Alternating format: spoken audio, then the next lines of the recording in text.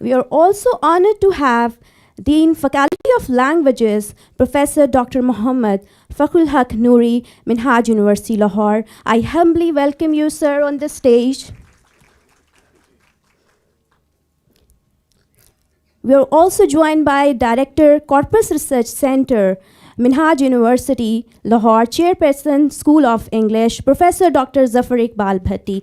Please, sir, come on the stage. We are also honored to have Professor Dr. Asim, Chairperson, Department of English, Government College University, Faisalabad. Sir, please join us on the stage. We are also honored to have Dr. Akhtar Abbas, Chairperson of English, University of Sialkot. Thank you all. Thank you for your presence. To seek the blessings of Almighty Allah, we begin with the recitation of Holy Quran. I request Qari Khizr Zishan to recite a few verses from the Holy Quran.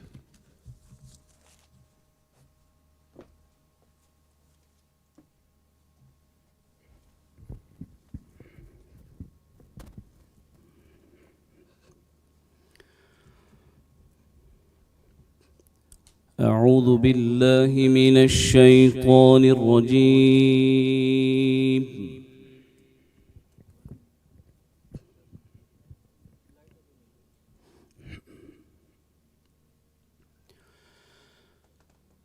بسم الله الرحمن الرحيم.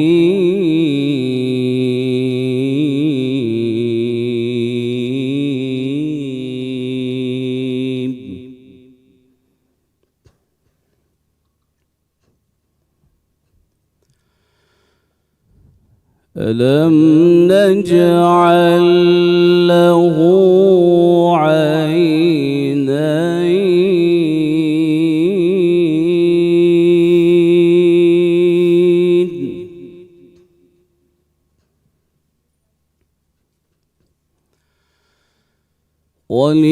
ولسانا وشفتين وهديناه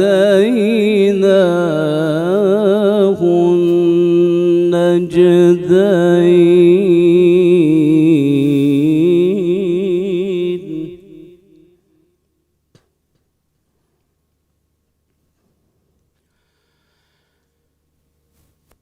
ألم نجعل له عينين ولسانا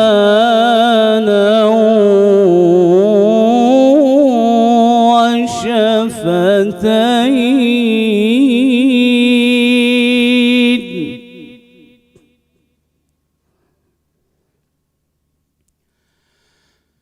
وهديناه النجدين.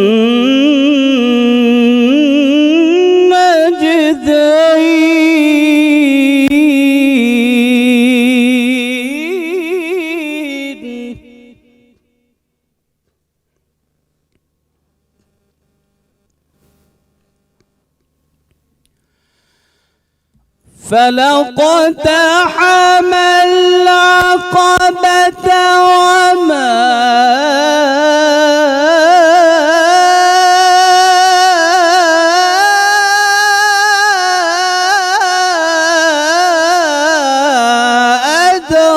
أدراك ما العقبة.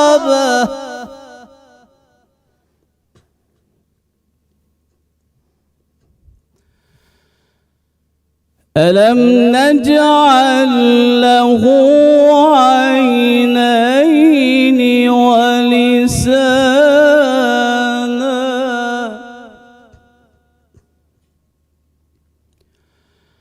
وشفتين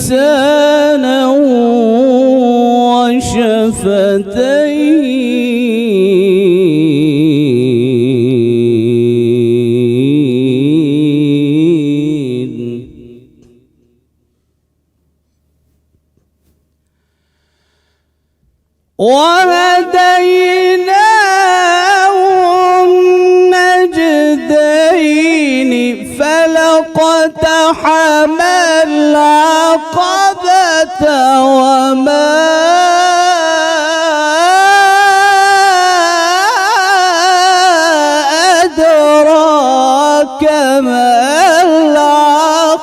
العقبة فلقتحم العقبة وما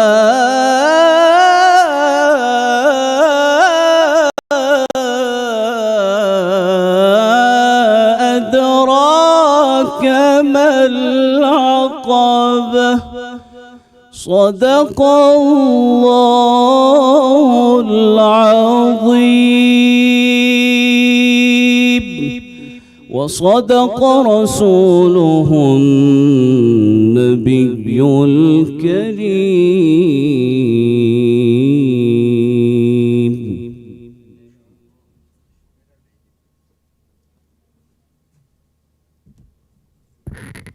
Jazakallah, Qari Khizr Zishan, for the spiritual and enlightening verses. Now I would like to invite Mr. Ubaidullah for Qasida Burda Sharif.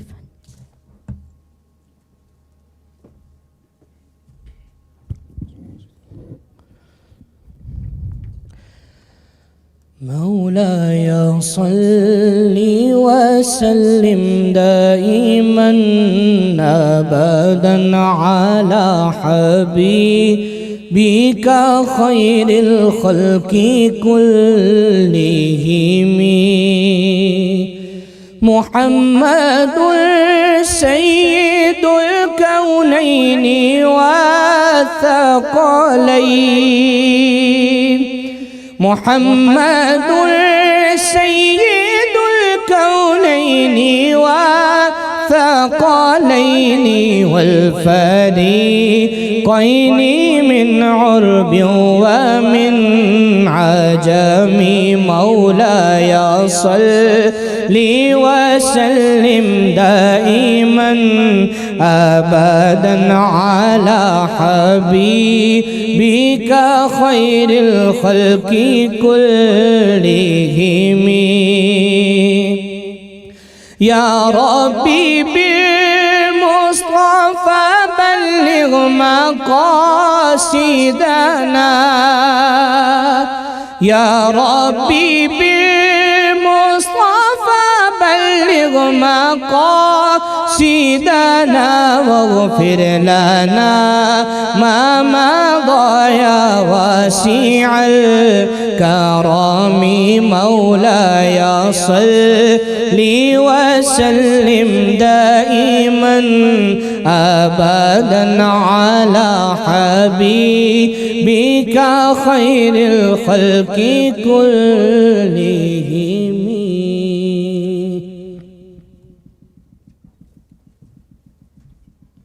Jazakallah, Mr. Ubaidullah. Ladies and gentlemen, may I request you all to rise up for the national anthem of Pakistan.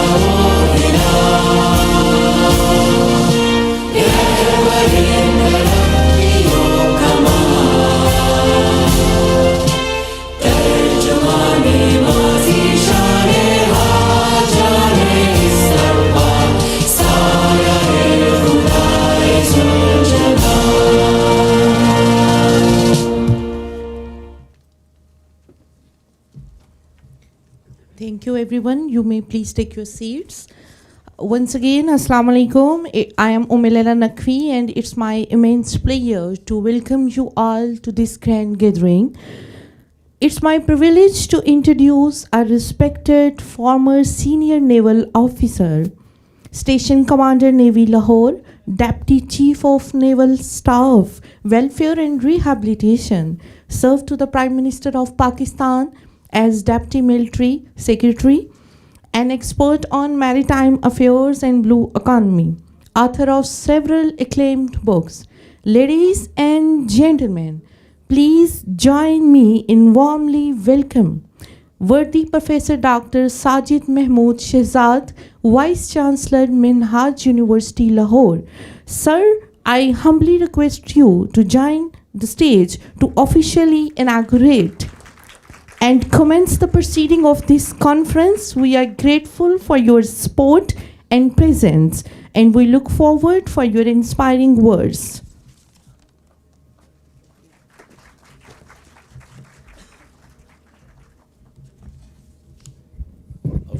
Bismillahirrahmanirrahim. Honorable guest, respected scholars, dear panelists, paper presenters, deans, head of the department, faculty members, students, ladies and gentlemen.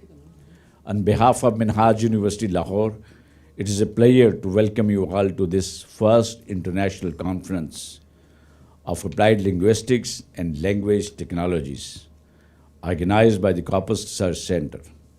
The conference themes: Innovation in Applied Linguistics and Language Technologies, Bridging Theory, Data, and Computational Advances, reflects the spirit that guides the academic's vision.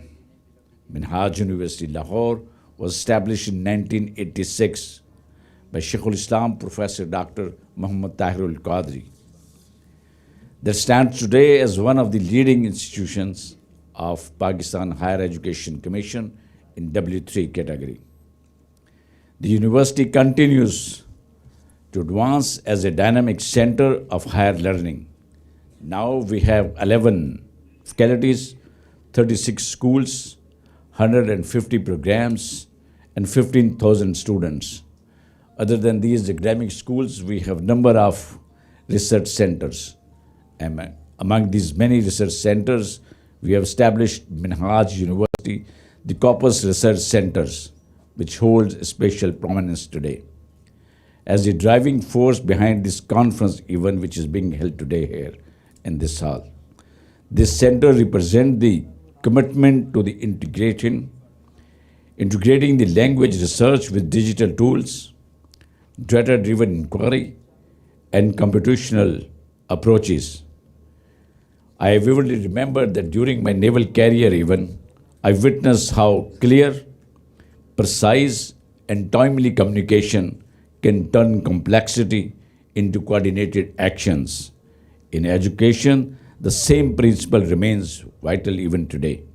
Effective communication ensures that knowledge is conveyed, understood, and adapted in a ways that it inspire inquiry and enable the progress. In an age which is being shaped by digitalization, communication is no longer confined to traditional modes. Technology now mediates how knowledge is assessed, shared, and created. The students live and learn in an environment that is increasingly interactive, interconnected, and technologically driven. This reality requires us to evolve, integrating digital tools and innovative methods into our technologies to prepare the learners, to prepare the leaders for the future that also demands in this modern world. Ladies and gentlemen, the integration of technology into education is not optional. Rather, it's now very essential. Students equipped with digital literacy, analytical skills, and technological competence are better positioned to contribute to global knowledge as far as this English is concerned, in this environment and a new network which is driven by innovation. The technology enables them to explore, analyze, and apply knowledge with depth and precision. opening pathways that were once impossible. The establishment of Corpus Center at Minhaj University is a strategic step. The Corpus provides scholars with the tools and training which is needed to engage the corpus-based inquiry, development digital resources and advanced resources, and research in the field that requires academic trends nowadays. Through this initiative, we aim to ensure that our researchers and students remain at the forefront of linguistic innovation. The modern classroom has become a space where communication, education, and technology intersect to create meaningful learning experiences for the students. Here, students learn not only the observed knowledge, but they also navigate complexity and adapt the change and think creatively. By embracing technology, we equip them to meet the challenges of 21st century with confidence and ingenuity. Ladies and gentlemen, this conference offers an important platform. We depend on our understanding of these developments by bridging together scholars, educators, and practitioners. It encourages collaboration and exchange of ideas that will shape the future knowledge of language, research, and education. I'm confident that this discussion, which will take place today in this hall, will inspire new approaches, strengthen pedagogical practices, and reinforce the role of technology in advanced linguistic scholarship. At the end, I commend the officials of the Corpus Research Centers, the students, organizers, presenters, and participants of this commitment in creating this forum for academic engagement. May this conference be a source of insight, inspiration, and constructive dialogue that will help us to harness the power of communication, technology, and education to benefit the students and the society. I wish you all a productive and intellectually enriching conference. At the end, now I officially declare the conference open. Thank you very much.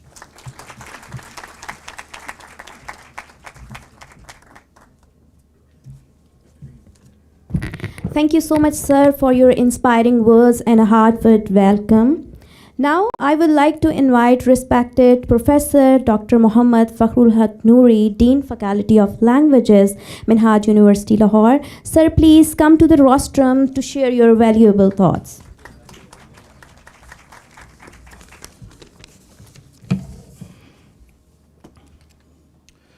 नहमदुहु व नुसल्ली अला रसूलिहिल करीम बिस्मिल्लाहिर्रहमानिर्रहीम Worthy Vice Chancellor Professor Dr. Sajid Mahmood Shehzad, Honorable Registrar Professor Dr. Khurram Shehzad, Respected Professor Dr. Zafar Iqbal Bhatti, Director Corpus Research Center and Head of the School of English, distinguished international and national speakers, esteemed faculty members, researchers, and dear participants, Assalamu alaikum.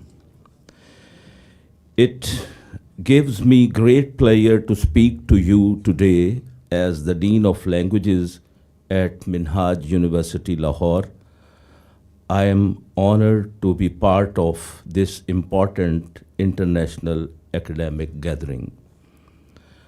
First of all, I would like to pay my profound regards to our Honorable Deputy Chairman, Board of Governors, Professor Dr. Hussain Mohiuddin Qadri, for his visionary leadership and continued encouragement of academic excellence.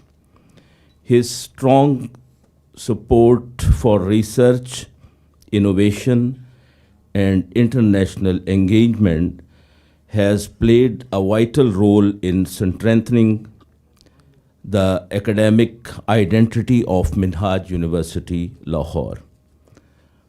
I would also like to express my sincere respect and gratitude to our worthy Vice Chancellor, Professor Dr. Sajid Mahmood Shehzad, whose academic leadership and guidance continue to inspire both faculty and students. My heartfelt appreciation also goes to the Honorable Registrar, Professor Dr. Khurram Shehzad, whose administrative support and effective management make large-scale academic events like this conference possible. I would especially like to acknowledge the efforts of the Professor Dr. Zafar Iqbal Bhatti, Director, Corpus Research Center and Head, School of English, on making Think Gathering a reality.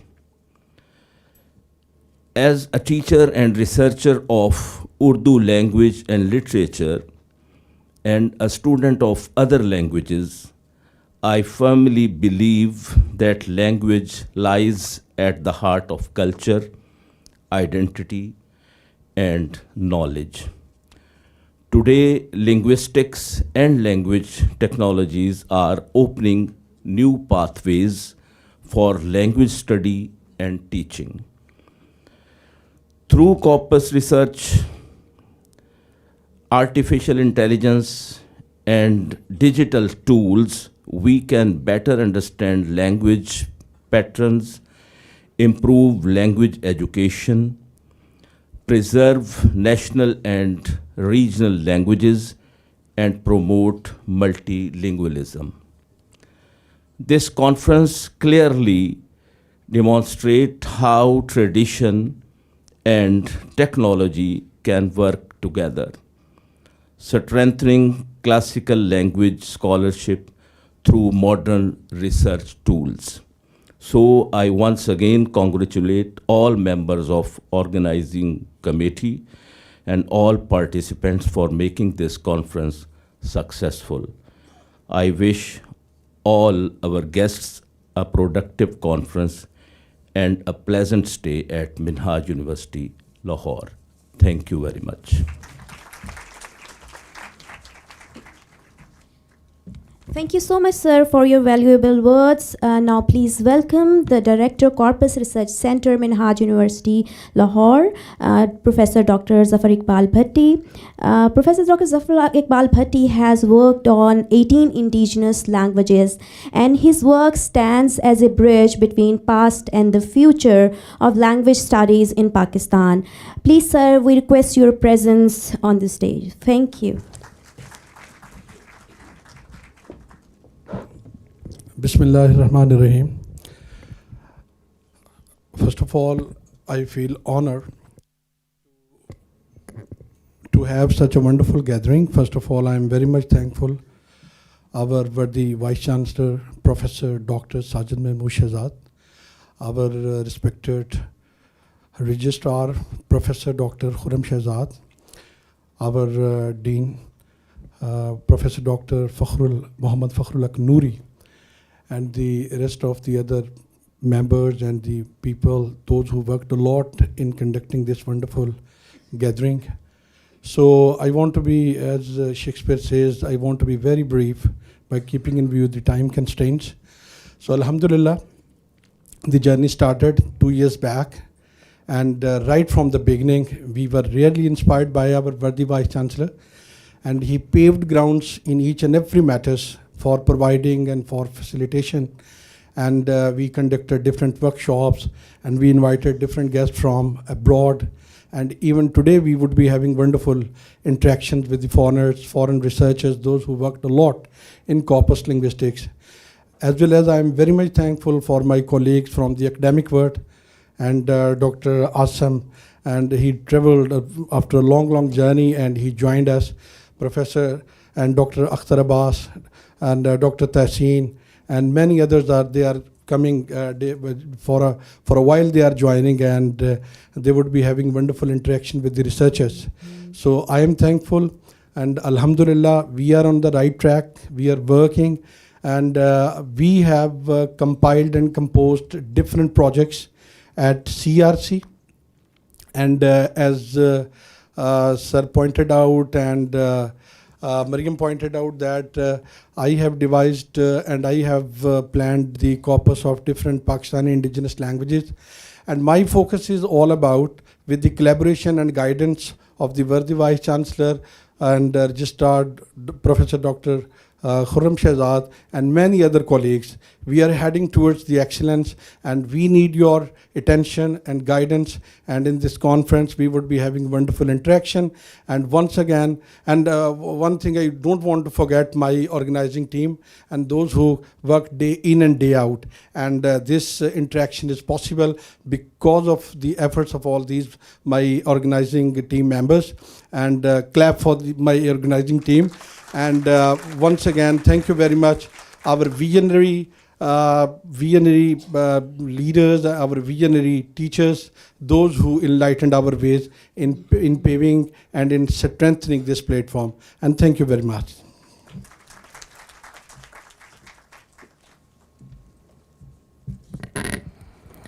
Thank you, respected sir, for your valuable remarks. It's now time for our keynote session, and it's my distinct honor to announce our first keynote speech, Professor Dr. Kibao Ho. He is currently serving as an Assistant Director President of Shanghai International Studies China and Dean of ICSA. Dr. Hu is highly regarded figure in the field of academia, and we look forward to hearing his valuable perspective. Please join me in giving a very warm welcome, and Professor Hu is joining us virtually. Thank you. Hello, everyone. Can you hear me? Hello? Yes, we can hear you. We can hear you, Professor Hu. All right. Can you see the slide? Yes? Yes. You can see the slide, right? Okay. Okay. Dear colleagues, I'm very happy to be here to say a few words about my research and also my expectation about our future collaboration. And for my today's talk, I would like to talk about the research on the writing styles of a very well-known writer in China by using Corpus methodology. Yes. Okay. And just a moment, I'd like to make adjustment to the slide. Okay, just a moment, right? You can see it, right? Okay. I will finish my talk within 15 minutes. Yes, 15 minutes, right? Okay. Now, my research focus on the study of the style of a well-known writer. Okay, Tianning. Tianning is a well-known writer in China. He's a former president of the Association of Chinese Writers. I chose two of her novels. One is The Bathing Women, another is Calamity Flower, as my research project. I hope to discover the differences between the two novels by using Corpus methodology. And a few studies have been conducted on the writing styles of the well-known writer Tianning. Yes, and my research focused on her writing styles by doing a comparative study of her two novels by using Corpus methodology. Yes, and here I'd like to say a few words about my research design briefly. And Tianning has written 4 novels: The Gate of Roses, and yes, and also Rainy City, The Bathing Women, and Clumsy Flower. Yes, I chose the 2 of her novels. One is The Bathing Women, another is Clumsy Flower. Okay, I try to, just a moment, right? Okay. So, okay, just did. Right, okay. Just a moment. I want to, just a moment, yes. Okay. Sorry. Okay. Let's go. Move on to the next slide. Yes. This study analyzed the styles of basic women and calamity flower from the three levels: the lexic levels and syntactic levels and narrative levels by using corpus methodology. Yes. Now here, I just give you the results of my research. Here, in 3.1 table, we have the basic data of the basic women and calamity flower by using corpus methodology. And according to the table, we can conclude that the basic women, this novel, basic women, tends to use longer sentences than calamity flower. But there's little difference in the use of monosyllabic and disyllabic words between the two. Yes.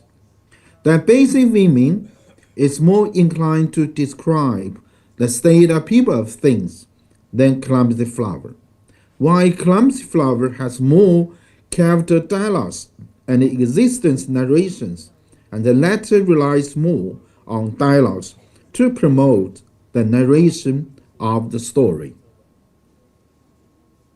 And also in my research, I analyzed the use of top 200 verbs in the two novels, The Basic Women and The Calamity Flower.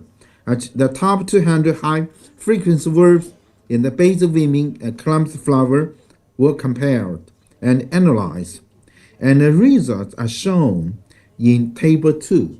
Yes. According to Table 2, the frequency of verbs denoting basic action is higher in calamity flower than that of verbs of cognitive psychology in the basic women. That means that the novel calamity flower tend to use words that denote basic behavior, basic actions of a human being, of characters. Whereas the calamity flower, I just make a mistake, sorry. I mean that the basic women tend to use verbs of cognitive psychology, while calamity flower tend to use verbs that denote basic behavior, basic actions of characters. And also, there are significant differences between the two in the use of the verbs denoting basic action and verbs of cognition. The proportion of verbs denotes basic action in basic women is 17.75, slightly higher than that of verbs of cognition. In contrast, the frequency of verb denoting basic action in calamity flower is 28.92%, much higher than that of verbs of cognition. Yes, that's one result we obtained by using corpus methodology. Yes. Now, then what is responsible for the differences between the two novels in the use of verbs? As I mentioned, the basic women tends to use verbs of cognitive psychology, whereas the calamity flower are more inclined to tend to use more verbs that describe the basic behavior or actions of human beings. Then what are the reasons for that? And here we analyze the reason for that. The theme of the basic women revolves around women's mental growth by depicting character psychological experiences, including cognitive processes, emotional responses, and thought patterns. Cognitive verbs illuminate the emotional fluctuations and inner words, thereby enhancing the work's psychological depth and emotional tension.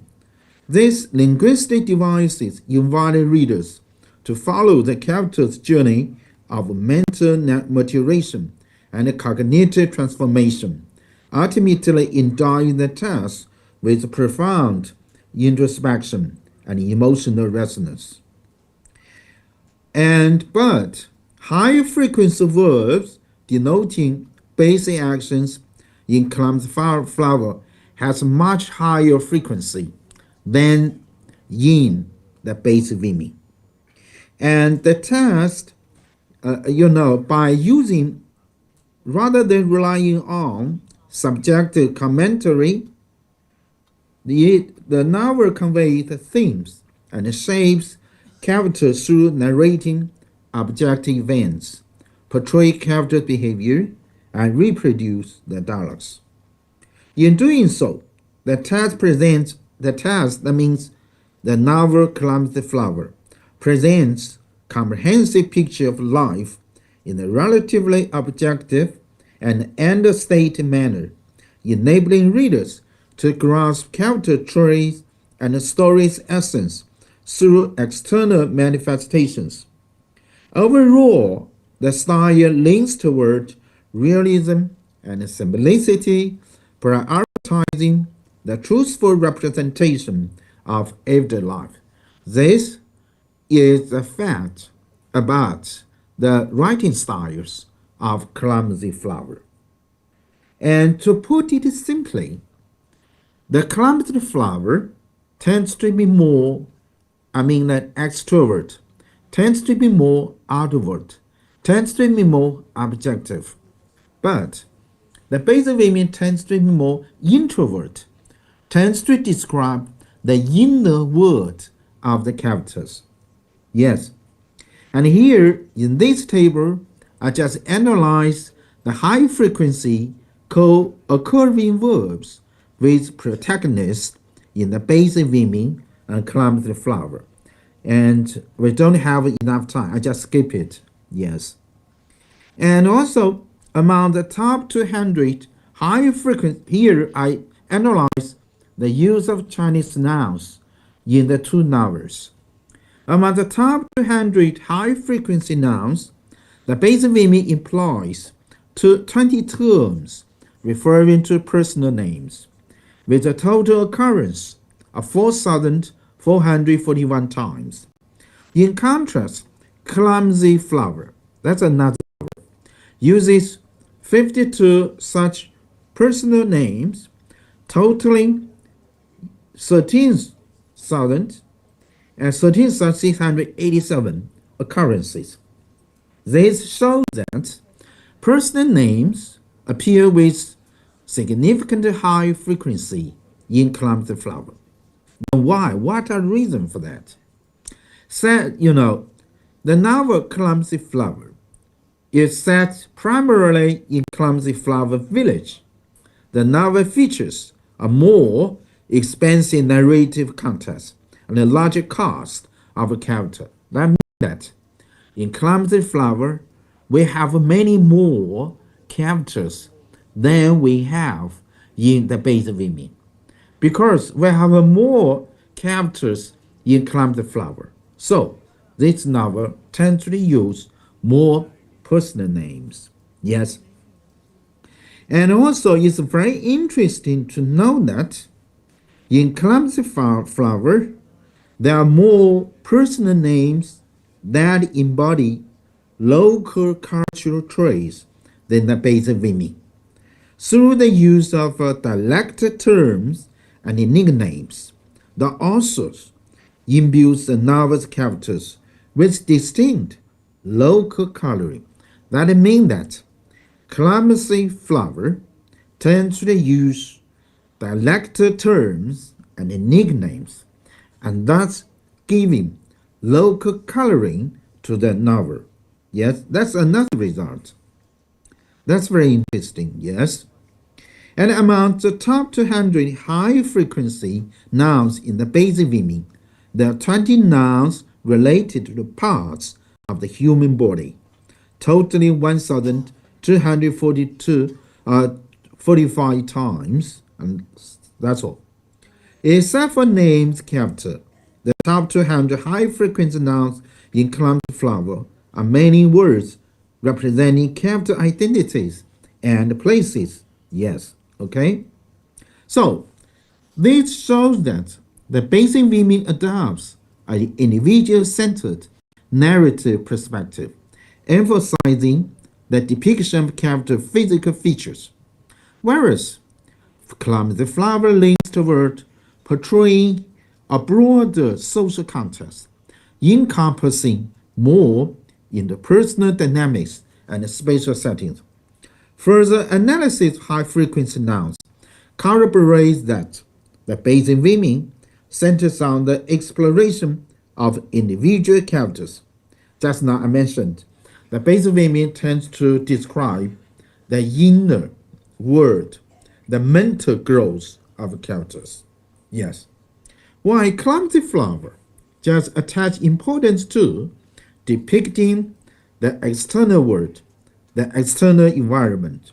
So that's another difference between the two novels. Yes. And also, the analysis of the high-frequency nouns also revealed that beyond the character names, Clumsy Flower incorporates a considerable number of original distinctive terms to construct a distinct regional ambience, enabling readers to intuitively perceive the regional traits of the scenes depicted in the work. Regionally distinctive terms denote region-specific lexicon that embodies the unique historical, cultural, customary, geographical, and other cultural attributes of a particular area. Yes? Okay. And now, just to analyze the use of Chinese nouns in the two novels, yes, we just find a very notable differences between the novels. To conclude, Clumsy Flower makes greater use of regional, distinctive vocabulary than the basic meaning, set against nearly 5 decades of history, spanning from the late Qing Dynasty and early Republican period to the victory of the war of the resistance against Japanese aggression. The novel centers on the daily life of Clumsy Flower Village to depict the village customs, human relationships, and daily routines, and also the simplicity and integrity of its inhabitants. Tianyin incorporates local dialect terms and other regionally rooted vocabulary. This linguistic choice enables readers to better grasp the unique characters claim the Flower Village during the specific historical area. I just analyze the basic data of the two novels, analyze the use of verbs. We know that the basic meaning tends to use the verbs of a cognitive psychology because it centers around the mental growth of the characters. Yes.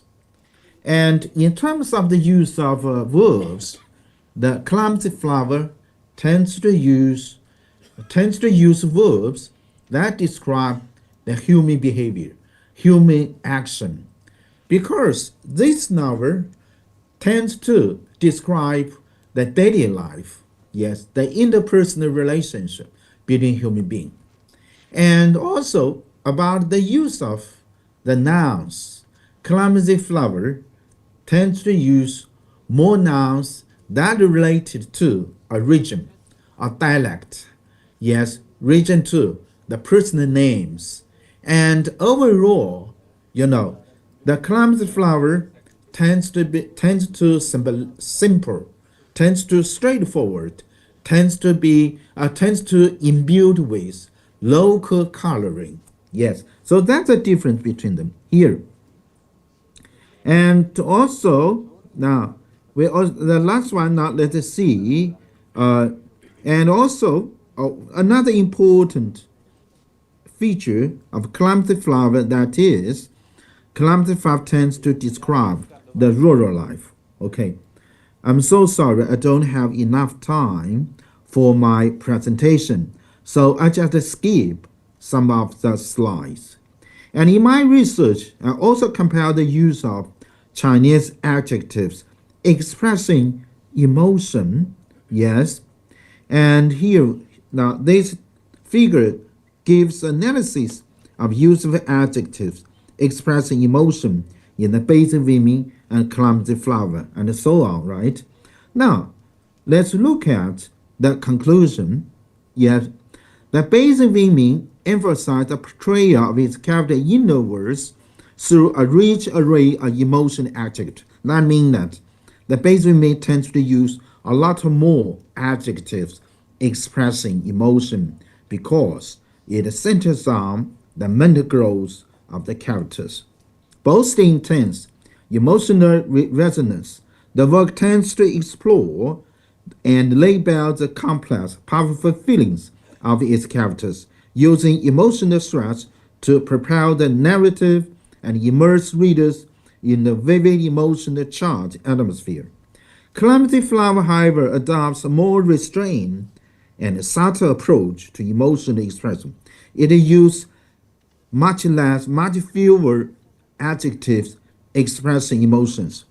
Rather than over dramatizing feelings, it conveys character emotion in a straightforward yet understated manner. Prioritizing unadorned storytelling, the work invites readers to perceive the underlying emotion indirectly, affording them greater space for reflection and emotional engagement. This results in a more minimalist and introspective literary style. Okay, now, and also, sorry, I have to stop here. I just give some examples to show how to use corpus in our literary studies. It should be noted that in the past decades, corpus or corpora has become widely used in academic research, such as in translation studies, in language studies, and also in literary studies. And corpus is also very important in developing large language models. And my research team is currently compiling a very, very large corpus for the development of a large language models. And also, corpus can be used in social sciences. It can also be used in area studies and regional studies. And so, I would like to explore the possibility to collaborating with my colleagues in Minhaj University for the use of corpus in humanities, in area and regional studies. All right, okay, that's all for my presentation. Sorry, I don't have enough time for completing all my presentation. But anyway, I just give examples to showcase how to use corpus in literary studies, particularly in the comparative studies of the writer style. Thank you. Moderator, thank you so much. Thank you, Professor Hu, for that engaging and insightful address. Excitedly, before moving towards our panel discussion, I humbly request Professor Dr. Sajid Mahmood Shehzad, worthy Vice Chancellor, Minhaj University, Lahore, Professor Dr. Fakhrul Haq Noori, Dean of Languages, Professor Dr. Akhtar Abbas, and all other respected guests to please take their seats, I humbly request, before proceeding the panel discussion. Thank you.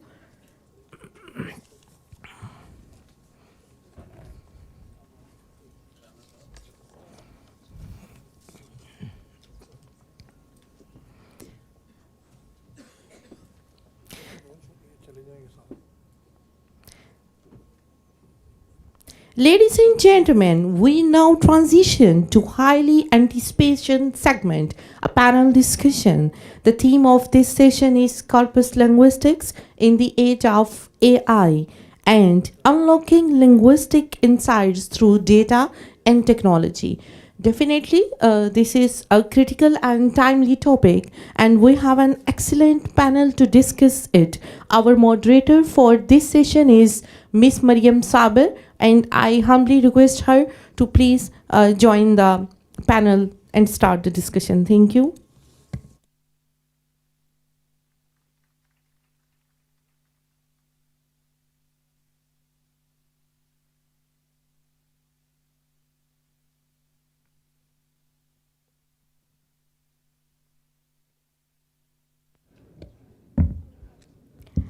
Assalamu alaikum and a very, very warm welcome to everyone. I am Mariam Saber and it's my pleasure to moderate today's panel discussion on a highly relevant and rapidly evolving area that is corpus linguistics in the age of artificial intelligence. So, in the time where massive linguistic data sets and AI-driven tools are reshaping the research methods, teaching methods, and the analysis, this discussion is the need of time. So our esteemed panelists will help us to explore that how artificial intelligence is reshaping the corpus data, corpus linguistics, and what this means to the future of linguistic inquiry. So without wasting time, I would like to introduce our esteemed panelists, and today we are honored to have some of the top experts in the field here. So I would like to invite Professor Dr. Zafar Iqbal Bhatti, Director CRC, Minhaj University, Lahore. Please, sir, come on the stage.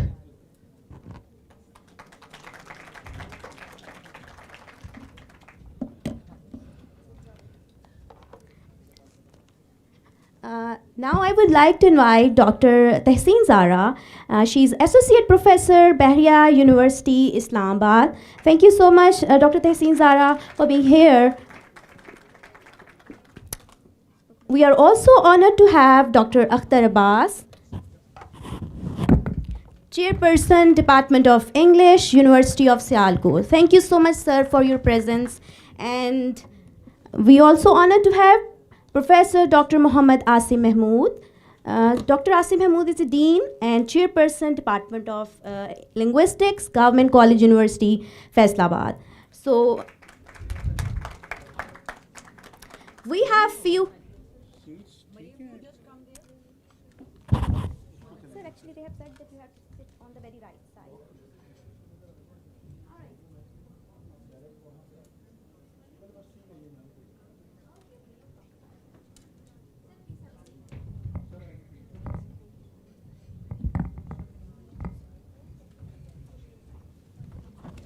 Thank you, and sorry, audience, for the inconvenience. We have few our panelists who will join us virtually. So we have Dr. Muhammad Afzal, Associate Professor, Shanghai International Studies University, China. And we are also joined by Dr. Arshad Ali, Chairperson, Department of English, National University of Modern Language, Namal University, Islamabad.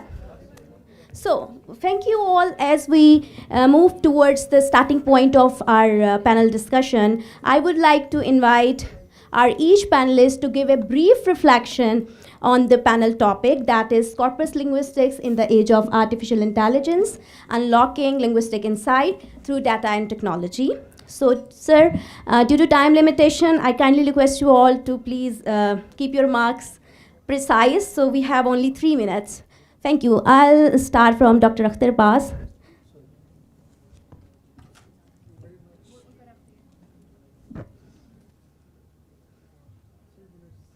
Yes, sir. Sorry, sir, time isn't enough. No.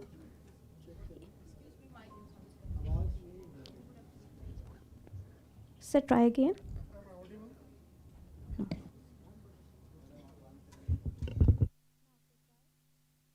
Audible now? Yes, sir. Okay, that's all right. Thank you very much.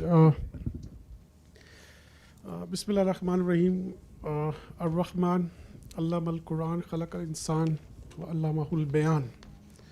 When God Almighty starts counting His blessings for all of us, so this Bayan comes just at the beginning of this chapter, this surah.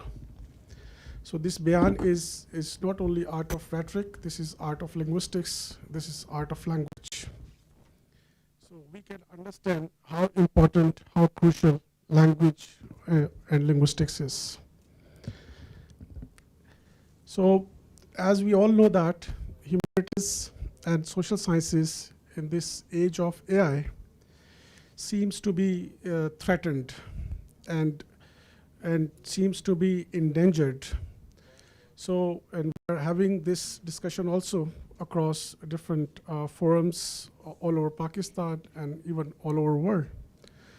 So how to revitalize these fields of humanities and social sciences, and particularly English studies and specifically further, is applied linguistics and even literature. So what we need to do, what I think and I believe, that we have to move towards this multidisciplinary approach. And in this multidisciplinary approach, I would prefer sharing with you that we have to go not only with this technological advancements and technological approaches, we also have to we have to go for some naturalistic innovations, and at the same time, the mechanistic physics. So multidisciplinary nature, while having all possible most advanced fields of knowledge to get our humanities revived, to get our social sciences revised, and to get our linguistics, applied linguistics revived, and rather revitalized. So we have to see things, see language, see each word from multidisciplinary approach. And for that, we need to be ready, we need to equip ourselves with all these modern innovations and modern advancements. Let me share one thought that I have shared with you, and any of you could go with that thought, that idea. For example, the language we use, the words we use, we categorize them into two broader categories as far as the emotions are concerned: the positive words and the negative words. And we all know that in quantum physics and mechanistic physics, that all particles, they radiate energy. So energy is there, energy is always there, and we all know about the law of conservation of energy, that one form of energy can be transferred into another form of energy, but energy is not wasted. It remains there in the atmosphere. It remains there in the environment. It remains there in our body. It remains there in our brain. So when everything in this universe is a form of energy, then why can't the words be the form of energy? And when you have Chomsky's concept of universal grammar, so when the grammar could be universal, why can't the energy of the words could be universal, despite there are more than 7,000 languages, spoken known languages? There must be more than that. So what I believe, that definitely some multidisciplinary approach is needed, some labs are required to prove this hypothesis, that the words we speak, the words we use, they also radiate energy. The words which have positive influence on us, they radiate, I believe, positive energy. And the words which have negative influence on us, they radiate negative energy. So what we need to do, we need to collaborate, and we need to equip ourselves. We need to equip our knowledge system, our knowledge paradigms of linguistics. We have to bring multidisciplinary knowledge paradigms into linguistics. Not only technology, but I would focus the quantum physics, the mechanistic physics, the naturalistic laws. Thank you, sir. Thank you for your reflection. Now I'll move to... I just conclude that. Yeah, sure. So by this, what we can do, we can come up with some kind of conclusions, some kind of judgments and statements which would really be beneficial for the human being, this Homo sapiens, which may be turned into, or we may have future another species of human, but with humanoids. Thank you. Thank you, sir, for your reflection. Now I move to Professor Dr. Zafar Iqbal Bhatti. Sir, kindly share your reflection. Thank you.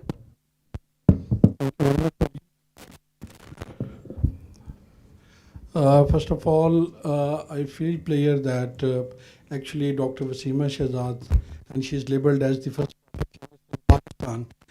So due to illness, she was unable to join us. So I am here because she's not with us today. So the role of computational linguistics and the corpus linguistics, and these are the areas already as I in my very plenary session. So I talked about what we have incorporated in our local languages documentation processes and procedures. So I think so we are really blessed.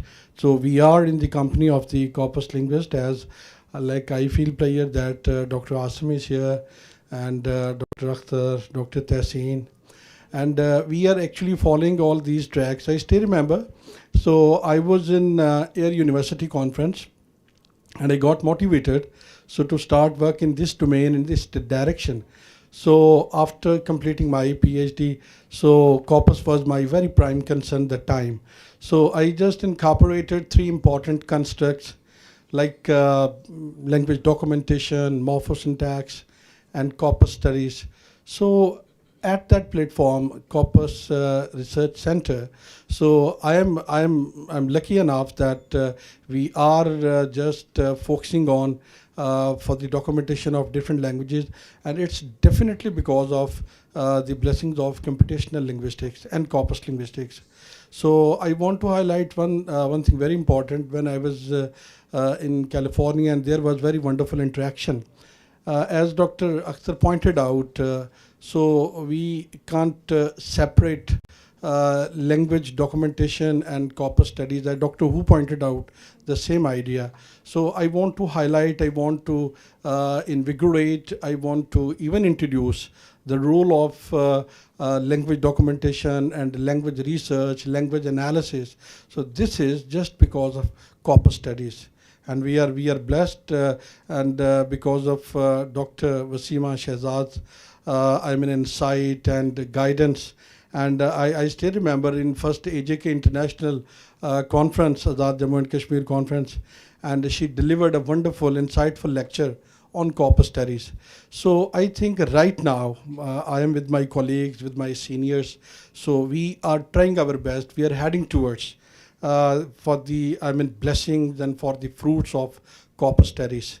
So we are definitely we are launching wonderful projects, and I want to materialize all these aspects and all these dreams with my students, PhD scholars and MPhil linguistics scholars. So with the collaboration and with their interaction, we are going to materialize our dream to get maximum benefit of corpus studies in Pakistan. And I want to make it clear. So there are so many interfaces between language analysis and corpus studies and computational linguistics. So even the commoners are getting a lot of benefits about corpus studies. So we are trying our best as researchers to highlight, and we are the scientists, language engineers. So we are working, we are on the right track, and we are exploring new ways and means for enlightening the commoners about the blessings of corpus studies. And that's enough for my side. Thank you so much. Thank you so much, sir. Next, I'll move to Dr. Tehseen Zara. Thank you so much, ma'am. Sir, kindly give your reflection on the panel's topic.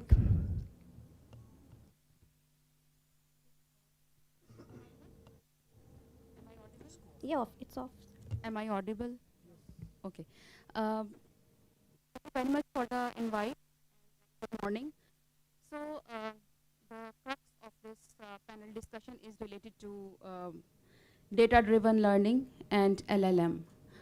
So my point and my take is on this technology is that we are going beyond this corpus linguistics. Corpus linguistics is not really a new school of thought. So when we talk about large language models, in that capacity, you can develop your own corpora that may be available online.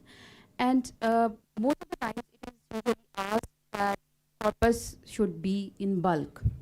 So my take on that is, if you are going to analyze endangered languages, you can develop small corpora as well. In small corpora, you can also develop lexicography. You can work on lexicography, like development of the dictionaries. So that can be your contribution to your languages. My next point is related to language learning pedagogy. AI enhanced adaptive learning. Like, we are moving beyond data-driven learning. We are moving beyond corpus-based approaches. So these large enhanced data-driven learning help you to make reading and learning more excited. For example, I can give you the example of Google LLM that I recently explored to make my quizzes, assignments, and questions. And at the back end of that LLM, you have a huge data that is beyond corpus. And you are incorporating artificial intelligence to that LLM to design your quizzes. You can just make an account, go online. It can help you even in referencing, identify your research gaps, writing down your statement of the problems. I'm not saying you need to copy that statement, but you just use it for the positive purposes. I mean, you can easily develop your quizzes related to your topic. You can easily develop assignments for your students, and even you can guide your students through your research. Now, my second point is related to how can you use large language models in addressing the issues related to society.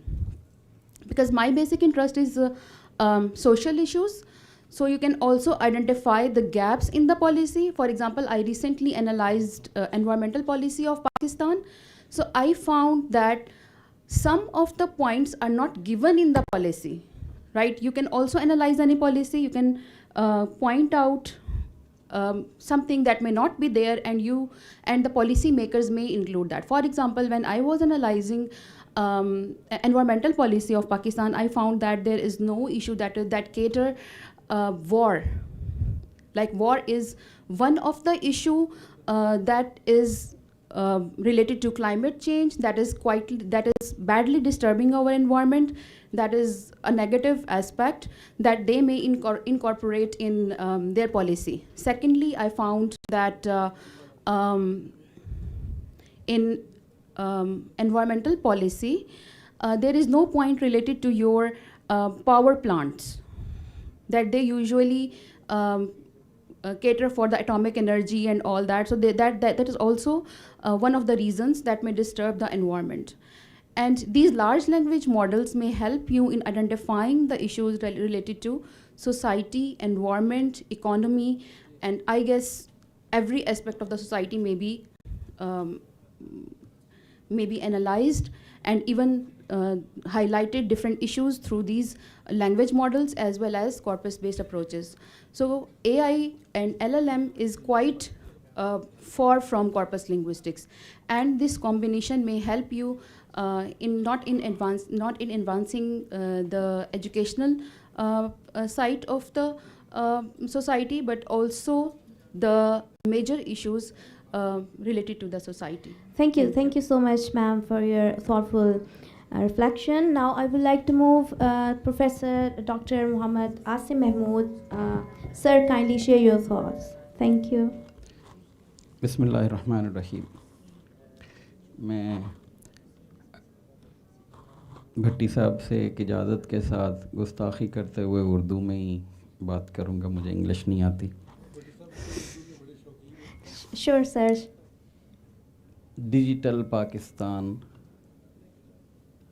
लफ्ज़ सुनते ही हम सारे बड़े खुश हो जाते हैं। Digital Pakistan for all. हमें डिजिटल पाकिस्तान चाहिए, लेकिन सब के लिए। ایک خاص ایلیٹ کے لیے نہیں. Access without assimilation. ہمیں ڈیجیٹل ورلڈ تک ایکسیس چاہیے بغیر اپنی لینگویج اور اپنے کلچر کو کمپرومائز کرتے ہوئے. میں نے ایک سروے میں 1000 سے زیادہ پاکستانی انگلش ٹیچرز کے ریسرچ پبلیکیشنز کو دیکھا اور ان میں کسی ایک گورے نے ان کی ریسرچ کو انکلوڈنگ میرے 250 پیپر کسی گورے نے اس کو کوٹ نہیں کیا ہوا. ہم جتنا بھی انگلش پہ کام کر لیں ہم صرف اس کو کاپی کر رہے ہیں. ناول اس کا, کتاب اس کی, تھیری اس کی, اور ہم اس پہ بعد میں اپنے لوگوں کے مسائل کے لیے اتنے ہزاروں پی ایچ ڈی کرتے رہیں. ہم نے کچھ بھی نہیں کر سکنا چونکہ ہمارا مسئلہ اگر ان کی تھیری سے حل ہونا ہے تو پھر وہ میر کا ایک شعر ہے, وہ اگر مجھے میری اس لحاظ سے, میر کیا سادہ ہیں بیمار ہوئے جس کے سبب اسی عطار کے لونڈے سے دوا لیتے ہیں. تو ہمیں اس ڈیجیٹل ورلڈ پہ وہ جو کہتے ہیں زمانہ چال قیامت کی چل گیا, اب یہ ڈیجیٹل ورلڈ میں ہم سب کو داخل ہونا ہے.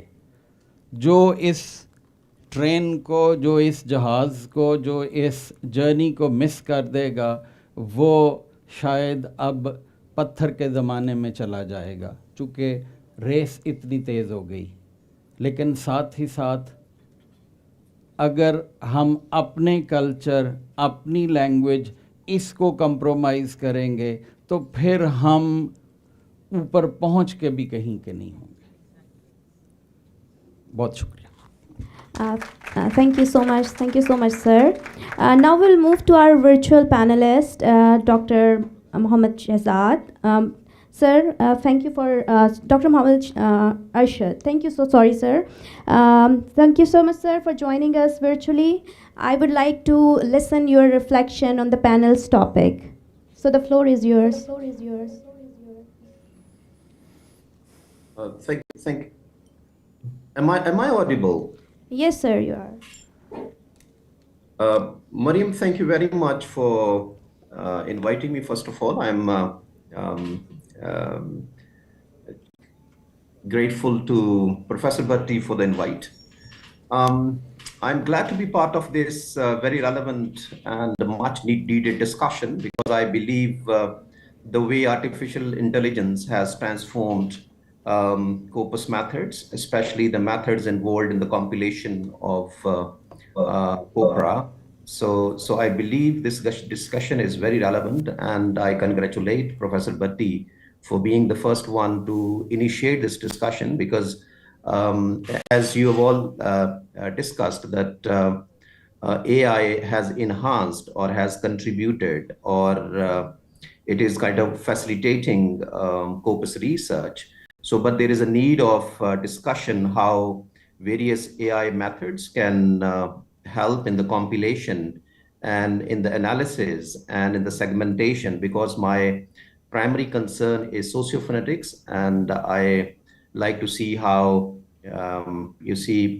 accents are affected by a range of social factors. So how AI, for example, can help people whose primary interest is in sociolinguistics and in phonetics. So how it has helped them to for doing linguistic segmentation and how it has helped them for the quick analysis of their data. So I think this is a very relevant discussion, and I'm glad to be part of this wonderful panel. Thank you. Thank you so much, sir, for your time. And now I would like to move to Dr. Mohammed Afzal, Associate Professor, Shanghai International University, China. Sir, kindly share your reflection on the panel's topic. Thank you, sir. Thank you very much, Mariam, and I'm really honored to be a part of this panel session. And I would like to say that I agree with Dr. Asim that we don't need to leave our culture or our languages or identity, even in the age of AI. So in terms of in the age of AI and corpus linguistics, as we know that both both are foundational, foundational and transformative role in how language technologies are developed and evaluated ethically and how these are understood. So what we have to do is that we need to accept this change, and we need to be the part of this. Like in terms of corpus linguistic, that we say that as the backbone of AI language models. Now we talk about large language models, we have to be the part of those language engineers, those who are developing large language model across the world. We can develop our large language model of our own languages. And we need to ensure our data quality. We need to ensure all the procedures in developing large language model. In the second phase, I will say that one of the panelists, they talk about quantum physics. I say quantum computing. We need to integrate quantum computing with corpus linguistics to train our scholars to be the part of the industry, not only the language teachers. So we have this belief that everybody who does PhD in English, he has to be a professor in a university. No, we can also contribute in the industrial sector. While if we are going to contribute, if we are going to integrate quantum computing with the practical paradigms of corpus linguistics, we can train, fine-tune models, we can evaluate AI systems, we can carefully curated corpora, we can work on fine-tuning models using different approaches of computing, quantum computing with the corpus linguistics. This is what we do, the same thing. Actually, corpus linguistics, all foundations are based on this quantum computing. So we need to accept this change in the age of AI. So I will say that like AI models are often criticized as black boxes. Why not in corpus linguistics? Corpus linguistics enhances explainability. So if we integrate both things, we can link model behavior to understand, to observe linguistic pattern through different way, to a different change, or to show that in more appropriate way. And next, I would say like we can also do AI in the corpus linguistic to increase the human AI interaction. Like we are taking robots, or in robotic engineering, so they are based on this corpus. So we are building corpus in Shanghai in our Institute of Language Sciences, like Professor Hu said. We are building corpus for more than 65 languages to build large language models. So we can also do these things in our culture, in our languages in Pakistan. So human AI interaction helps us to design AI-driven feedback system, like data-driven learning system for pedagogy, and we can also synergize two different interdisciplinary studies. So developing theory-informed, we can also develop theories-informed AI that will help us to design multilingual and low-source corpora. So in the end, I will just give my point of view that corpus linguistics remains indispensable in the age of AI. We need to ensure that AI language technologies that we are doing are empirically grounded, linguistically interpretable. And we also talk about ethically accountability of the AI things that we are incorporating in our research. So Thank you.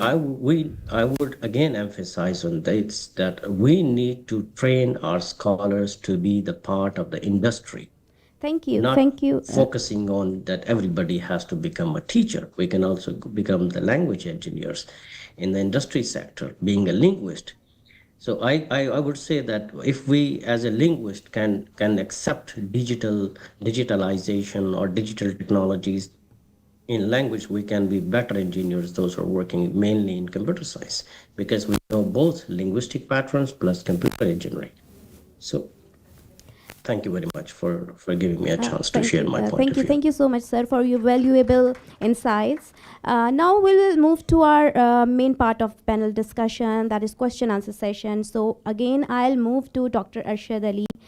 Sir, my question is, sir, your interest is in sociophonetics, phonetics, and spoken corpora. What new possibilities does AI bring to sociophonetics corpus research, especially for analyzing accent and pronunciation patterns? Thank you, sir.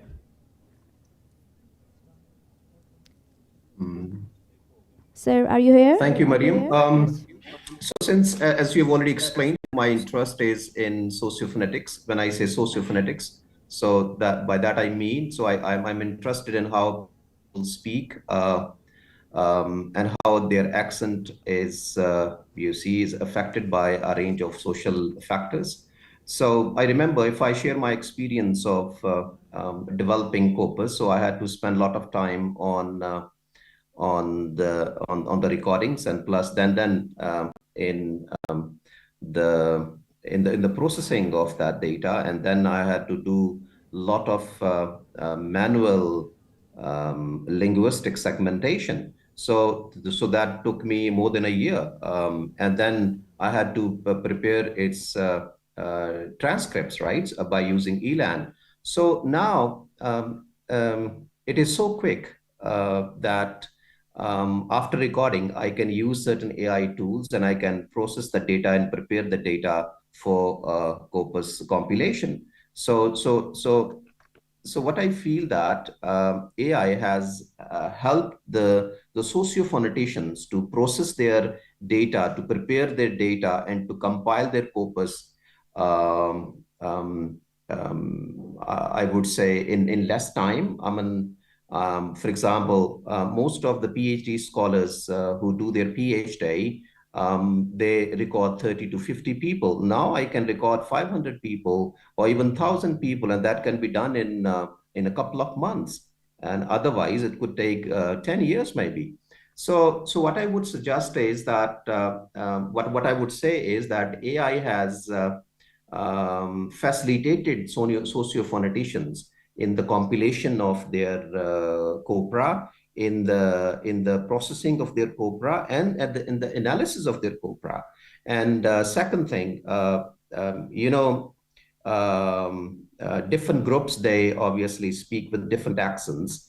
So AI can help us track their accents. It can help us compare, today's accent with that of 1960s accent. So for example, the kind of podcast that we have today, how it is different from the video recordings of 1960s.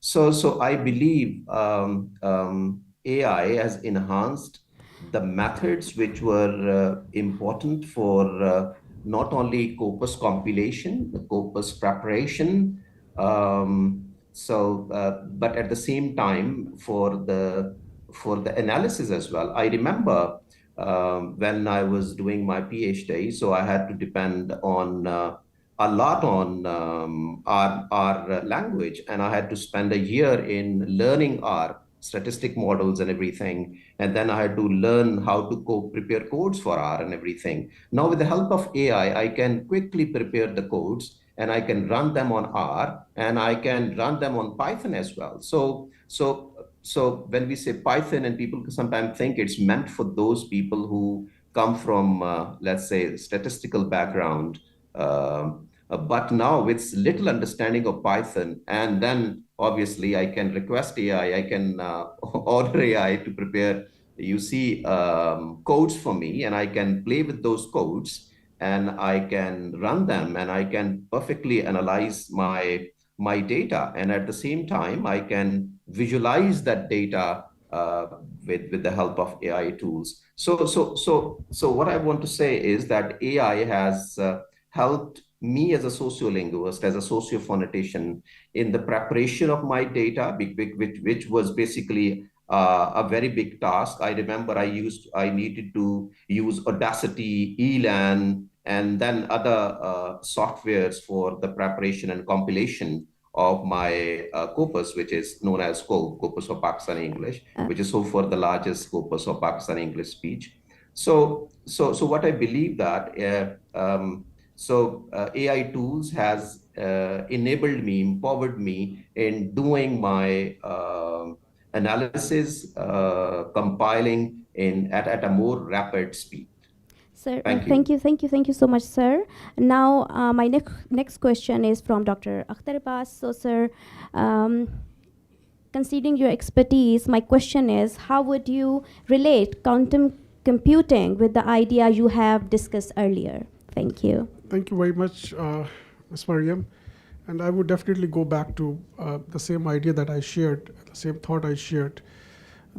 Just like every other particle in the universe that emits energy, so that the hypothesis I share with you, that the words also emits or radiate energies.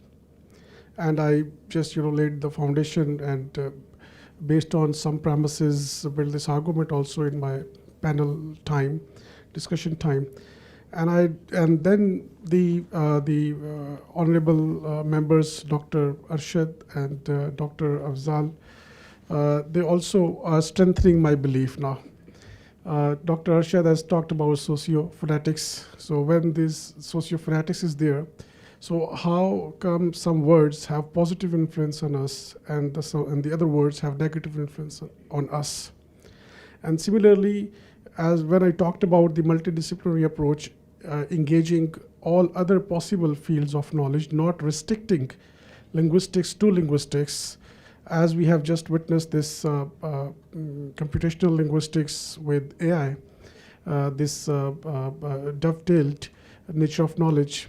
So then Dr. Afzal mentioned quantum computing. So I also talked about quantum physics.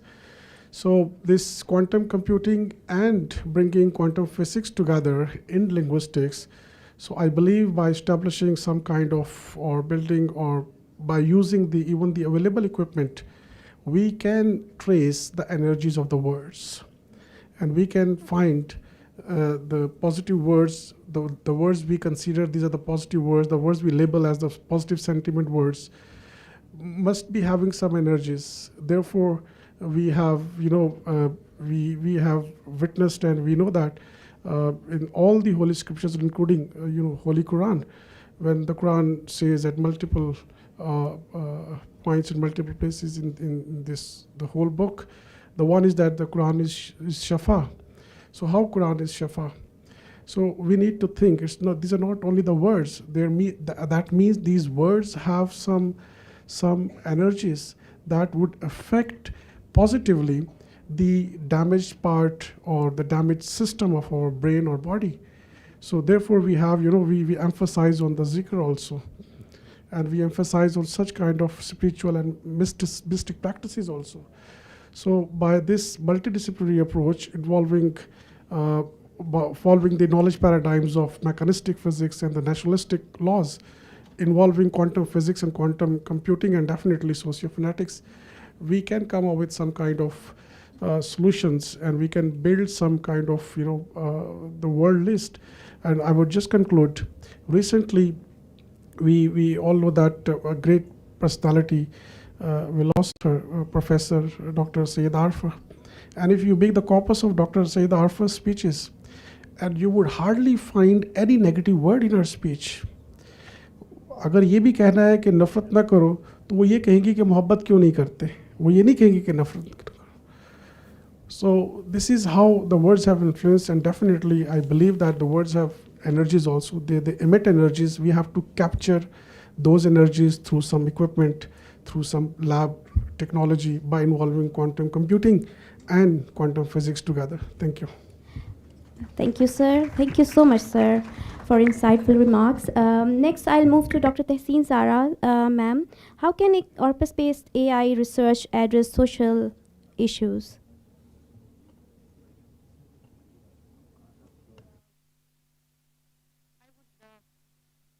Second, the point of Professor Asim, that we can also work our own indigenous languages.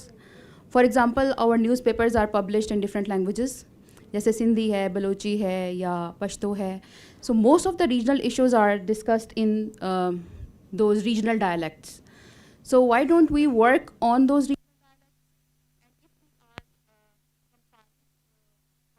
regional dialects? So we should make those dialects available online, right? To work on those languages and keep us those languages in our systems, that's not really useful for the other researchers.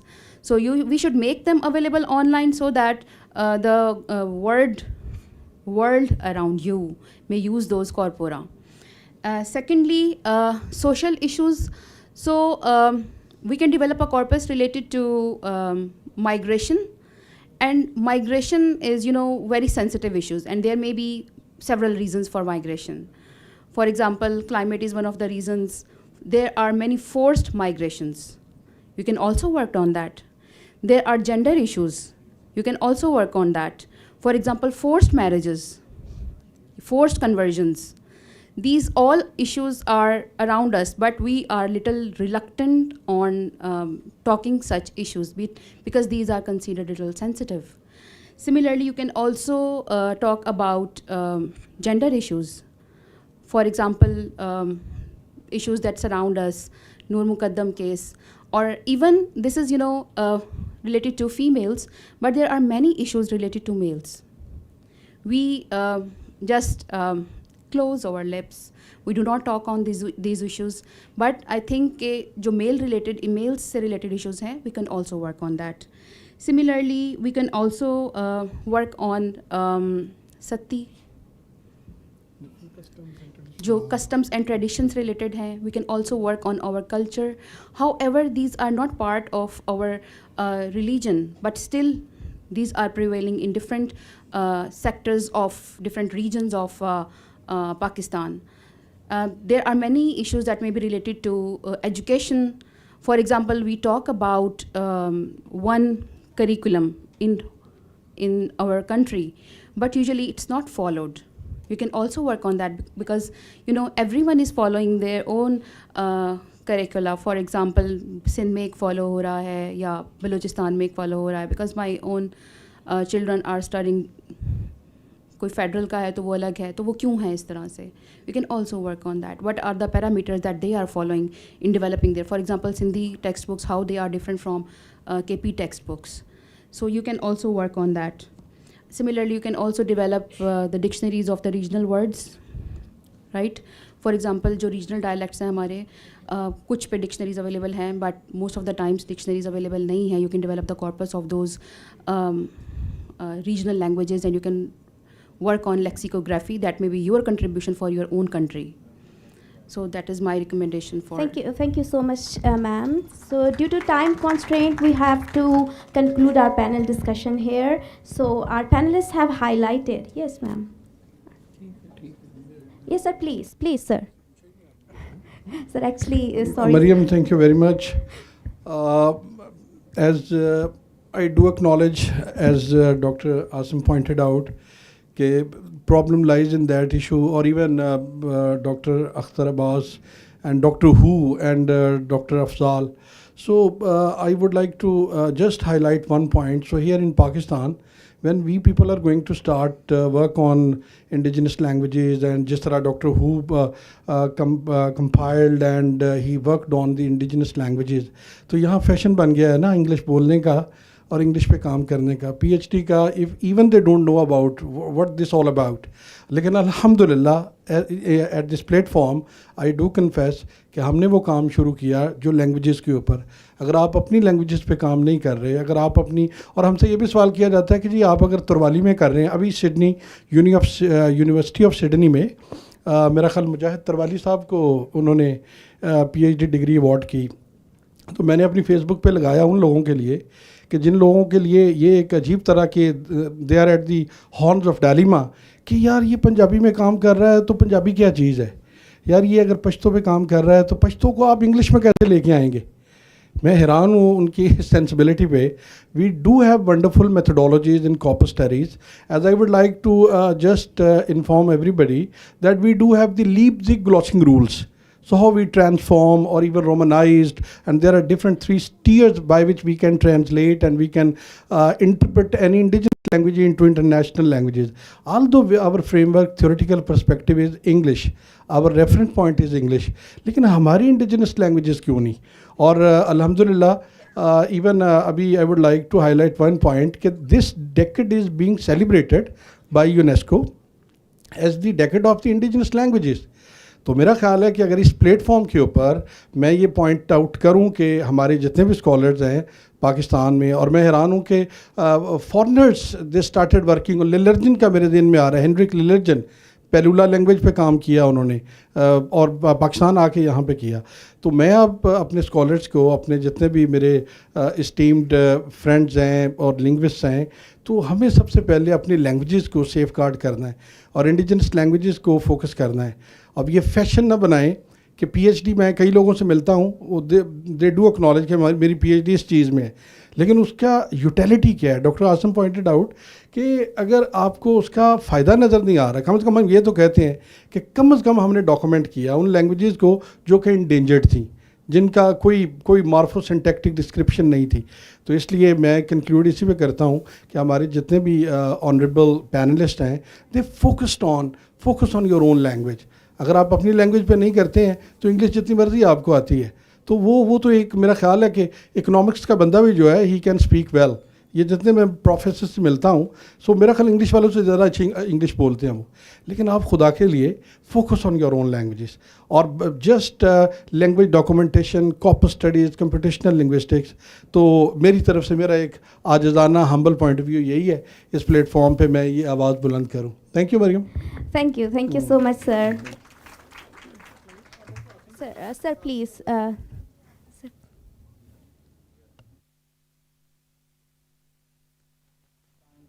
اب اس وقت کتنا ہے؟ میں ابھی دیکھ رہا تھا 200 universities ہیں ایچ ای سی کے مطابق پاکستان میں. ان میں سے آل 200 میں انگلش ڈپارٹمنٹ موجود ہے, اور صرف 4 یونیورسٹیز ایسی ہیں جو کلیم کرتی ہیں کہ سم ہاؤ انگلش سے باہر نکل کے لنگوسٹکس ڈپارٹمنٹ ہے. لیکن ان 4 میں سے جب جا کے آگے دیکھیں تو ان میں سے 3 میں, بلکہ 3.5 میں پھر دوبارہ انگلش ہے. پاکستان میں لنگوسٹکس جو ہے وہ انگلش کے علاوہ کہیں ایگزسٹ ہی نہیں کرتی. باقی کسی زبان والا جو ہے, جو میں نے پہلے شعر پڑھا تھا وہ اسی لیے پڑھا تھا کہ کسی اور زبان والے کو ابھی لنگوسٹکس جو ہے وہ لسانیات کا ایک پیپر پڑھاتے ہیں, لیکن انگلش کی ہی ایک کتاب ہے اس کو ٹرانسلیٹ کر کے پڑھا دیتے ہیں.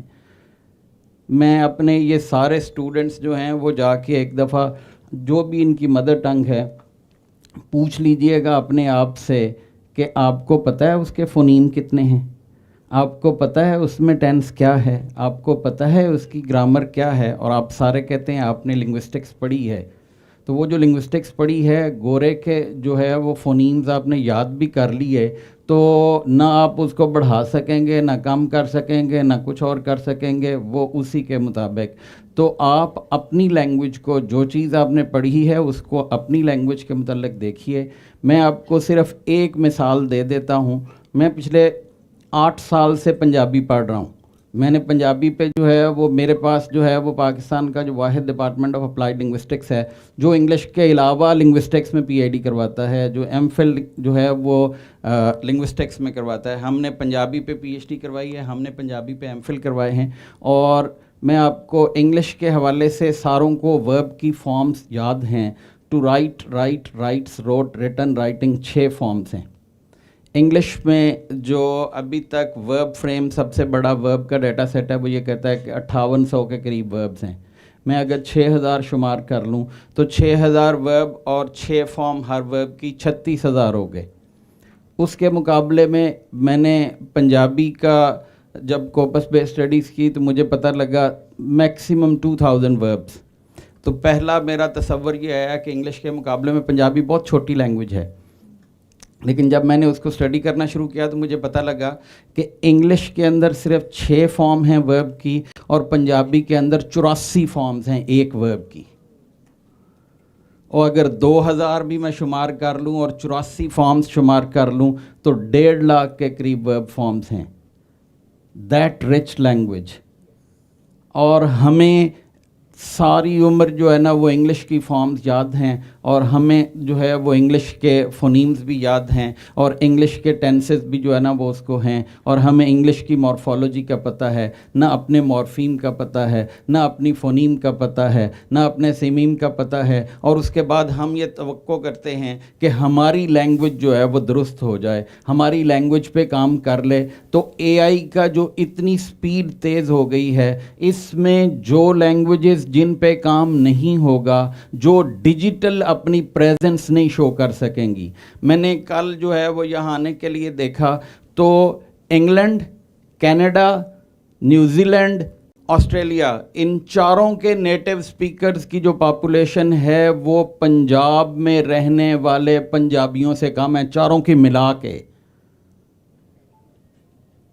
اس کے باوجود جو ہے وہ پنجابی, اگر میں اسٹیٹس دیکھ رہا تھا, پنجاب کی آبادی جو صرف پنجابی سپیکرز ہے ان کی آبادی دنیا کے 100 ملکوں سے زیادہ ہے.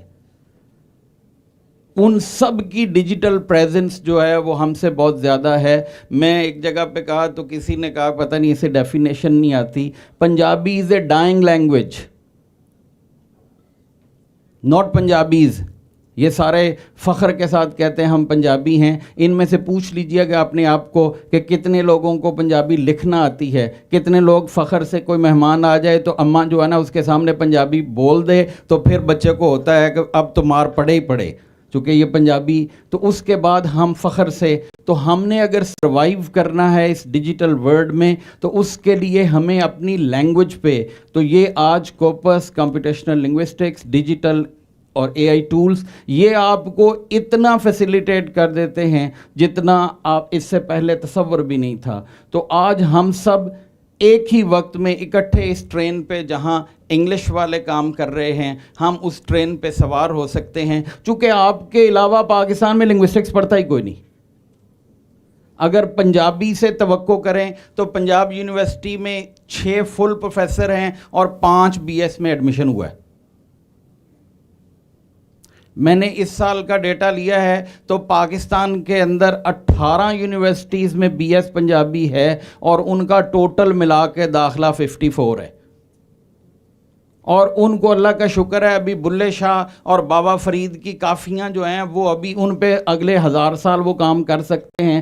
اس والے سے اگر کسی نے پاکستان کی لینگویجز پہ کام کرنا ہے تو وہ صرف یہ لوگ ہیں جنہوں نے لنگوسٹکس پڑھی ہے, جنہوں نے کوپس کو استعمال کیا ہے, جو کوپس کو جانتے ہیں. یہی ہے میرا فیوچر میرے پاس. اور میں تو اب جو بیماری کی وجہ ہے انہی سے دوا لینے آیا ہوں. میں آپ سے اپیل کرنے آیا ہوں کہ انگریز کو اپنی انگریزی پڑھ لینے دیجئے, وہ آپ سے یقیناً بہتر جو ہے وہ اپنی انگلش کی گرامر بھی اور پروننسیشن بھی اور فونالوجی بھی اور سیمینٹکس بھی اور سنٹیکس کر لے گا. لیکن آپ کی پنجابی کو, آپ کی سرائکی کو, آپ کے پشتو کو, آپ کی براہوی کو, سندھی کو کسی نے نہیں پڑھنا. اس کے لیے صرف یہی لوگ ہیں.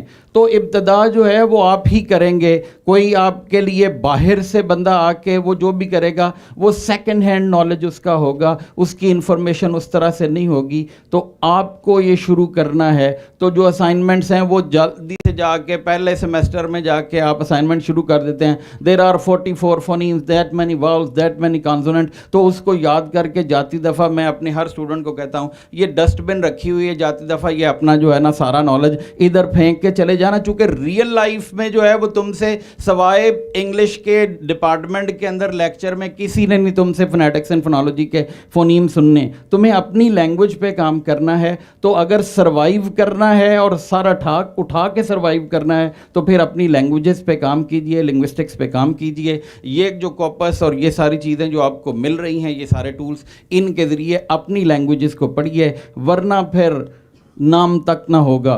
Thank you. आगे आपको Thank बताइए। you. Thank you so much, sir. Thank you. We would love to listen more from our esteemed panelists, but due to time limitation, we have to conclude the panel discussion here. I extend my deepest gratitude to all the respected panelists and to all of you. Thank you so much. Thank you. We'll distribute this shield. Thank you, Ms. Sabir, and to all esteemed panelists for that exceptionally insightful and necessary discussion. The intersection of linguistics and technology is clearly an exciting area for future research.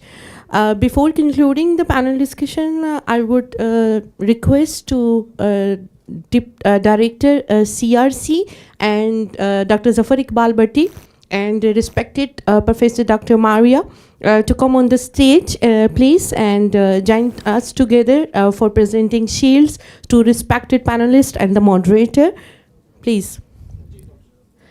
I would first welcome Professor Dr. Asim Mahmood.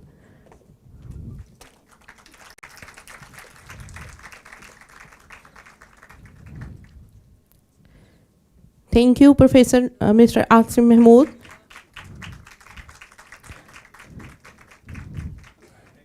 Now I would like to invite Dr. Akhtar Abbas, Chairperson, English Department, University of Sialkot.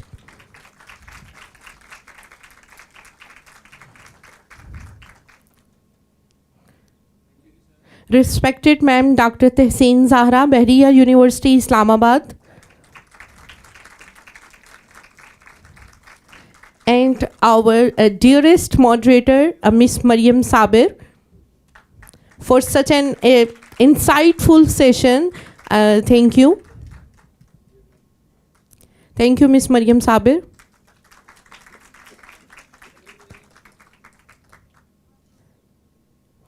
Thank you. Now we move on to... Oh, yes. Now I request...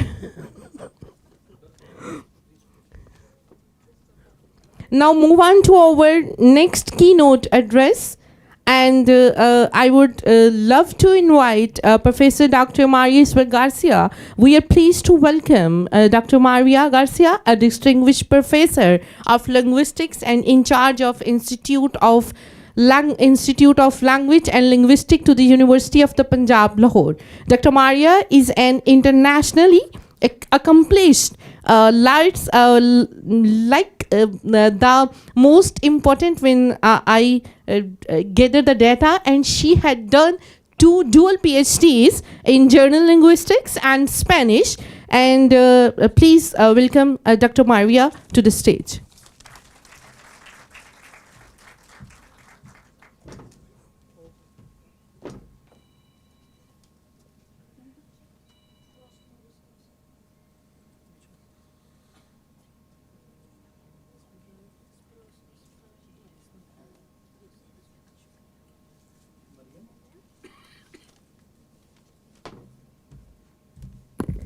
Assalamu alaikum everyone.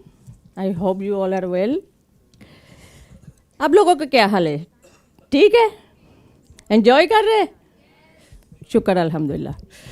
All right, so I'm going to talk to you today about like Dr. Asim was saying and Dr. Zafar Iqbal was saying about English, but also about my own language.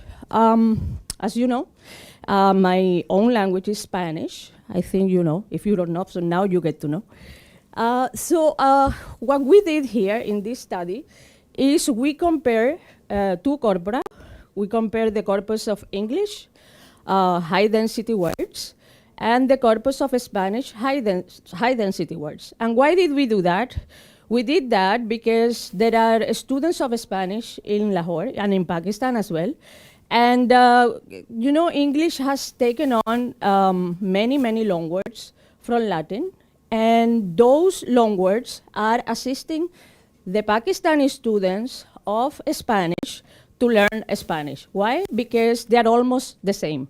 So comparing these two corpora, that was very important, so that they could, these students, they could build, let's say, another corpus of words that were very similar in English and Spanish, and that would aid their language acquisition.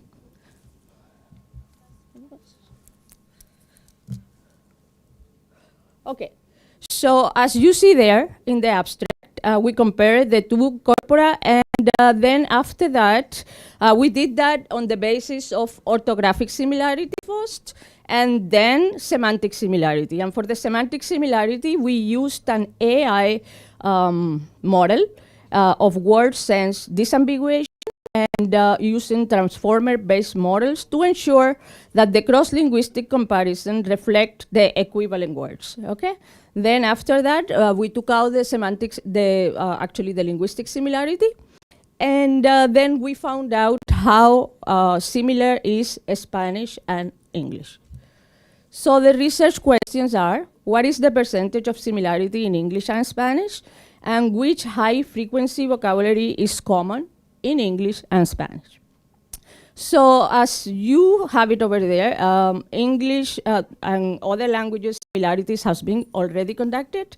Like for example, in English and Russian is 24%, English and French is 27%, English and Portuguese, this is one that I conducted in 2014, is 20.4%. German, because English is a Germanic language and German is also a Germanic language, the similarity level is higher, which is 60%. And then Spanish similarity with English is what we are calculating today. So the research design is a quantitative, computational, and corpus-based approach intended to identify a high-frequency vocabulary between English and Spanish. So the model that we follow is my own model. As you can see in there, this model has been used in 2014, 2016, 2019, and 2022 as well. And what we did, we collected two types of corpus. One, the 3,000 high-frequency words of English, and then the 3,000 high-frequency words of Spanish. And over there on the board, you have the Oxford 3,000 American English, most frequent words, and the Spanish corpus is also on the board. For comparing the two lists of words, we use the Levenstein algorithm, okay?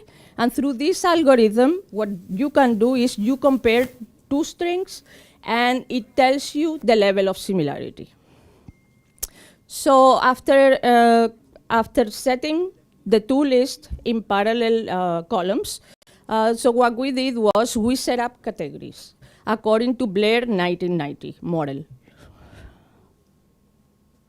So these categories are three. Number one, high similarity items like equal terms. Those strings present a distance of 0.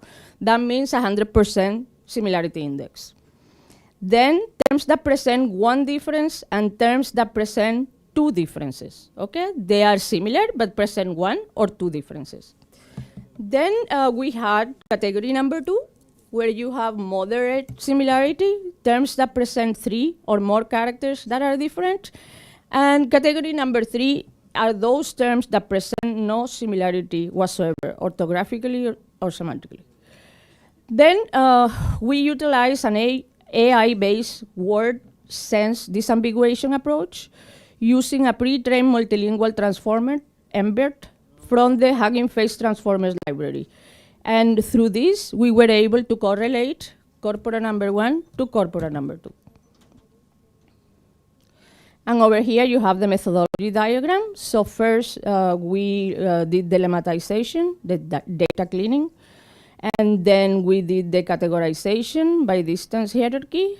Then we did the correlation of the first and second language, and then we calculated the lexical distance, and we obtained the similarity percentage.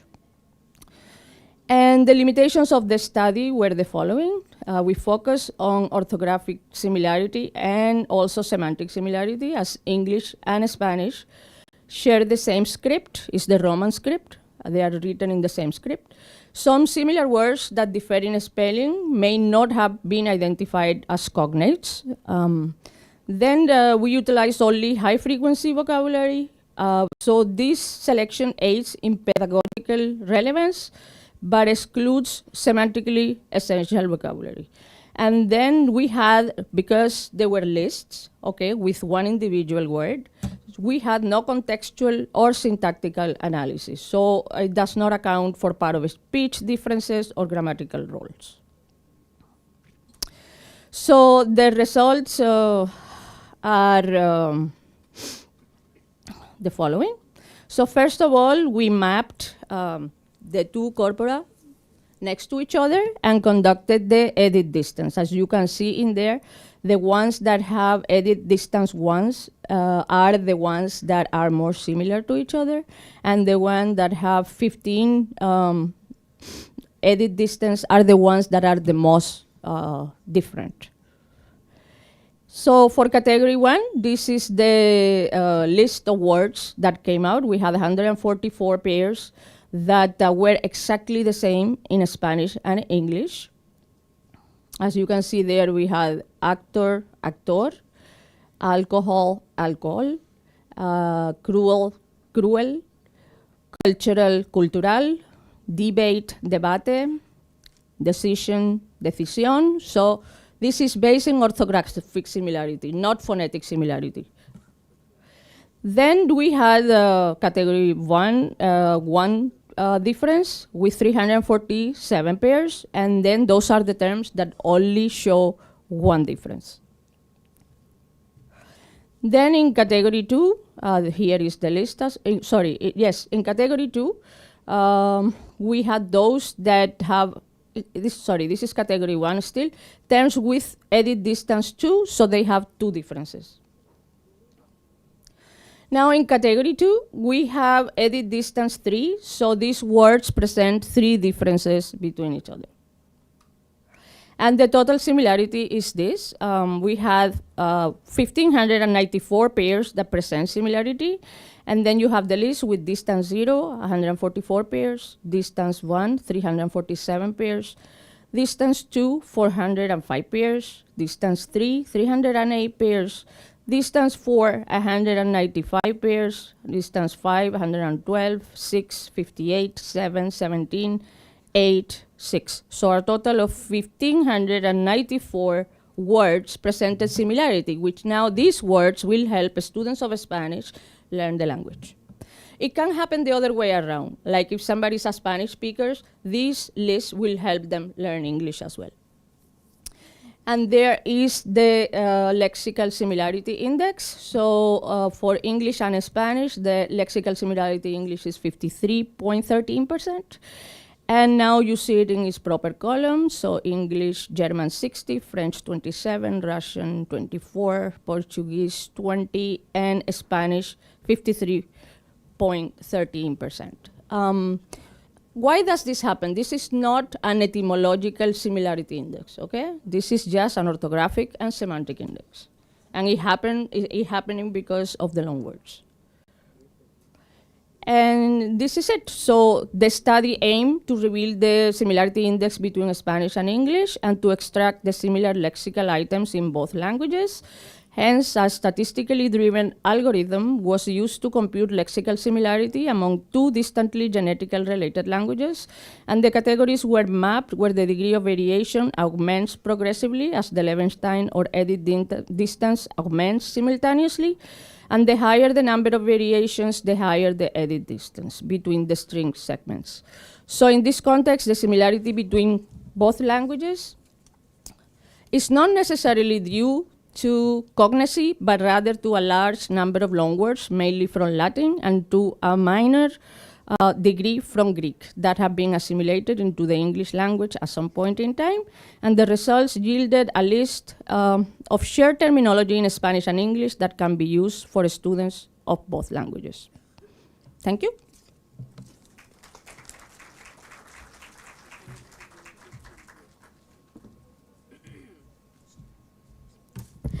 Thank you so much, Dr. Maria, for insightful and thought-provoking words. Thank you so much. So now, before going for a scheduled tea break, I would like to invite our few respected professor and assistant professor, Dr. Hare, on the stage for a group photo. I would like to invite respected Dr. Shafkat Zaidi on the stage, and I would also like to invite Dr. Arshad Ali on the stage. I would also like to invite Dr. Jahazeb on the stage for a group photo, and and Dr. Amna as well. Please join us on the stage for group photo.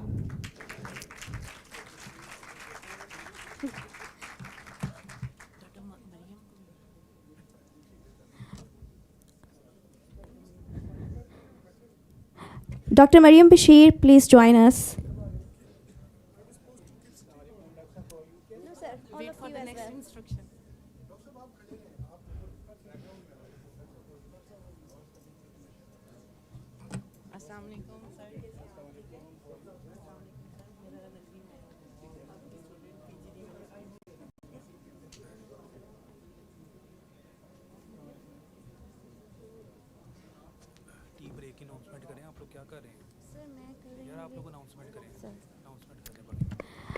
Ladies and gentlemen, we have now reached to our scheduled tea break, but there is an announcement for you. As you know that we have three scheduled technical session at different 3 places, so listen the announcement carefully. So first 5 rows from ladies side will remain seated here after tea break, and 5 rows from last 5 rows from ladies side will join next marquee, which is in front of this marquee 1, and all from male side, males and females, will join in to support deeper student engagement and academic growth. Before we begin, I would request today's session chair to join us on the stage.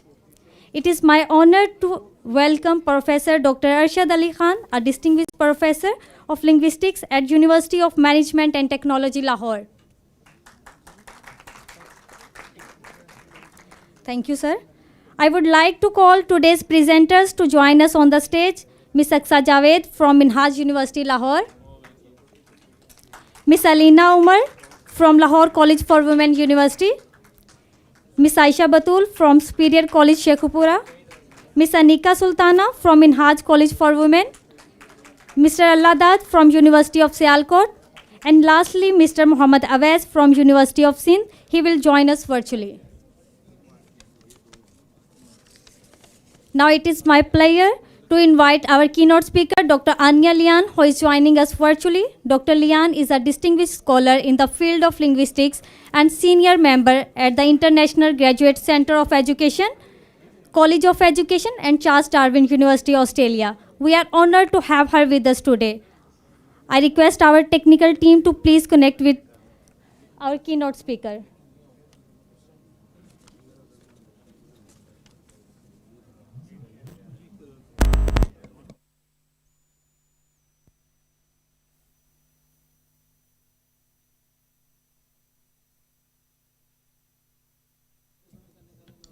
Good morning.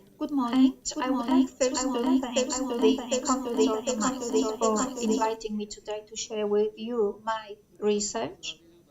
And I would also like to thank everyone present today at this conference for your time to listen to me. I'd like to talk to you about machines and how we use them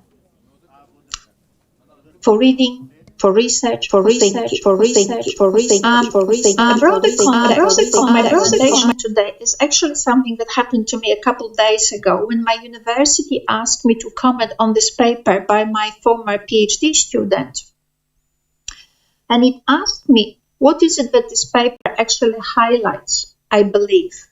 The paper may not highlight it directly, But what has occurred to me only sometime after the paper was published, that the paper basically shows, and its findings, what it does show, that how we've been teaching literacy for the last several decades was not helpful or has not been helpful and today.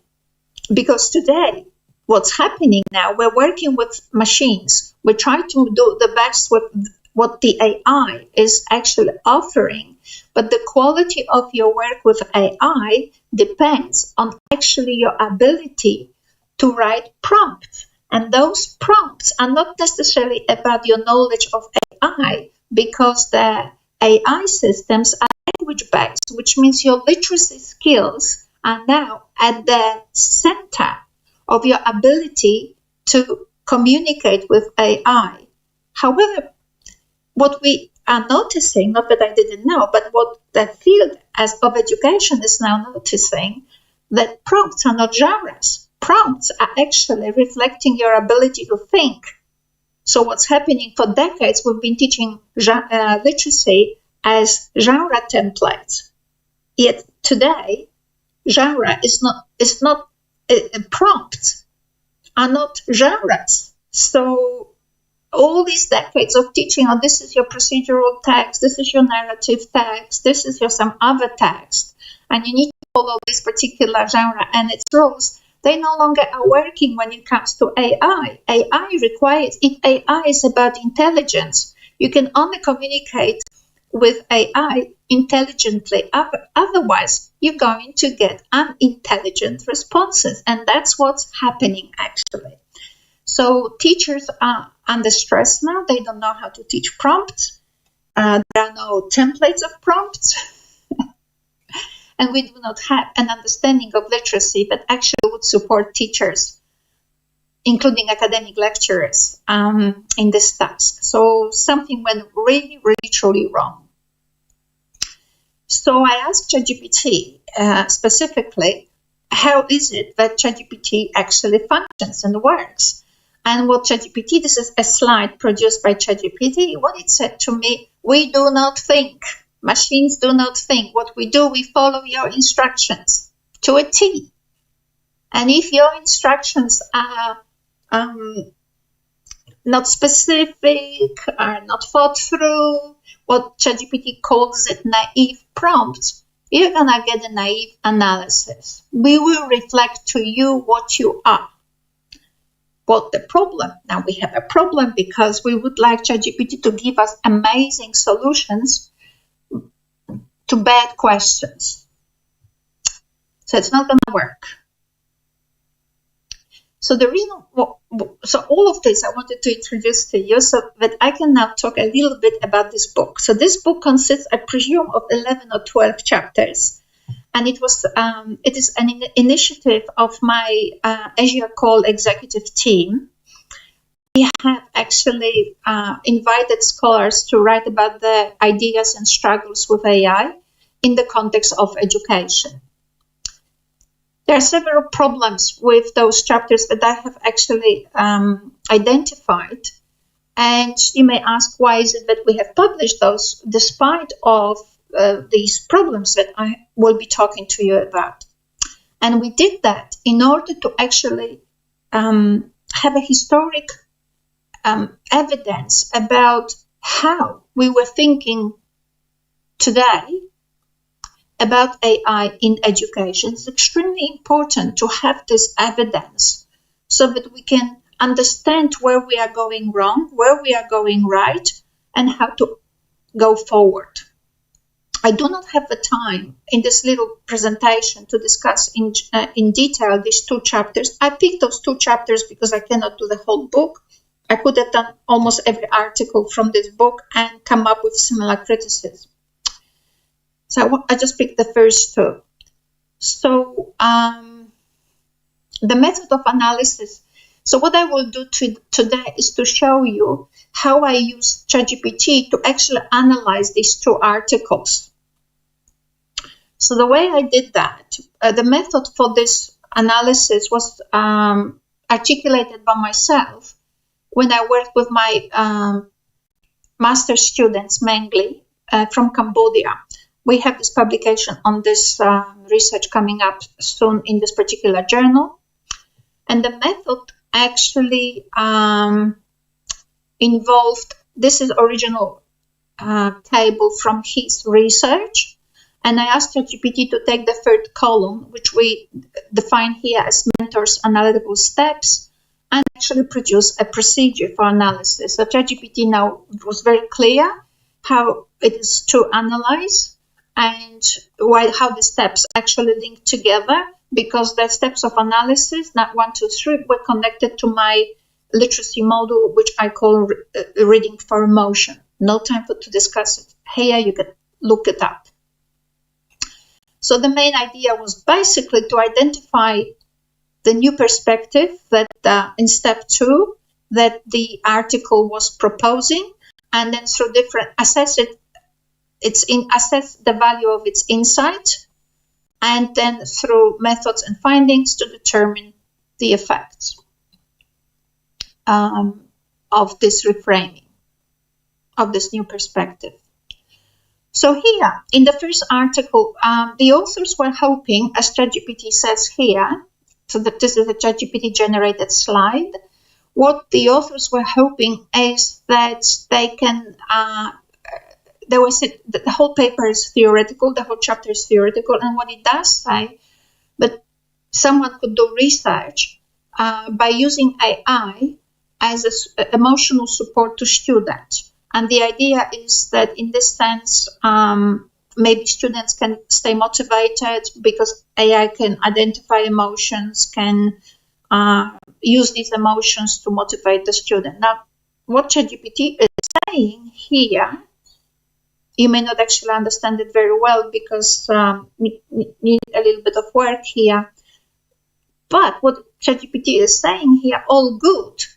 But how am I going to do that? They didn't give me any processes, any constraints, any theories to work with to actually do this emotional support in order for students to feel engaged and stay on topic. So ChatGPT is saying I have nothing to work with. I have no empirical method, no data presented, no analytical procedure specified. So overall, what ChatGPT concluded here, yes, it would be nice to have, maybe it is okay, it's a great idea. However, the reframing, when I'm to evaluate the new perspective that this particular chapter is actually offering, it seems partial and superficial, which means I have nothing to work with because the authors do not rethink what emotional or moral development means in multilingual contexts, do not integrate a theory of text or meaning making, ignore the conceptual limits of AI in detecting or generating emotions, do not examine cultural variability in moral emotions. Thus, the reframing effect is conceptual repositioning, but not a deep reconceptualization. So, to put it nicely, ChatGPT is saying, I have nothing to work with. So you can actually have this hope, you can use me, but your findings will not be consistent and coherent because I have nothing to work with. Everything will be random. And if it is not random, then it will be something I will understand, but you will not. So here's a problem. So similar thing happened in the second paper where basically these authors were hoping to, what did they hope? To invent a method for analyzing research proposals. And here too, ChatGPT was saying that the authors actually didn't define what critical thinking is, didn't give it constraints, didn't there are many theories of critical thinking. There are many processes of critical thinking, right? So ChatGPT needs something to work with so that actually it can do the work that you expect it to do. Again, they never even address the conceptual impossibility of AI detecting originality. How is AI to detect. If you haven't worked much with ChatGPT, you will know that ChatGPT alone cannot do that. It doesn't know what you value. It doesn't know all the literature that you think is relevant, and so on. So basically, whatever these our authors concluded in this particular chapter, and which involves saying like ChatGPT can do this, can do that, ChatGPT got enraged and said, well, your findings about my capacity are just your observations, not results derived from methodological analysis. What you did in order to generate these horrible conclusions about me, says AI, are actually inconsistent methodologically. So, to conclude today, I have a slide here which basically summarizes what I said just so far. What you insert, it is what you will get. And key message from ChatGPT here to us, this is a slide generated by ChatGPT, is AI doesn't fail. Humans fail when humans do not think. Large language models amplify whatever intellectual structure we give them, including the absence of one. So if we were to close the message, to generate a closing message, basically digital tools expand what we can do, but only human concepts determine what counts as meaning. So it will expand what we define as worth expanding and how we define the direction of expansion. Without human beings, ChatGPT is nothing. And we will be disappointed every time we forget about our own role in that communication with AI. The role of a human being is critical if you wish that communication to contribute to your work, to your research, and to the future of the discipline. Thank you so much.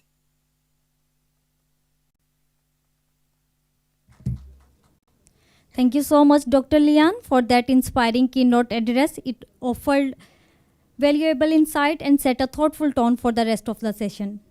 As per the decorum, each presenter will have 5 to 8 minutes of their presentation. The audience will also have the chance to quench their curiosity in question and answer session. To officially begin the technical session, I would now like to invite our first presenter, Ms. Aksa Javed, to present her paper titled Integrating Technology in ESL Writing Instruction, Perspective, Practices and Impact at the University Level Teaching in Pakistan.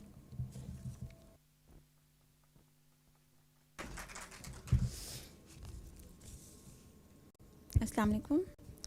Starting with the name of Allah, who is most beneficent and most merciful. Dear audience, this research paper revolves around the use of technology in classrooms, the perspectives of the teachers using technology in classrooms. Particularly, we are addressing ESL classrooms and we are talking about the writing scripts and the writing assignments. Also, this research focuses on the student learning and student engagement, that by using technological tools, how students' learning affects and how do they respond to the use of technology in classrooms. We have intended to research in Pakistani context the attitude, the perspectives of the instructors and the students. This paper particularly talks about the incorporation of specific tools such as word processors, grammar checkers, and other writing platforms. The research objectives include to investigate technology usage in classrooms, that how particularly language instructors during their writing classes use technology, to investigate teachers' perspective towards the use of technology, and again how students, the learners, they are going to respond to it. Research, there are 3 research questions stated that how are writing classes provided by university instructors taught using the tools. We would also explore some difficulties and challenges that are being faced by the instructors. What is the attitude of the instructors using these tools? And surprisingly, there was a mixed attitude of the teachers, the instructors. And how does technology usage in classrooms affect students, their learning and engagement? Research is cited within the domain of CAL, which is Computer Assisted Language Learning. It proposes that the technology, if appropriately used, can yield significant results. Also, CAT's functional theory states that society's attitude towards using technology impacts how the results could be yielded. If the instructors are motivated, if they have positive attitude towards using technology, there are chances that the results they are going to get would be beneficial. Similarly, other studies show that the instructors and the teachers, they have mixed responses towards the use of technology. There are a few instructors who are very enthusiastic while using technology in classrooms. They are of the view that it engages students and they try to perform better. However, there are a few instructors who were reluctant in using the tools, and then there were some instructors who were using these tools, but they were facing some kind of difficulties and challenges while using. Research methodology for this research employs qualitative approach and a mixed method study. We conducted surveys of the instructors who are working in private universities in Pakistan, and we tried to explore their attitude towards using the technology in their classes. Only 5 instructors were also interviewed in the semi-structured format to know more about their aptitudes, and then classrooms were also observed to see student engagement and student learning. The data analysis is categorized into 3 parts because we have 3 research questions, so there are 3 types of answers we receive according to the technology patterns that are used, the attitudes of the instructors, the teachers, and the impact on student engagement. Over 75% of the instructors claim that they use these digital platforms, which include word processors, plagiarism detectors, and grammar checkers in their classes bi-weekly. Grammarly follows in usage Google Documents by 82%, and 63% of the instructors reporting that they continuously use multimedia as an instructional videos in classrooms on regular basis. By regular, we mean 3 credit hour course, 2 classes generally in a week. Could be 3 1-hour classes. Instructors' perspectives, as I already have mentioned, are very interesting. There are positive impacts, and then there are a few challenges as well. The positive impact shows that there were instructors, language instructors, who were very enthusiastic in using technology in their classrooms, and they say that they have seen that it's easier to engage students while using technology in their classrooms. However, there were a few challenges as well. These challenges states that in a country like Pakistan, there are challenges in using internet and access towards technological tools. Sometimes they want to practice something, but they do not have proper internet access. Student engagement, students are of the view that they are always very interested, they are very enthusiastic for attending those classes in which the teachers are going to use these tools because they think they are more creative and the classrooms become more lively. So in discussion, there are both type of views. However, after the careful data analysis, it is seen that majority of the instructors, they are hopeful for the positive results, for the benefits of using technology in classrooms. However, a few number of instructors were very rigid in using these tools in their classes. Now there are a few recommendations. The teachers who were interviewed, they were of the view that the educational institutes need to train the teachers. So the institutes should preferably be arranging training sessions so that they can teach them how to engage students in online classes, and also they should be trained to use different tools. Infrastructure enhancement refers to technological infrastructure. As already mentioned, that teachers state that they do not have internet access, they do not have provision of multimedia in their classrooms, which is a necessity. So educational institutes preferably should work on this. And balanced use of technology is very important. This means that teachers should use these tools, but they should not give away the traditional methods. They are, of course, important. So there should be an integration, there should be a balance between use of technology and between traditional methods. Only showing YouTube videos in class and sharing links of videos with the students in WhatsApp group, this is not appreciated. Student digital learning is also very important, because we have seen that if you instructors were of the view that over dependence on technology is alarming concern. Students should be trained that they have to use these tools as an aid in learning, in understanding, not that technology is going to do everything for them. And the second last recommendation is that there should be continuous evaluation.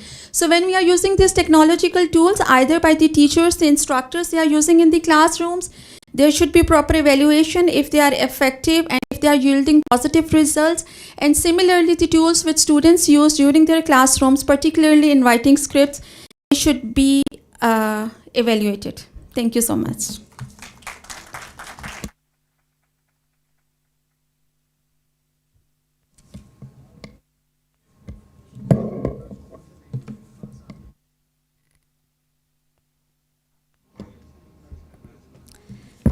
Thank you so much, Ms. Aksa, for such an informative and thought-provoking presentation. Our next presenter is Muhammad Awais, who will join us virtually. The topic of his paper is the role of language in improving plant science learning among first-year undergraduate botany students in Sindh, Pakistan. I request to our technical team to please play his video.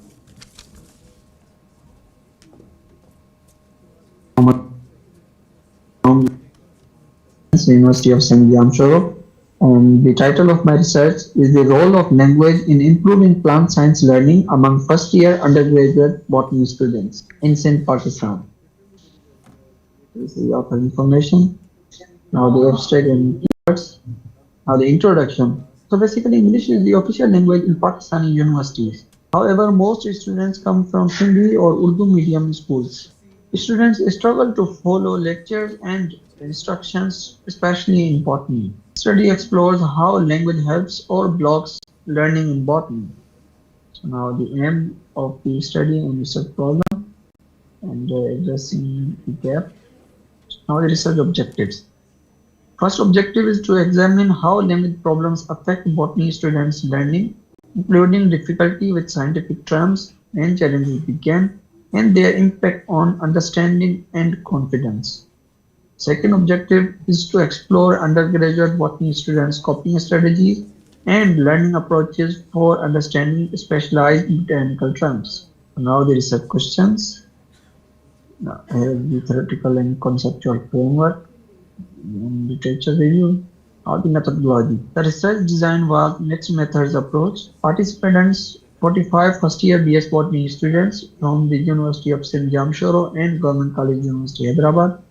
Data, structured surveys and short opinionated written responses, analysis, descriptive statistics using Microsoft Excel, visualized with Origin Lab, and qualitative data analyzed through thematic coding. These 5 themes were analyzed. Now the findings. 82% of students rated the botany term as normal or manageable.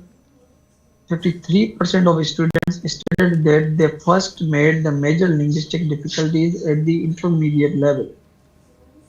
78% of respondents confirmed the language barrier posed a serious problem to following the lectures, understanding textbooks, and lab instructions. 38% of students admitted that the language difficulties cause less confidence or less motivation in their botany studies. Now the coping strategy. Since the multiple responses were allowed, the frequencies exceed the sample size. So now the strategies. 69% of students use local language notes. 62% of students use YouTube, Google for simple explanation. 55% of students ask friends for translation. 33% of students use online translation tools. 27% of students ask teacher for clarification. That is the discussion. So now the conclusion. Students show a strong effort to learn despite language barriers. They depend more on friends and online tools than teacher. Science classes need to include bilingual and visual support. Language support can improve confidence and understanding. So here are the recommendations. Allow group discussions in local language before English tasks. Create bilingual glossaries for important terms. Use visual support and simplified explanation. Train teacher to handle multilingual classrooms. Here are the limitations of my study. Now the future research direction.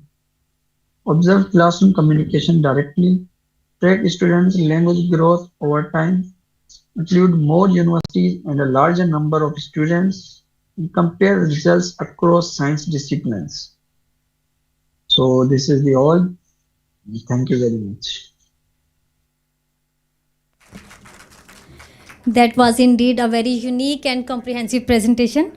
Our next presenter is Ms. Alina Umar. The topic of her presentation is a study to investigate the role of non-verbal communication in English language teaching at the university level. Good afternoon, everyone. My name is Alina Umar and I am graduate in TESOL from Lahore College for Women University. Today I will presenting the topic a study to investigate the role of non-verbal communication in English language teaching at the undergraduate level. Firstly, we must know what is non-verbal communication. Non-verbal communication refers to all the communication without using the word. It includes facial expression, gestures, tone of voice, body movement. When student learning English, they don't understand some words. In such situation, they rely on the teacher body movement, gestures, expression. Through the teacher's body gestures, expressions, they understand the words, they understand what the teacher is saying there.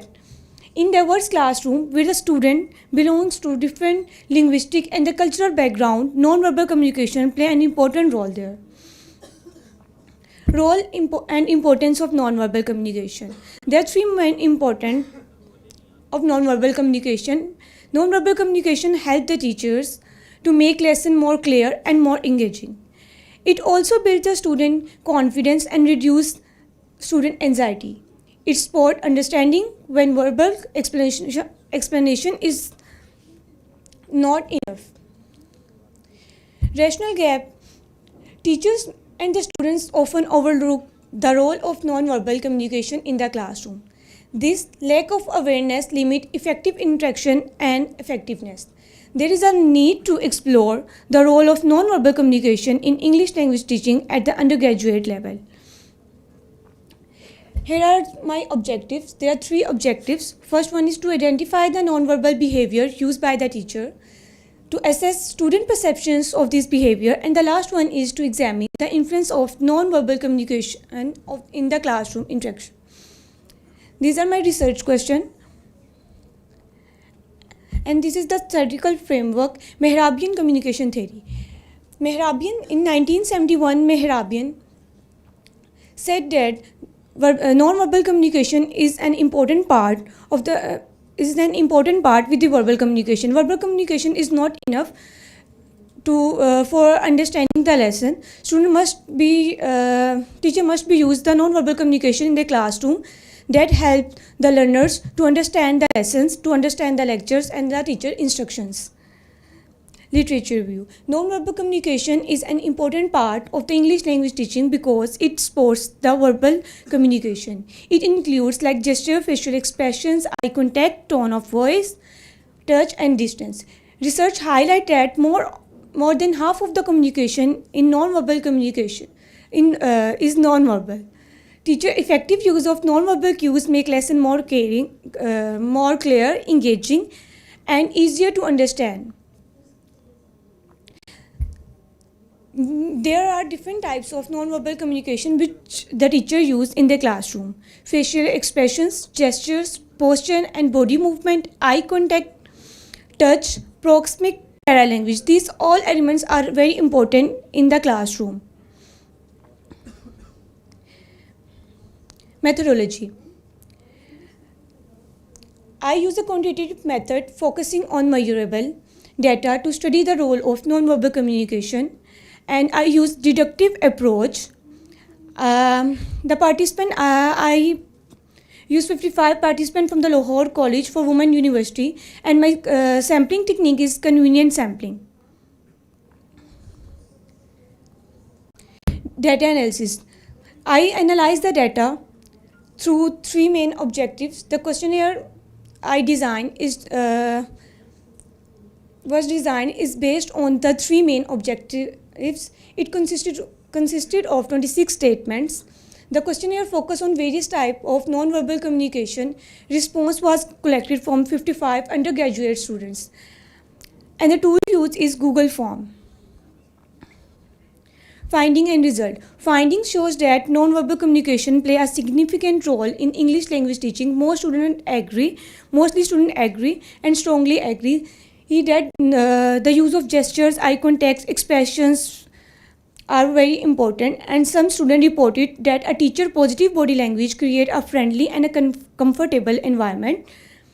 A few students remain neutral or disagreed, indicating that non-verbal communication should use more consistently.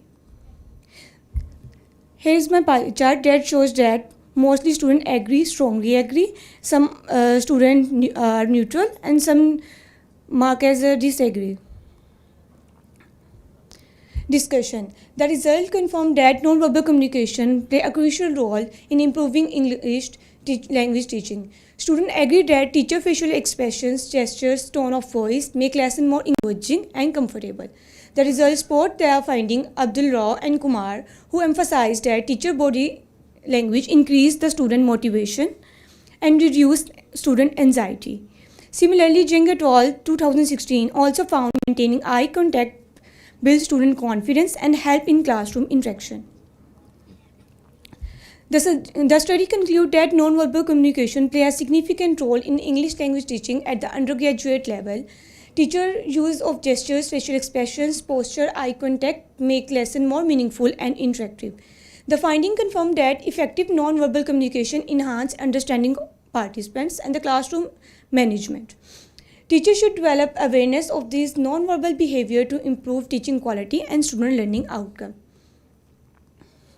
Recommendation. Teachers should receive a proper training on effective use of non-verbal communication. Workshops should be arranged. Teachers should develop a cultural awareness so their non-verbal cues understand correctly by diverse learners. Verbal and non-verbal strategies should be combined to make the lesson more interactive and meaningful. In online teaching, teachers should keep the facial expression and the gesture visible to maintain student engagement. Institutions should include non-verbal communication as an important part of the teacher's education and the professional development program. Here is my limitation of the study. The sample size was limited to 55 undergraduate students. Data was collected only through a self-reported questionnaire. The study focuses on verbal communication in English language classroom. Participants were taken one institution, and I only use one approach, quantitative approach. Teacher perspective were not included in this analysis. Finding mainly apply to physical classroom, not only on hybrid setting. Thank you.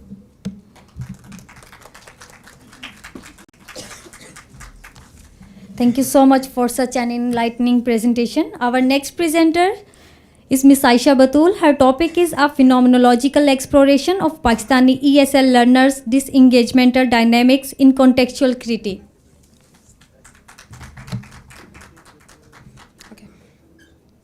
Okay, Assalamu alaikum. My name is Aisha Batul, and I have done my study on the lack of engagement on the pedagogical activities inside the class.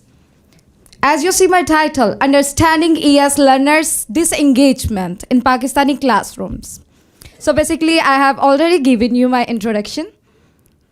And the introduction of my study actually engulfs the different terminological and different framework type of intro.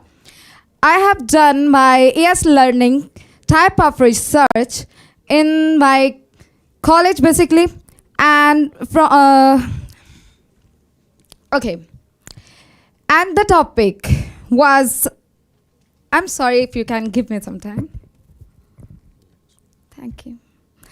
Okay, ES learning is effective in the lives of ES learners in all over the world. The research was done through the qualitative methodology. I am sorry that I cannot use this thing, but I can give you my information orally. Okay. So basically my research was overall done by using the qualitative approach, which was interpretive, phenomenological interpretation, and I used some unique type of genre in it. I just integrated metaphorical references, and those references actually build a bridge between the actual perspective from the theory and the perspective from the student side. And actually, I have done this whole thing with the help of 10 students, which are very, even though not interested in English learning and in especially ESL learning. And the overall thing is, there are some things related to my two objectives. The first one, the use of metaphorical references, and the second one was the actual exploration of cultural, social, and their psychological factors used inside of their actual cognitive system. That's why they find the language too much difficult to understand. What I find, the finding was basically their reasons why they do so. The metaphor was the finding. The engagement, actually difficult. It was the view of some student. It is something like I'm a dark alley. I couldn't understand the language which teacher apply. And after that finding, actually there are more many, but I am making the thing short. So basically, the discussion was based on, with the help of NVivo, and I just have taken some metaphorical references with the discussion and some coding system. The overall discussion was on based of the why they are facing these things. They are overall, if I can, okay, discussion.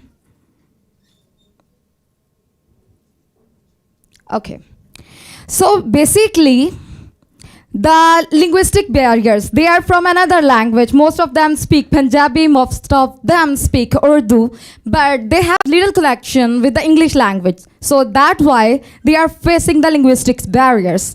And other things is cultural disengagement. Why they learn the English language? Most of them gave me this feedback. So this is a type of mental, intellectual, and cognitive upbuilding inside of their environment. So it was actually, I later tried to correct with the help of some guidelines. And these are some graphs. Thematic analysis which I have done through the NVivo. Discussion, recommendations. Firstly, teachers have to connect with the students. Why? And why some people are failing, why others are doing well and they are not. This is a big question. So basically my recommendation is this whole process is that teachers should create a very human environment for the students so that they can try to actually integrate with the intimacy and actual, we can say that, hope and zeal for the learning process. There are many more things, but I am making the thing short. Thank you so much.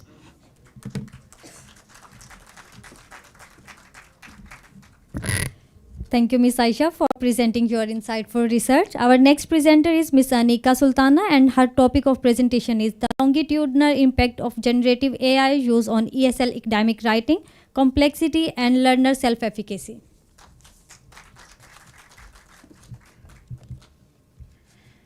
Good afternoon. I'm Anika Sultana, and today I'm presenting research that asks the longitudinal impact of generative AI use on ESL academic writing complexity and learner self-efficacy. It means that when ESL students use generative AI like ChatGPT over time, what happens to their writing skills and confidence? So first of all, let's start it from introduction. AI is changing how students write. They are shifting from being text creators to becoming critical mediators. Critical mediators which means they are learning to guide, evaluate, and improve AI's output rather than just accepting it. So, what would be the research gap? Most current researches focuses on just ethical concerns, like just plagiarism. But there's a gap. We lack long-term evidence about AI's impact on actual learning. My study addresses this oversight. Let's talk about objectives. So to measure changes in writing complexity, to investigate the learner's confidence, and to identify what smart ways do students use AI. So what would be research question now? So research questions we have. Does AI improve writing complexity? That means better vocabulary and sentence structures. Second question is that, does it affect self-efficacy? Means students' belief on their own ability. And third one is that, what strategies do students develop? Let's move forward to the theoretical framework. So basically, I'm using here Vygotsky's socio-cultural theory, which says we learn through social interaction and tools. AI is a tool, it acts like a smart helper. So here AI acts as mediating artifact, a learning tool. Now it operates in the zone of proximal development, that's the gap between what students can do alone and with the help. Providing a temporary support like training wheels that help them reach higher levels. So let's move forward to the methodology. I'm conducting a longitudinal study, like tracking over the time with 15 postgraduate ESL students. They write 3 timed essays, and I measure lexical and syntactic complexity. That means vocabulary richness and sentence structures using TAILS. TAILS is basically tool for automatic analysis of lexical sophistication software. And for the sake of, I have used basically qualitative and quantitative both. So for the sake of qualitative, I also interviewed them about their confidence and strategies. Then because this is an ongoing study, so there will be definitely, my study is ongoing, but early observations show students are developing sophisticated mediation strategies, like smart ways to work with AI, showing improved linguistics output. It means that better writing and reporting increased confidence in handling complex writing tasks. Then next is discussion. So these findings support viewing AI as a valid learning tool within Vygotsky's framework. Students are not just using AI, they are engaging in critical mediation throughout evaluation and refinement, which appears to support language development. Then pedagogical implications are there. Pedagogical implications means that this suggests we should shift from banning AI to teaching critical mediation skills. As part of writing instruction, we need to move from policing to pedagogy, like teaching students how to use AI responsibly as a learning partner. The critical mediation framework I'm developing a framework based on 3 steps students naturally develop. The first one is strategic prompting. It means that asking AI the right questions. Then evaluative reading. It means that critically checking AI's output. And the third one is refinement integration, blending AI suggestions with their own voice. Then what would be the limitation of study? So I acknowledge limitations because small sample size, no control group, and focus only on academic writing. These findings need broader validation. Then future directions, I'll examine if skills are retained after AI is improved, expand to other language skills like speaking, and test with different learner groups to define the mediation framework. So to conclude, in summary, strategic AI use appears to enhance both writing complexity and learner confidence when framed as a mediating tool within established learning theory. Thank you very much. This research moves us towards the evidence-based AI integration that supports authentic language development. Thank you very much. Thank you so much, Ms. Anika, for this interesting and well-delivered presentation. Our last presenter is Mr. Ladad. His topic of presentation is Advancing Digital Humanities in Pakistani Context, Corpus Methods, Tools and Applied Research.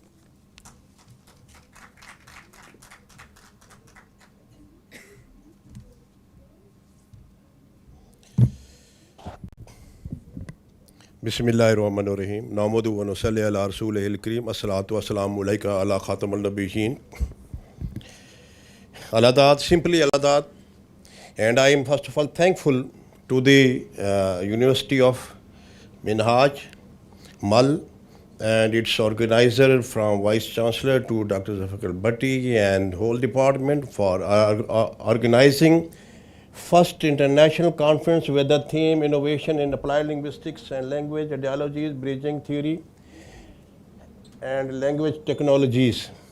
So wonderful conference, and particularly the legendary linguist like Dr. Arshad Ali Khan, former HOD, who is chairing this session, and other linguists across the country and world, and my co-presenters and like Dr. Maria and other linguists are there, and like other participants. Assalamu alaikum and good evening.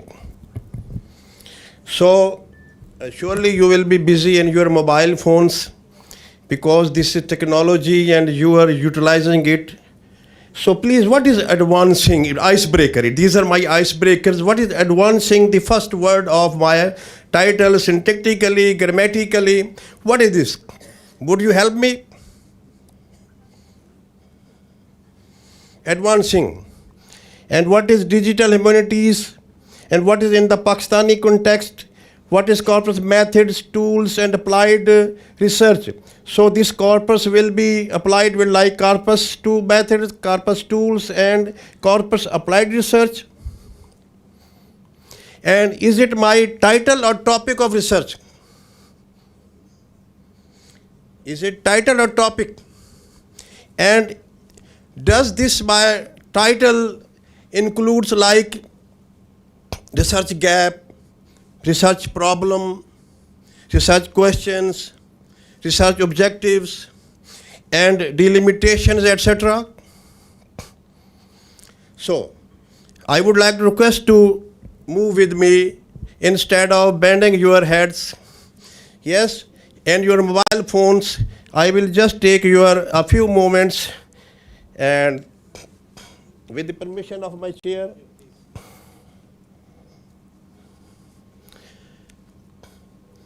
So this is author information, introduction, and because I have broken my glasses, so I'm wearing this one, and I am not able to read from over there. Then I try to explain the points. So the first one is that digital humanities transforms traditional methods scholarship into computational methods. So computational and AI, and so they have been integrated. Next is that limited DH adoption in Pakistan traditionally has created problems. So this theme transforms that how we can transform into new horizon. Pakistan multilingual heritage like Urdu, Punjabi, Saraiki, Sindhi, Pashto, etc. so can be utilized.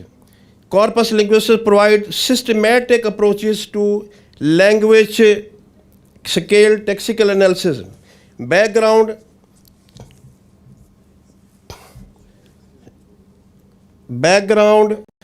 this is background because I have research problems, research questions, theoretical framework, literature review, methodology, data analysis.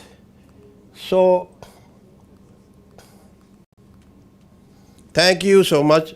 So this presentation here, and you can go through it because I have been given that I have to finish it because I am in the last and I am the least one. Thank you.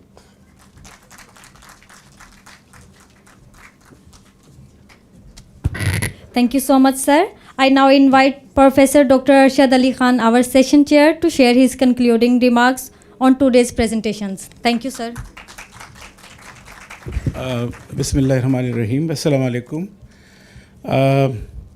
It was indeed like listening to these young researchers was a great experience. They were really energetic and they have just brought some tremendous topic on AI research. There are a few observations which I have noticed, like most of our researchers, young researchers, that we are not used to writing ethical considerations. So what I have noticed in this research, I mean, they should talk about, they should write about the ethical consideration. And most of the time, if you want to get published your research article, so they're always asking about this ethical consideration. This is one observation. Apart from that, like the sample, they have already just mentioned in their limitations, what sort of problems they were having. But anyhow, they have just brought some tremendous topic and wonderful topics. One thing that is very much true, that human can mediate, okay, but AI is not the substitution of human beings. It cannot replace human beings. Even the presence of a teacher in a classroom is 30 to 40% learning. So, in the panel discussion, might be, it will be after lunch, there is something I would like to share with you, that learning is no more like in the clutches and hands of a teacher, but that is the core learning strategy that is going to take place, where the teacher could become learner and the learner could become teacher. So that is a mutual learning community they have to develop. And there actually they will be learning from each other. So from the traditional pedagogy, shift is there, and now the students, they're autonomous, they're independent learners, and you have to give respect to the students. So the incorporation of AI, these technologies, almost like it is a big challenge, because the digital literacy is also really important, and how many teachers are ready just to adopt this digital literacy or this the knowledge of this AI. So this is a big challenge, because it doesn't mean if you will say AI, and you will become, and you will know about AI. So the faculty development is really important. The institution, the policy makers, they should focus on the faculty, and they should develop, enhance their skills in AI. But AI is just a blessing in disguise, because at time it was a big challenge that we were just after the those people, they were well aware in statistics, I mean, like SPSS and some other software. So AI has almost just put all on the same, you can say, continuum. Almost the student, the teachers, the researchers, they are almost at the same continuum. So that is a blessing. But now the use of AI, definitely challenges are also there, like some of the these young researchers, they have talked about that what ethical challenges might be there, because the biasness will be there in the AI. That is very much true, because I can give you just one example. If you might have seen the digital translation in Facebook. So there was a person, and his name was Sherhan. So Sherhan passed away, and the translation was like that: the lion Han passed away. So now, so I mean, the cultural and the cultural knowledge, the social knowledge, I mean, that is really important, and that is why the teacher is always important. It doesn't mean that it can replace teacher. So thank you very much, and best of luck.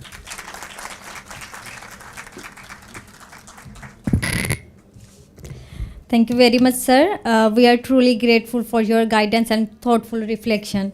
We will now proceed to question and answer session. I kindly request the audience to state the name of the presenter they wish to address, and to keep their question brief and relevant.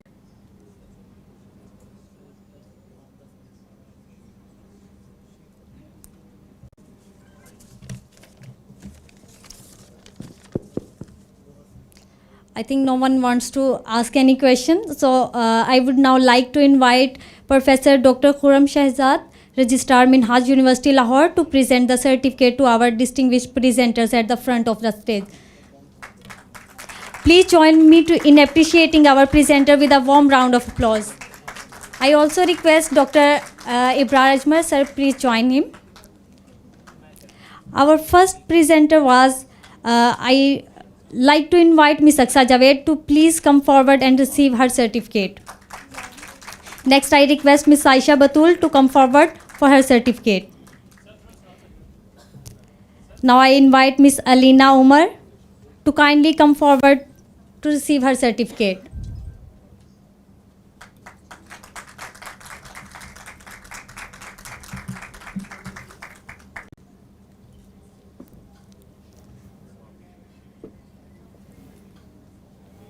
Ms. Aisha Batul.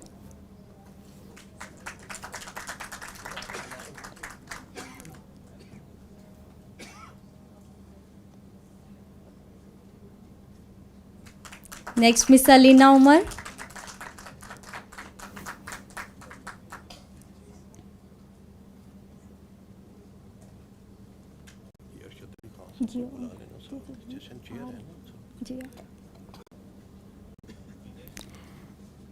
I also request Session Chair Professor Dr. Arshad Ali Khan. Sir, please join them.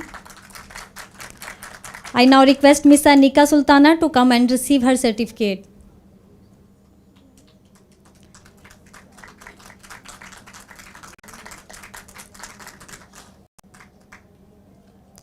Lastly, I invite Mr. Alladat to please come forward and receive his certificate.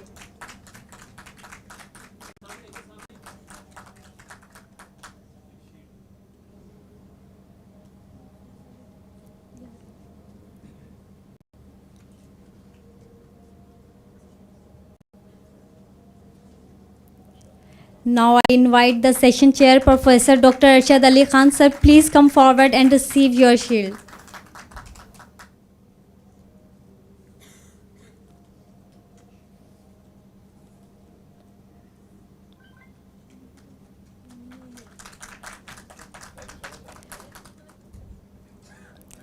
It is an honor for me to step forward and receive this shield.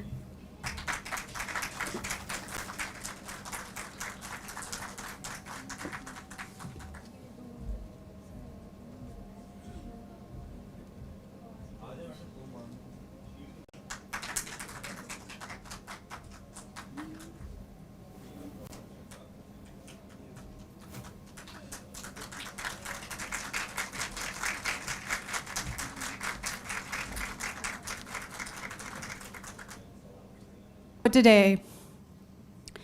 The theme of this session is meaning, structure, and pragmatics from morphology to interaction. This session will bring perspectives together by highlighting the work that bridges levels of linguistic analysis.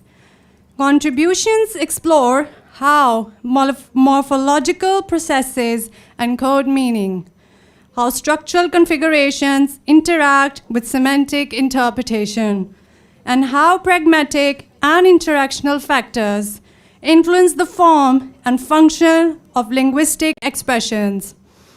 Before we begin, I would request today's session chair to please join us on the stage. Please welcome Dr. Saima Chattha, Assistant Professor, Department of Humanities, ComSats, Lahore. Please give her a huge round of applause.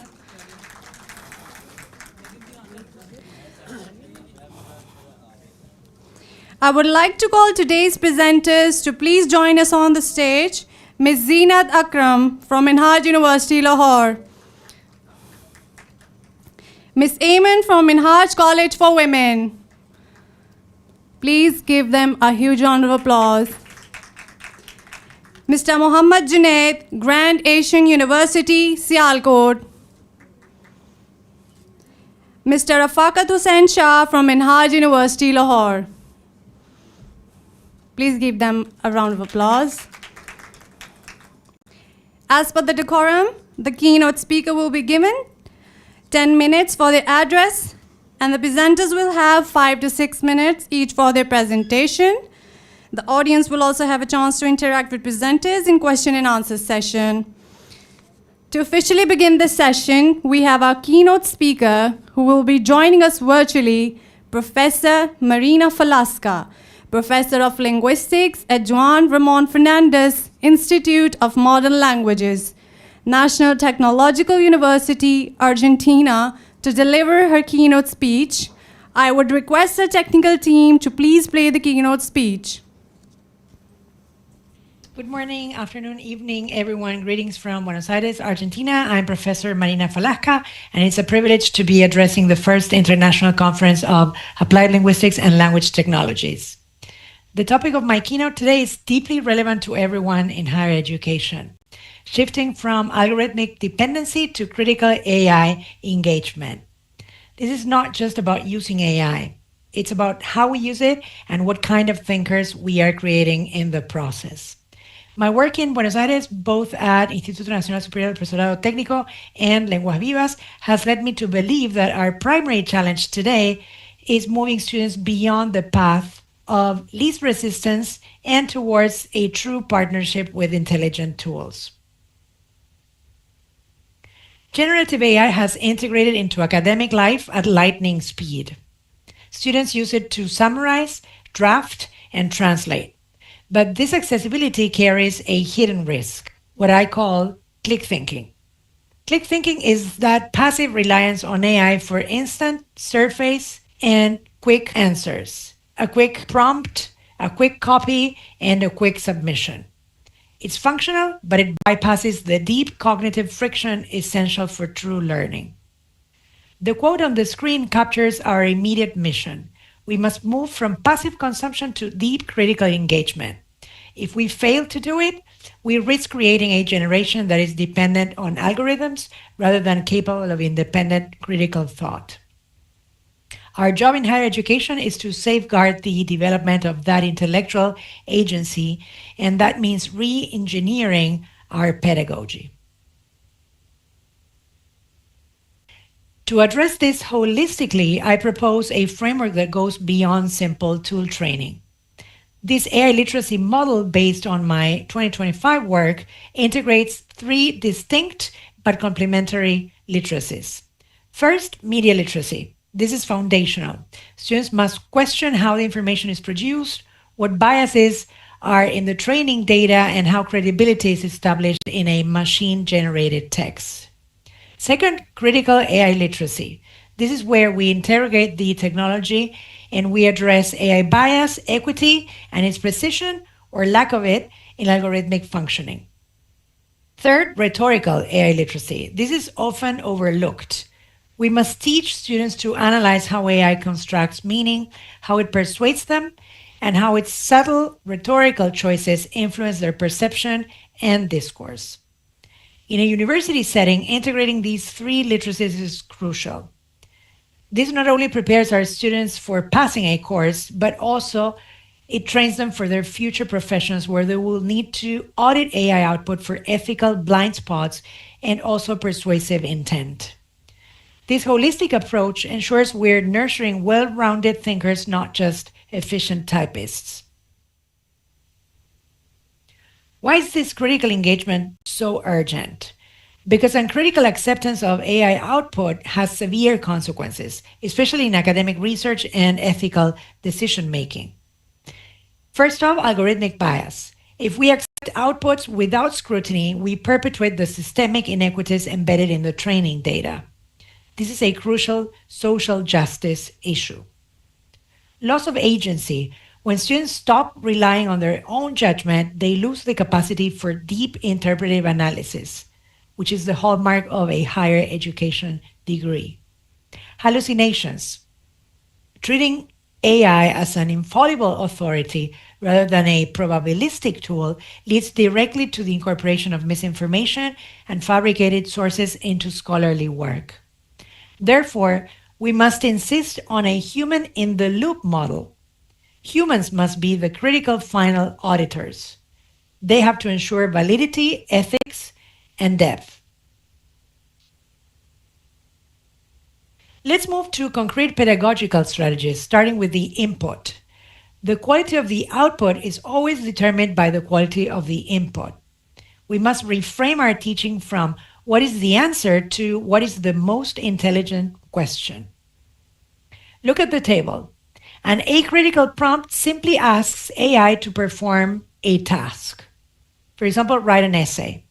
A critical prompt, on the other hand, is a complex strategic inquiry that forces AI to reveal multiple perspectives or cite its evidence.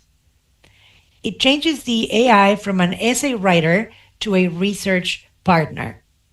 For example, instead of summarize this text, we ask students to identify the rhetorical strategies used in this text to persuade the reader and highlight potential logical fallacies. This exercise directly engages the rhetorical AI literacy we discussed earlier, making the student the critical analyst. The second strategy focuses on the output, teaching students how to audit the AI's response. We need to train them to distinguish between a response that is merely plausible and one that is actually accurate and appropriate for the context.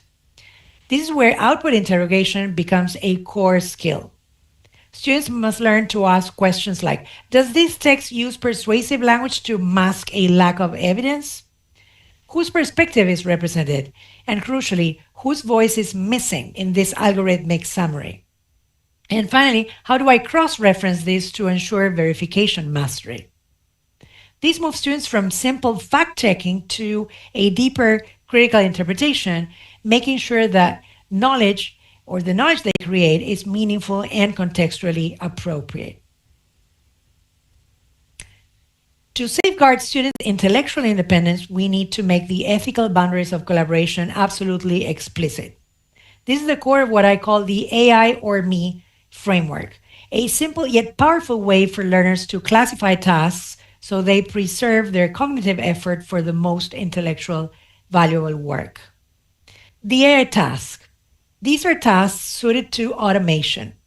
Repetitive, high volume, or pattern driven activities such as generating initial outlines, organizing raw ideas, or performing mechanical language transformations. Here, AI can accelerate workflow without undermining learning. The human task. This category is non-negotiable. It includes the work that requires ethical judgment, contextual interpretation, creativity, and final decision-making. These tasks cultivate the intellectual agency that higher education is responsible for protecting. The collaborative task. This is the optimal middle space where humans and AI work together. It involves iterative refinement, strategic brainstorming, idea testing, and critical review. Processes where AI can support, extend, or challenge thinking while the student remains firmly in control. By explicitly defining these three roles, we give students a practical structure for responsible AI use. We help them reframe AI not as a shortcut or substitute, but as a strategic partner, one that can amplify their productivity and deepen their learning without ever replacing their own critical, reflective thought. In closing, the message is clear. Our goal in higher education is not to prohibit AI, but to integrate it in ways that elevate, not diminish, the quality of human thinking. By strengthening students' media, critical, and rhetorical literacies, we help them move beyond passive consumption and become responsible digital citizens prepared to navigate an increasingly AI-mediated professional landscape. The shift we're leading is decisive, from algorithmic dependency to critical engagement. The future of academic integrity and of genuine professional competence depends on our ability to guide students through this transition with clarity, intention, and courage. Thank you very much for your time and attention. It's been a pleasure to share this model with you, and I look forward to continuing this vital discussion about the future of pedagogy and critical AI literacy. That was an exceptionally inspiring address. Moving forward with the session, our first presenter is Mr. Khwaja Umar Rashid, University of Azad, Jammu and Kashmir, Muzaffarabad. He will be joining us virtually to present his paper on closing sequences in Urdu language, the role of thankfulness remarks, and long pauses in topic shifts. I would request our technical team to please play his presentation.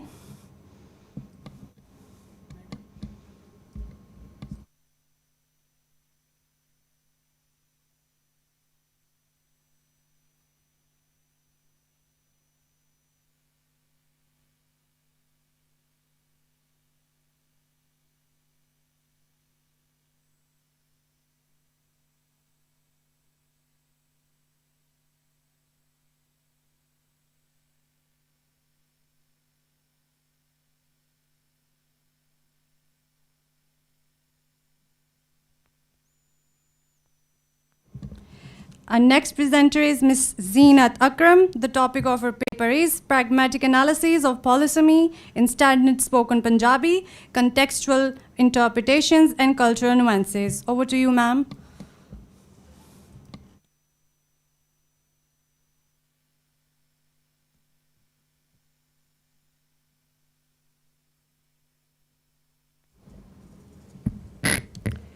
Good afternoon, everyone. First of all, I'm very grateful to Corpus Research Center who organized such a beautiful conference for us. And my name is Zinat Akram, and I am final year BA student at Minhaj University, Lahore. And today I'm presenting my paper titled as Pragmatic Analysis of Polysemy in Standard Spoken Punjabi, Contextual Interpretations and Cultural Nuances. So let's start. Can you please move the slides to introduction? Next one. So first, what is polysemy? Very simple, one word having multiple related meanings. For example, in English, the word heart can have many multiple related meanings.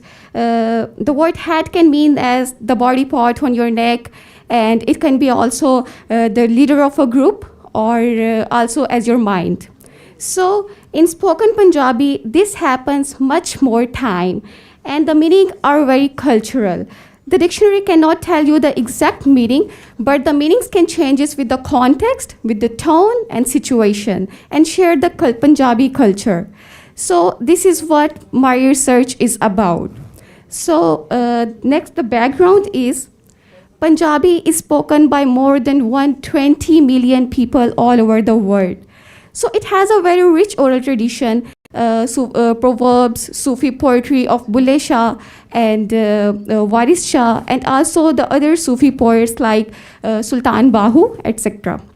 So it has in daily conversations, almost every sentence has 2, 3, or even 5 multiple meanings. So today on TikTok, Instagram, WhatsApp, young people use polysemy for memes and for humor. So, but surprisingly, there is almost no research on how it actually, how polysemy actually works in spoken Punjabi. So this is the big gap in linguistics. The next one is the research gap. So we have many studies on polysemy in English, Chinese, and in French and Arabic, etc., but almost nothing on any big South Asian language, and definitely nothing on natural spoken Punjabi. So pragmatics and cultural linguistics never used the Punjabi before. So this is actually the first study on its kind. The next one, my research objectives. The research objectives are mainly very simple. Find the most common polysemous words in everyday spoken Punjabi, and to understand how Punjabi speakers choose the right meaning using context and culture without getting confused. Move to the next slide. The research questions. Research questions are also same as the research objectives. Which words in everyday Punjabi carry multiple meanings, and how do Punjabi speakers select the intended meaning without confusion? So in theoretical framework, I use 3 main ideas. The first one is from Greece comparative principle, that is, we help each other to understand. And the next one is Cardson's pragmatic enrichment, that is, context fill the meanings. And the third one is Sharifian's cultural linguistic, that is, Punjabi cultural schemas decide with meanings fit. So these 3 together explain why native speakers understand instantly. In literature review, many great scholars like Cruz and Grace and Carson and Sharifians helped me to build a theory, but none of them studied on spoken Punjabi. So I took their tools and applied them to my language. So in methodology, this is a qualitative study. Next slide. This is a qualitative study, and as I am a native speaker of Punjabi, so I used my own institution and plus collect the words from family, friends, and from family conversations, through social media comments and posts, and from classical Sufi poetry. So in the findings, my main findings are polysemy is everywhere in spoken Punjabi, and it is systematic. And in discussion, let me show you some beautiful examples. Here are some beautiful Punjabi polysemy examples. The first one is the word, next slide. Next one. Yes. The first, you can see in the slide, the first one is the word dil. In Punjabi, it means the word once time, it's mean the word the heart, the body organ.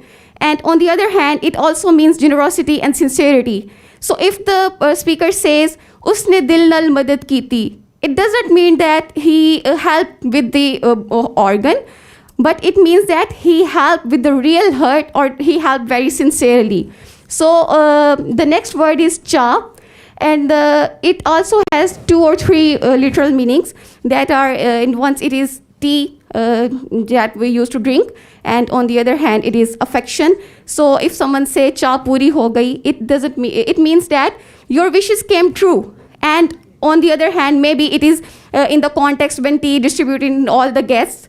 So the third one is the word vat. So the word vat in Punjabi is used for the unpressed cloths, or in the context of unpressed, the stains on the cloths. And on the other hand, it is also used as sudden anger. And the other meaning is also as the buns between in the villages used in the fields.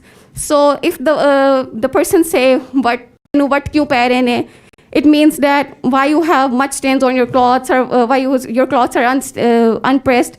And it is about someone anger also. The fourth one, the word is vas. The word vas is used for raining. And the next is, it is also used for the blessings at the wedding. So people used to give the blessings to the groom or to bride, and they say vas diro. So this is like that. The fifth word is the word gal. So the word gal means used for conversation. And on the other hand, we used to say for cheeks. So if someone say teriyan gallan bahut soniyan ne, it means your words are so sweet, or your cheeks are very beautiful. And on the next one is, next slide please. Yeah, so I relate my Punjabi polismi with social media and digital use. You can see the poem in on the side of the slide. So today this feature is super popular in social media. I got a poem from Akram Rahi. The poem shows the whole poem plays with cha, meaning both tea and love at the same time. So the poet say, ek मैं FICCI चाह नहीं पींदा, दूजा मैं ठंडी चाह नहीं पींदा, ते जेड़ी चाह विच चाह ना होवे, जी मैं ऐसी चाह नहीं पींदा, कल्ला बह के चाह पीना वा, पर मैं कल्ली चाह नहीं पींदा, या ते चाह ही छड़ दित्ती सू, या फिर साडी चाह नहीं पींदा, ते तेरी चाह कोई वखरी चाह है, जा मैं तेरी चाह नहीं पींदा. So yeah, this is the power of Punjabi polysmy. And to conclude, polysmy is not a problem of Punjabi, it is the heart of our expressiveness, and it makes Punjabi warm, indirect, funny, and spiritually rich. So in the future, we can study on the other dialects of Punjabi, like Saraiki, Potokhari, and Hindko. And we can also study on differences between Indian Punjabi and Pakistani Punjabi. So thank you so much.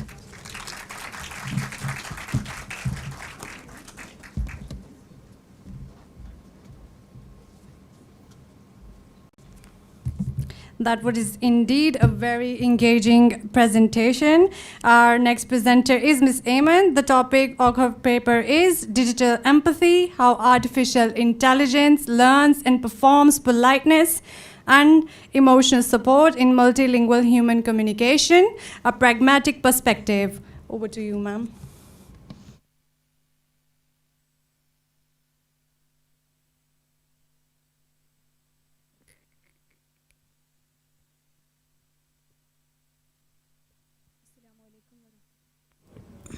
Assalamu alaikum wa rahmatullah.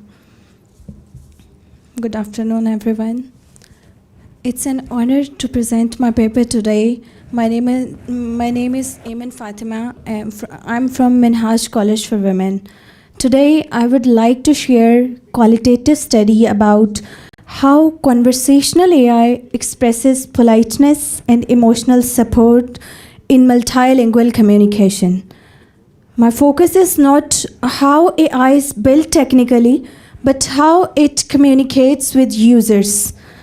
As AI is increasingly used in education, help services, everyday interactions, the quality of language matters. I'll look at whether AI responses sound polite, emotionally supportive, socially appropriate in 3 languages basically. The first one is English and the other is Urdu and the third one is Arabic. Please move to the next slide. Next we have the background of the study. Although AI can now generate fluent language, fluency does not guarantee meaningful interaction. When users are stressed or concerned, they expect more than correct sentences. They look for acknowledgement, reassurance, and a respectful tone. This is what politeness and emotional support are central to digital communication. Next, we have research gap. Most research in natural language process focus on accuracy, fluency, and task completion. Much less attention is paid to interpersonal meaning. Very few studies examine how AI's empathy and politeness across languages, different languages. This gap basically motivated my study. Next, we have research objectives of our paper. This study has 3 main objectives. First, I aim to identify how AI uses politeness, empathy strategies in different languages. Second, I examine which AI response socially successful and which one fails. And the third one I explore how pragmatics theory can help improve multilingual AI communication. Based on 3 objectives, I asked 3 questions. The first one is, how does conversational AI politeness and emotional support in English, Urdu, and Arabic language? The next one which responses succeed socially, which do not? And the third one how can insight from pragmatics guides the design of more sensitive AI design? The theoretical framework of the study draws on politeness theory and the concept of face work. This framework helps explain how speakers manage respect, emotional balance in sentences. I also use ideas from digital empathy research and Corpus pragmatics. Together, these approaches allow me to examine not just what AI say, but how its language functions emotionally meaningful situations. Next, we have methodology. I use a qualitative corpus-based approach. The dataset consists of 150 users' dialogue in English, Urdu, and Arabic. I analyzed politeness markers, empathy cues, tones, and elaborations. Simple descriptive tables were used to support qualitative analysis. The main focus remained on basically close reading and interpretation. Next, we have data analysis. Each dialogue was coded for features such as hedges, apologies, respect forms, acknowledgement, and reassurance. Social success was judged by whether the AI response matched the user's emotional need in tone and depth. Percentage was used only to illustrate the patterns across linguistics. Then next we have findings. Findings shows a clear pattern. AI performs most confidently in English. Urdu and Arabic responses are generally shorter and less elaborated. Although AI recognizes emotional cues in all 3 languages, empathy often remains surface level. Success rate reflects this pattern. English responses are more effective, but Urdu and Arabic responses are less. Next, we have discussion section. The results suggest that AI heavily relies on English-based empathy templates. When these templates are applied to other languages, they lose depth and nuance. From a pragmatic perspective, the AI performed limited face work outside English. This explains why emotional support feel weaker and in emotional multilingual settings. Next, we have conclusion of the studies. Conversational AI can express politeness and empathy, but not equally in all across languages. Next, we have English responses are more supportive, while Urdu and Arabic responses shows reduced emotional depth. A qualitative pragmatic approach can help to see these differences clearly, which are often missed by technical evaluation. Next, we have recommendations of the study. Based on these findings, AI system should be trained more linguistically and pragmatically diverse data. Next, fixed empathy templates should be avoided, and linguists also should be involved in the AI evaluation to improve emotional and social communication. Thank you for your attention.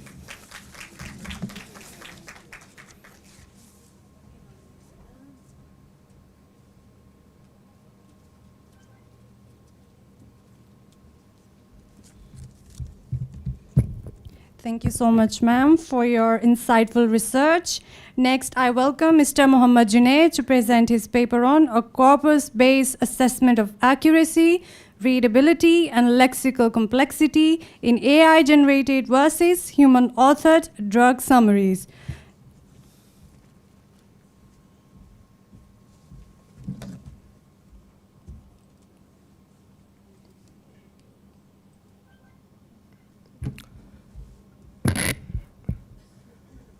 Drug summaries guide patients every day, but nowadays AI tools are writing these summaries too. So the question is that, are AI drug summaries as accurate and readable as human ones? Assalamu alaikum, and myself Muhammad Junaid. I am second year Doctor of Pharmacy student at Grand Asian University, ICALLT. This research was conducted under the supervision of Corpus Research Center, Minhaj University, Lahore. In this research, I compared AI-generated drug summaries and human-authored drug summaries. Basically, three main variables was focused: accuracy, readability, and lexical complexity. Language plays an important role in drug summaries. If a patient does not understand a language properly, it can lead to a serious side effects and misuse.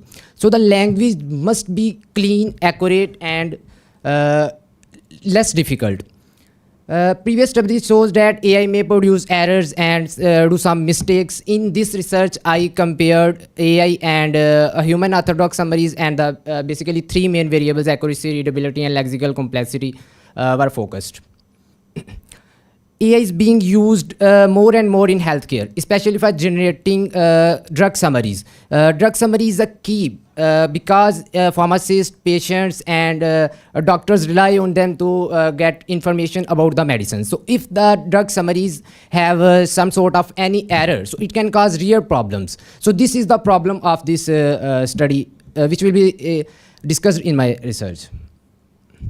If we talk about research gaps, so many researchers have focused on the AI in medical writing, but there are few researches that actually compare AI generated and the human authored drug summaries. There are many gaps, such as they used some focused on only on one AI model, some used specific domains or specific language. Moreover, there are also small samples used in that studies.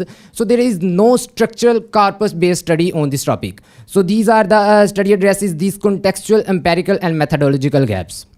If we talk about research objectives, so there are three main research objectives. The first is clinical accuracy, to compare the clinical accuracy of AI-generated versus human-authored drug summaries. Second is to evaluate and compare the readability. Readability of the drug summaries are the corpus that we generated are made in our research using different tools or formulas such as smoke index, flash kincade, grade level, etc.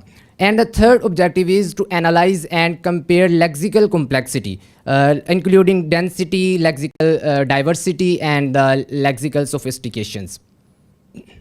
Research questions are based on the research objective. So these are the three questions that are based on research objective. First is how accurate are AI-generated drug summaries compared to human ones. Second is how readable are AI-generated drug summaries. And third is how complex is the language used in AI generated compared to human written content.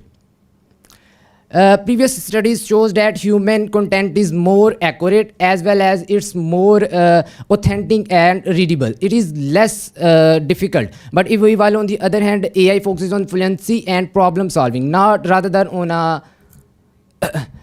on its content or accuracy.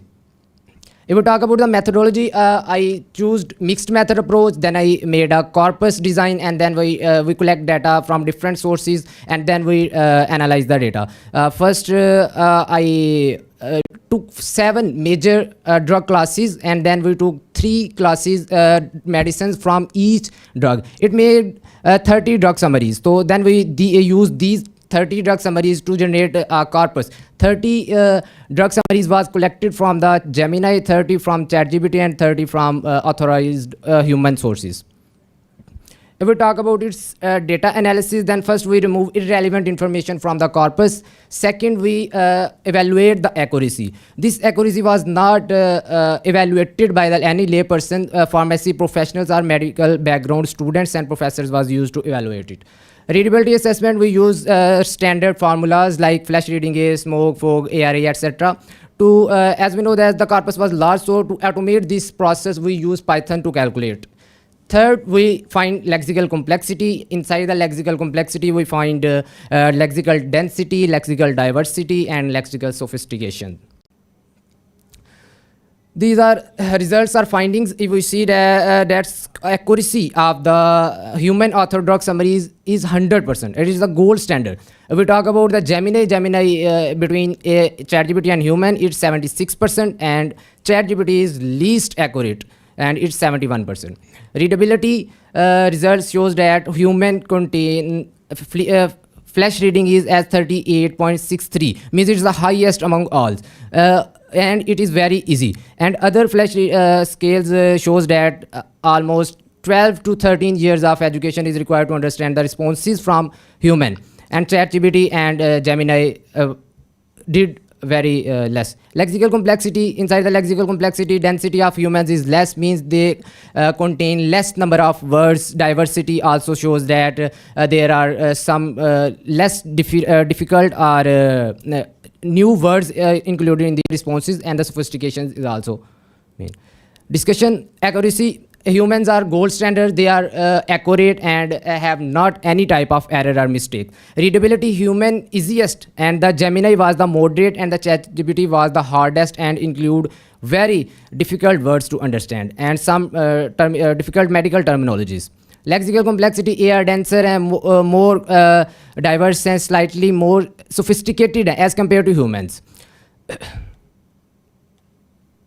In conclusion, this is all we study. Human summaries are the most accurate, readable, and patient-friendly. If we talk about Gemini, Gemini is slightly more. It is slightly more than Gemini, but ChatGPT is least accurate and least and higher difficult. At the end, I would like to say a line that AI drug summaries should not be used by the patients directly. Expert review is needed for the safety. These are the references that I cited in my research papers. And thank you so much. That's all from my side.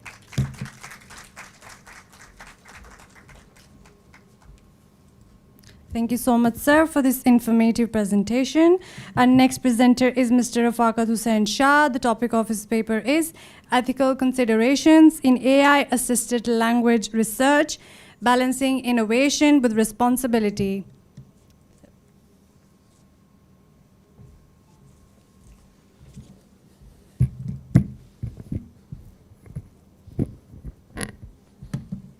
Good evening, everyone. This is Rafakat Hussain Shah, PhD scholar at Minhaj University, Lahore. I am going to present my research topic that is ethical consideration in AI-assisted language research, balancing innovation with responsibility.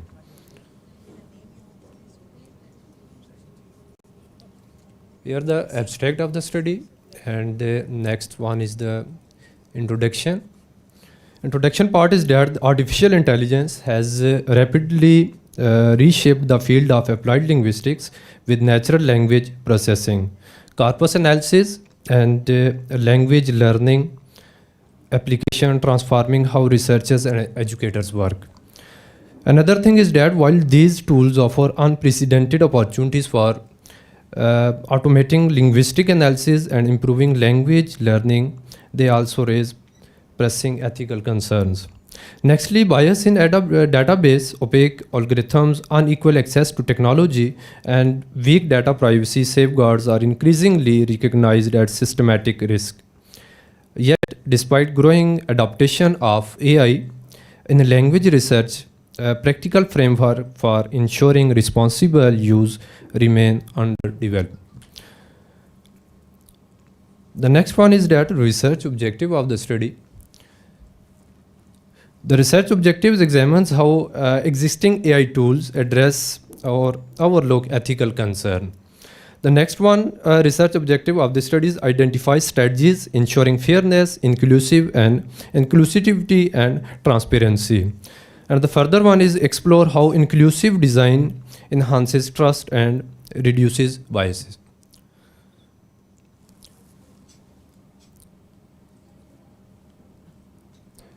Theoretical framework of this study is is based on the FAT principle. FAT is based on fairness, accountability, and transparency, as by informed by equitable access theory. And the further thing is that combines AI ethics and linguistic justice perspective.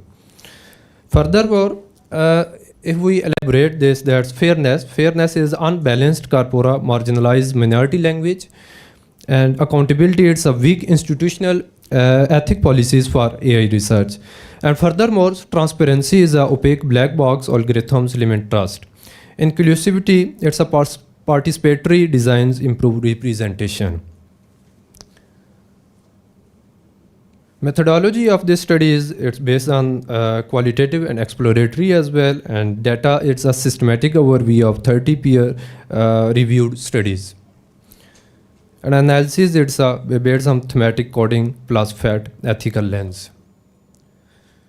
Key findings and major outcomes of this study, it's a dataset bias, it's a dominance of English and Western corpora in AI models, and it's a poor performance for under-resourced languages. And furthermore, the key finding of this study, it's a biased outcome reinforces linguistic inequality. And next one is that transparency and inclusivity. It's a black box models reduces interpretability and replicability. It's a open documentation increases accountability. And next one is inclusive and community-led corpus project promotes fairness. And ethical framework proposed that which is based on 5 main principles, which are transparency, fairness, inclusivity, accountability, and privacy. Nowadays, AI generated research which require a lot of privacy concerns, like as follow GDPR aligned data governance and consents.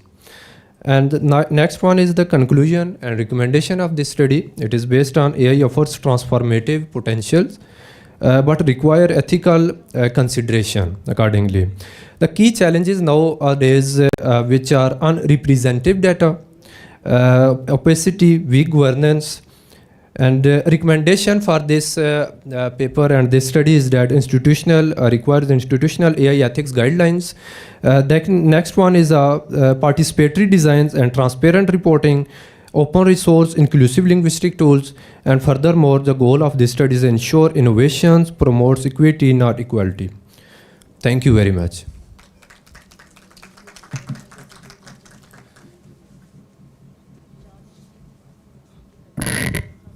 Thank you so much for this insightful research. Our next presenter is Mr. Khwaja Umar Rashid, University of Azad Jammu and Kashmir, Muzaffarabad. He will be joining us virtually to present his paper on closing sequences in Urdu language, the role of thankfulness remarks, and long pauses on topic shifts. I will request our technical team to please play his presentation.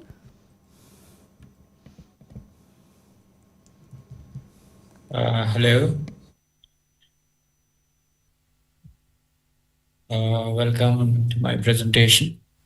So Today I'm going to present the topic which is related to conversation analysis. And the topic of my presentation will be the topic closing sequences that are there in Urdu language and how, what are the role of the thankfulness, yamas and long pauses in topic shifts. So let me introduce myself first. I'm Khwaja Umar Rashid, currently a PhD scholar at the University of Jammu and Kashmir. I am working there as a researcher. And let's introduce ourselves with the study first.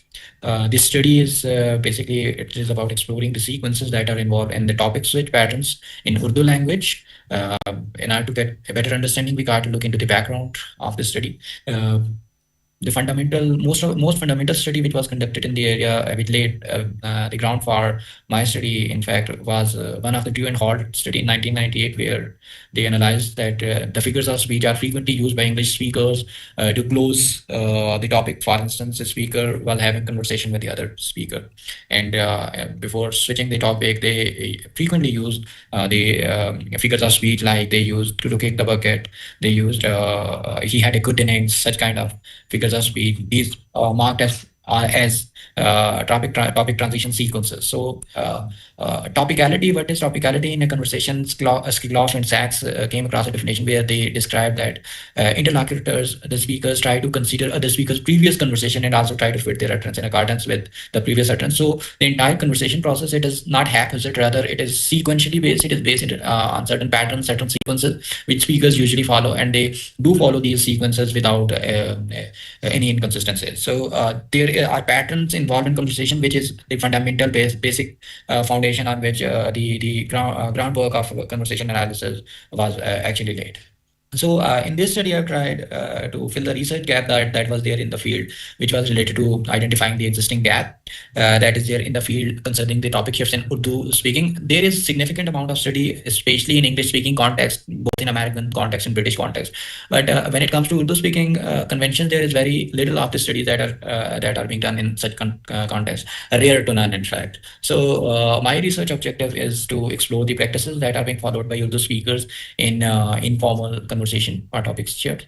And the question that I am exploring is, what are the practices followed by Urdu speakers in informal conversation or topic shifts? So as far as theoretical or conceptual framework is concerned, the study has used data collection, which is from University of Azad Jammu and Kashmir. The conversations from the students were being recorded and they were analyzed. But the framework was being laid by McGregor in 1992 when he presented certain conventions. And before that, Jefferson had presented transcription notations, which are frequently used in conversation analysis. And in conversation analysis, whenever we come across any paper, these conventions are used to transcribe the data. So the data is being transcribed using these conventions.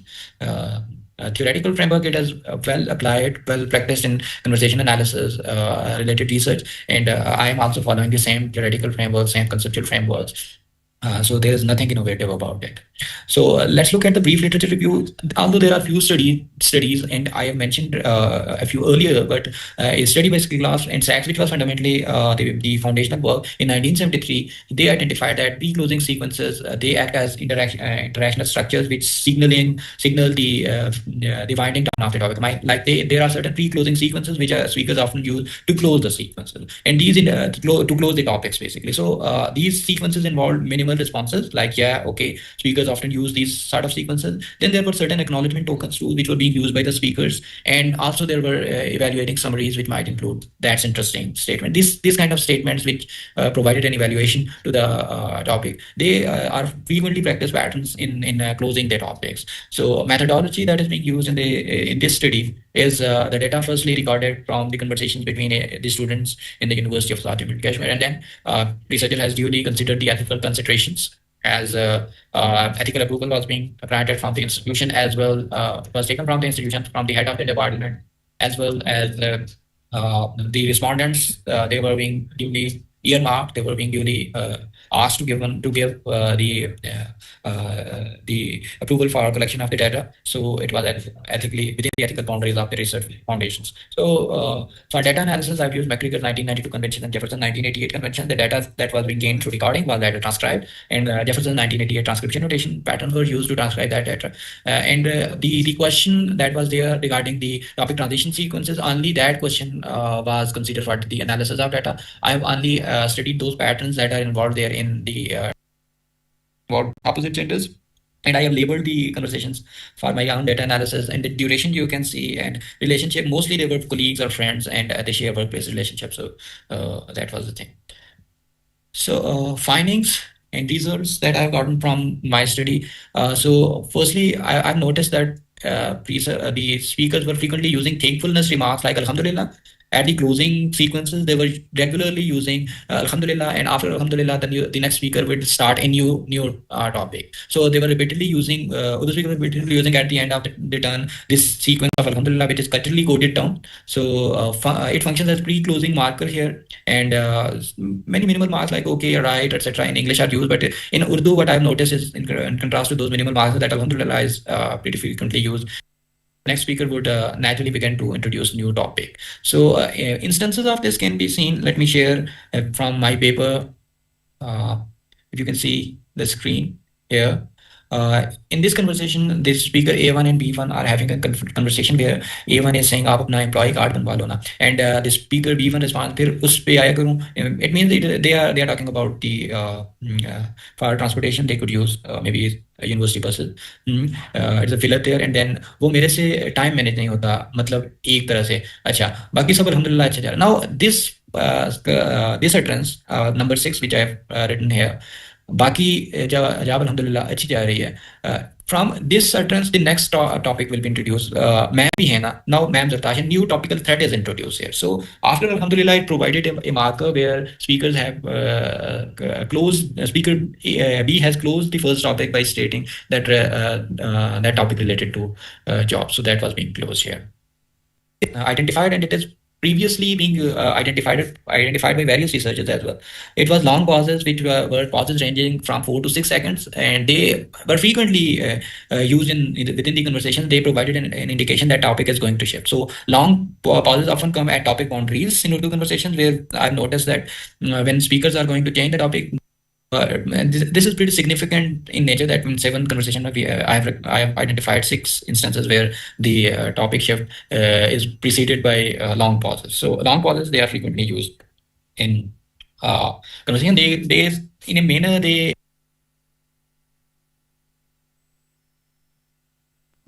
That was indeed an informative presentation. As we move towards the end of the session, our last presenter is Ms. Zunaira Naseem from National University of Modern Languages, Multan, who will be joining us virtually. The topic of her paper is the analysis of social actor representation by human and an LLM, a corpus-assisted comparative study of climate discourse. I would request the technical team to please play her presentation.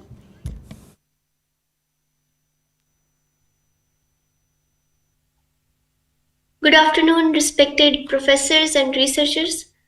I am Zunaira Naseem, MPhil scholar from National University of Modern Languages.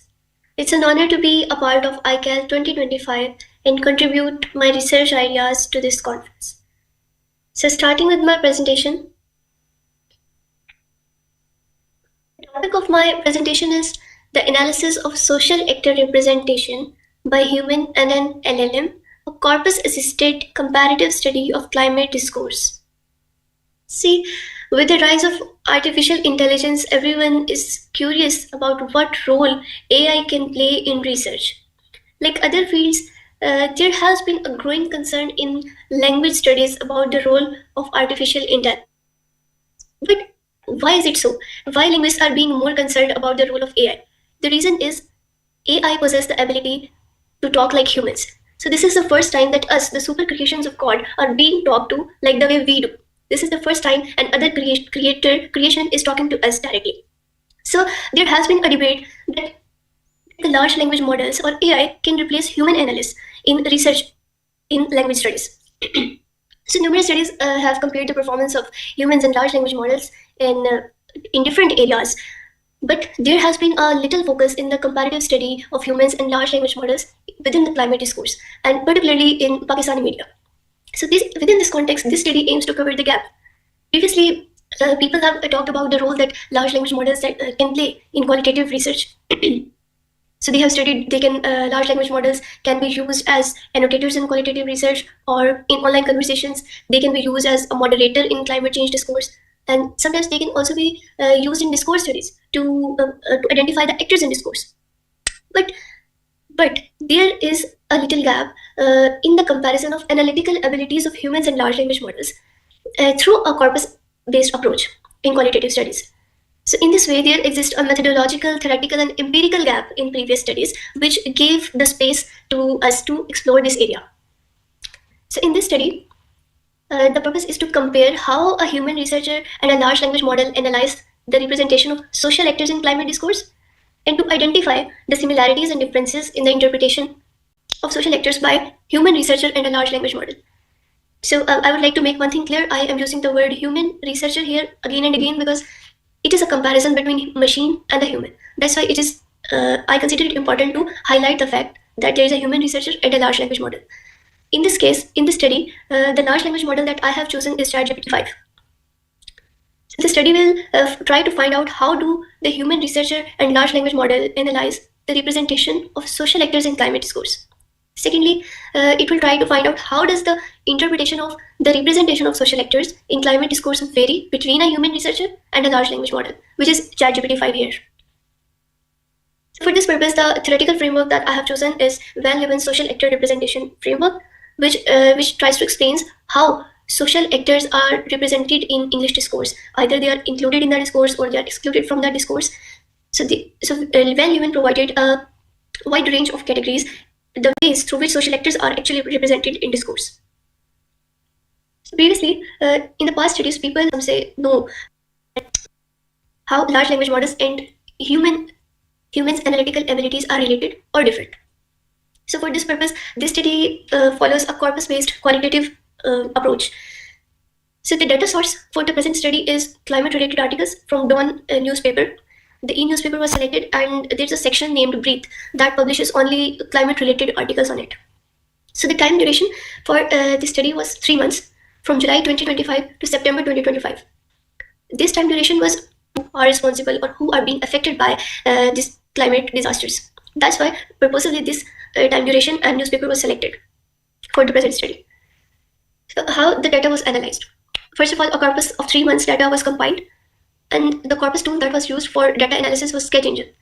And Sketch Engine was used for the identification of social actors that were most frequent in the data. So the frequency analysis, after the frequency analysis, we selected the top 3 most frequent social actors that appeared in the data, which were people, government, and drew 30 concordance lines from the data. Show systematic sampling by ChatGPT-5. So the same data and same concordance lines was provided to humans and to ChatGPT-5, and the same model of Van Leeuwen social actor representation was applied on the data. Both human and ChatGPT-5 categorized the social actors in similar categories. However, there was a difference in the depth of grammatical explanations. How these social actors were categorized into respective categories. Grammatization that ChatGPT-5 made about the analyst gave about the social actor representation was also based on the contextual history of Pakistan climate situation that has been taking place over decades and the hierarchical structure of the country. And the human researcher was entirely similar. However, the richness and depth varied among human researchers and the ChatGPT-5 analysis. So by this research, we can conclude that it is a good tool to be utilized in discourse analysis for assistance. However, to add deep contextual understanding and explanation, we need more human insights. To add model can play in qualitative research, particularly in linguistic studies.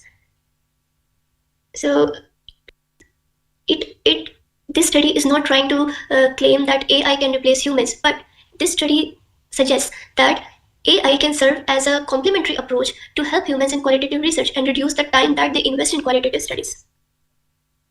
So there are certain limitations of this study, The study was entirely based on only one large language model, which was ChatGPT, and the comparison was made using a single independent researcher and ChatGPT 5.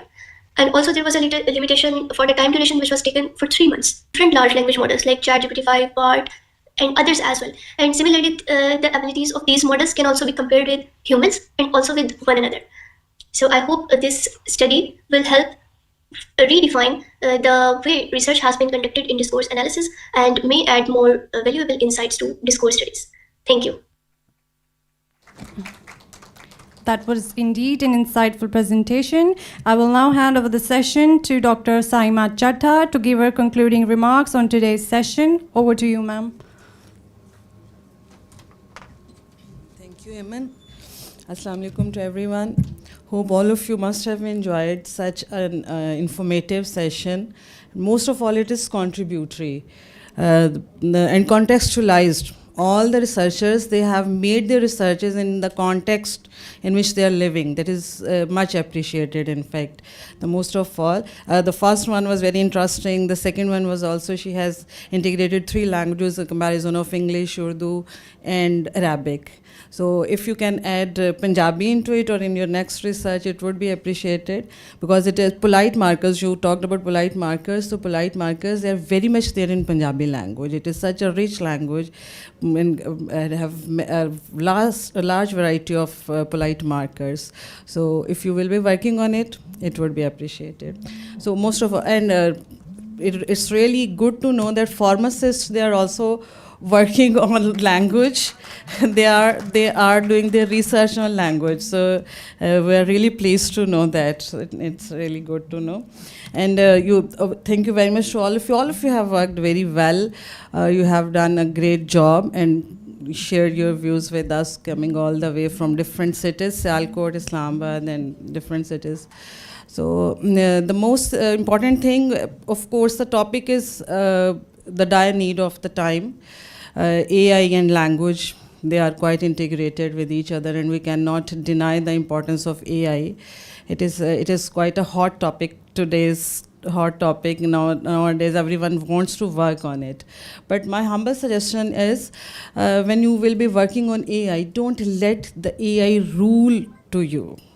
You need, being super creatures, you need to rule these gadgets. You need to use them for your own benefit. Don't get accustomed to them, or don't get dependent on them, that you are going to snub your own capacities and abilities and talents. You must been blessed with all of them by the Almighty. So try to rely on them and use these gadgets according to the need you have to. So it's thank you very much. It's really great pleasure to be here, and I will be summing it up while on a very positive note, that all of you must be a note of appreciation. You can say congratulations to all of you that you have done a wonderful job. Thank you very much.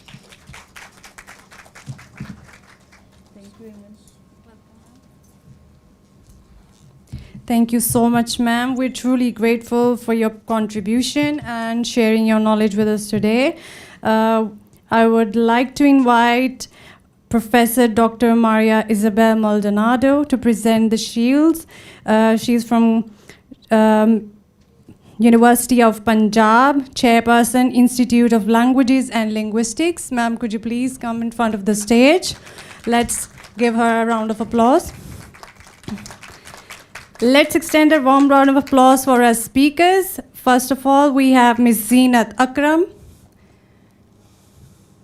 Ma'am, can you please come in front of the stage?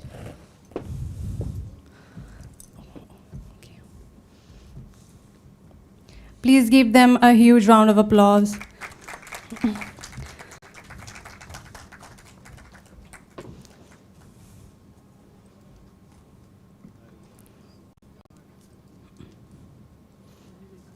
Next, we have Ms. Ayman. Give them a round of applause, please.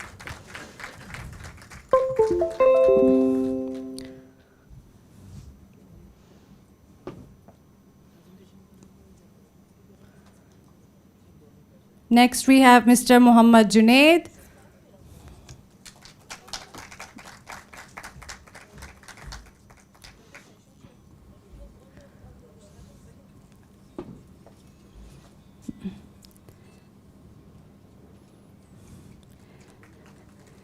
And last but not the least, Mr. Rafakat Hussain Shah. Please give them a round of applause.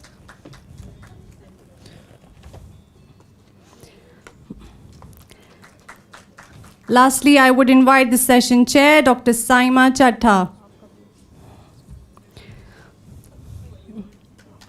Ji. It is an honor for me to step forward to receive this shield as a coordinator for the day of this session.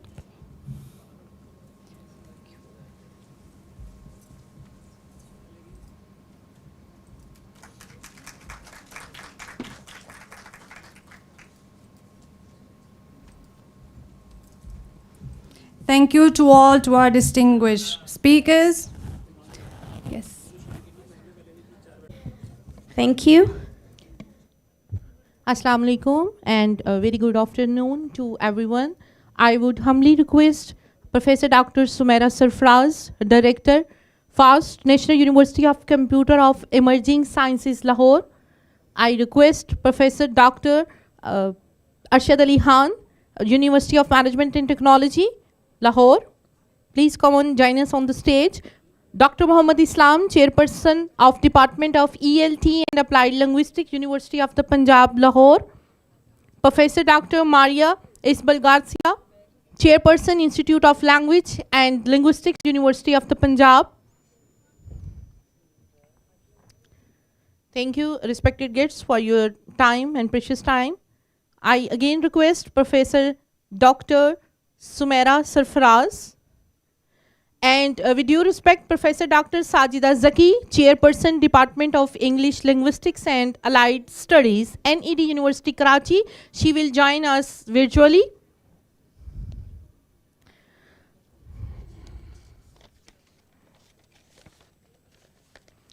Good afternoon, everyone, and welcome today's panel discussion that is on AI and language pedagogies and transforming learning through intelligent and interactive technologies. We are delighted to have such an esteemed panel of experts with us today to share insights into how artificial intelligence and interactive technologies are reshaping language education. As we all know that AI is revolutionizing in many fields, and in education that is having no exception. So, with the rise of AI-powered language learning tools, adaptive learning systems, and interactive technologies, we are seeing exciting new opportunities to enhance language teaching and learning.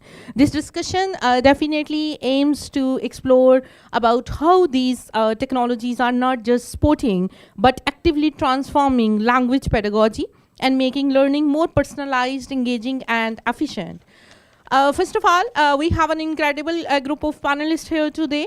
And now, before we dive into our discussion, I request to all our respected members who are sitting as chairpersons, as researchers, and I humbly request that please attend this session with proper and actively engaging, so we can ask different questions in the end. So we are having basically 2 rounds of this panel discussion, respected panelists. First round is opening question for the all panelists, and you all will have 2 to 3 minutes for the answer. And my question is about we can say AI is and interactive technologies, they are that are revolutionized many fields. So can you each share your thoughts on how we can say AI specifically applied impacted language teaching and learning in your area of expertise, with due respect? Thank you.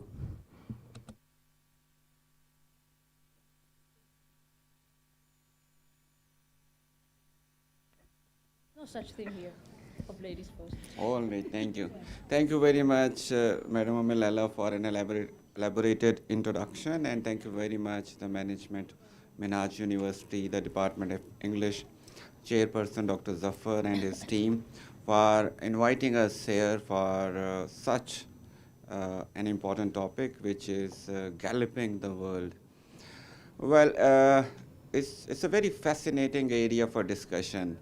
But I would say, unfortunately, in Pakistan, we have been more or less reduced to discussion only so far as AI and teaching is concerned. AI is being manipulated in many other fields of life, even in Pakistan, world. But as far as teaching is concerned, we have seen that more of it has been reduced to discussion only so far. Well, and based on that, I would say we are heading towards a kind of digital divide based on the use of AI. Because the world who has understood it, who has invented it, understood it, are quite easy with using it. And we are still going through that phase of early skepticism. We are raising some naive ethical questions that should we use it or not. And we are just, both on the part of teacher and the taught, even if there is a use, the use has been very of a nascent level, very early level. AI, you accept it or not, has revolutionized the world. Many scientists across the world have seen, and the third biggest development humanity has ever seen after the creation of the world and world wars. This is considered to be the third biggest revolution that humanity has seen. Look what we are doing with it. We are trying to draft our assignments, our papers, assessments through it, and that's it. We are not heading deep into it. Well, in my opinion, it's such a huge opportunity where you can polish your skills. It can reduce your dependency on a human factor, which was very rare and expensive simultaneously. Look at it from a learner perspective, who had to, even in language education sphere, who had to hire a tutor in order to learn a new language at expensive rates. He will have to pay, and then he will get a very little attention, individual attention. And AI has changed his fate. At a very little price, he would get an access to a couple of applications based on AI, and he can get individualized attention, personalized feedback at his own will. He can talk to a chatbot anytime in the night even, but he cannot talk to a teacher beyond the time of his teacher's wish or her teacher's wish. So yes, AI, I believe, is such a huge revolution, and we now as a nation should move forward from the skepticism that should we use it or not. We should employ it, we should use it very frankly and simultaneously ethically also. I do agree that there are certain ethical concerns which are even deeper in developing societies that we'll talk about as we unfold this discussion. But I'm sure with the help of those, we should use this wonderful and fascinating piece of creation. Thank you. Respected Dr. Maria, Professor Dr. Maria, I need your respected opinion about this. Thank you. Thank you very much. Am I audible? Okay. So, as Dr. Islam has said, AI has some very good benefits for language learning.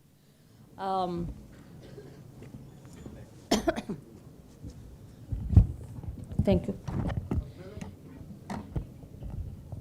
Thank you very much.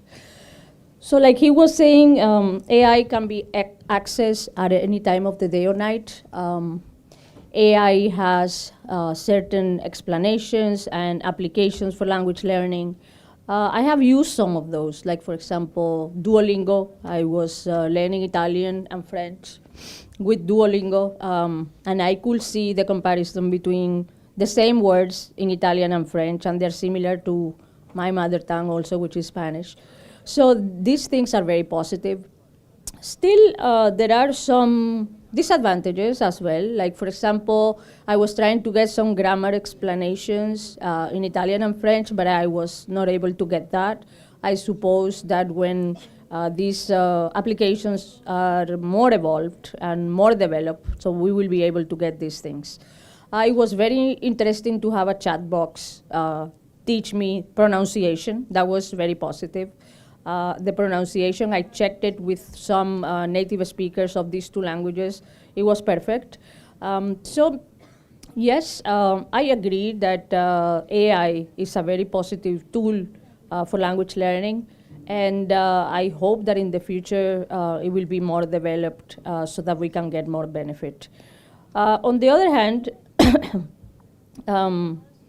I see students that are using AI for purposes that are not learning.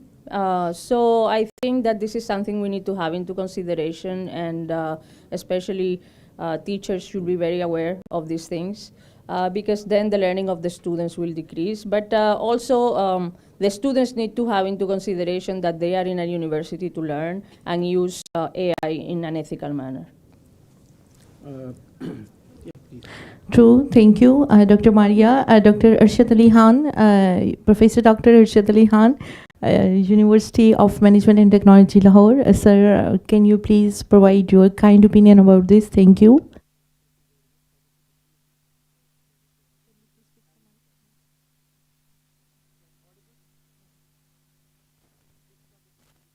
Topic, and most of the tone has been set by the two panelists. So one thing which I would like to add into it, that is the digital literacy. I mean, most of you are teachers, you are researchers, and digital literacy is a really important word. I have already mentioned as a session chair that if you will say AI, AI, AI, so it wouldn't become AI. Actually, we need proper training, and proper training mean like the institution, the policy makers, they should invest on teachers. They should give them proper training, how this AI could be used, utilized in classroom, not only classroom, in research, in some other areas of advancement. So still, I mean, that AI is definitely, it is a big challenge in Pakistan. Unfortunately, the name that has been used like in a different way, just to attract students, or sometimes just to showcase yourself.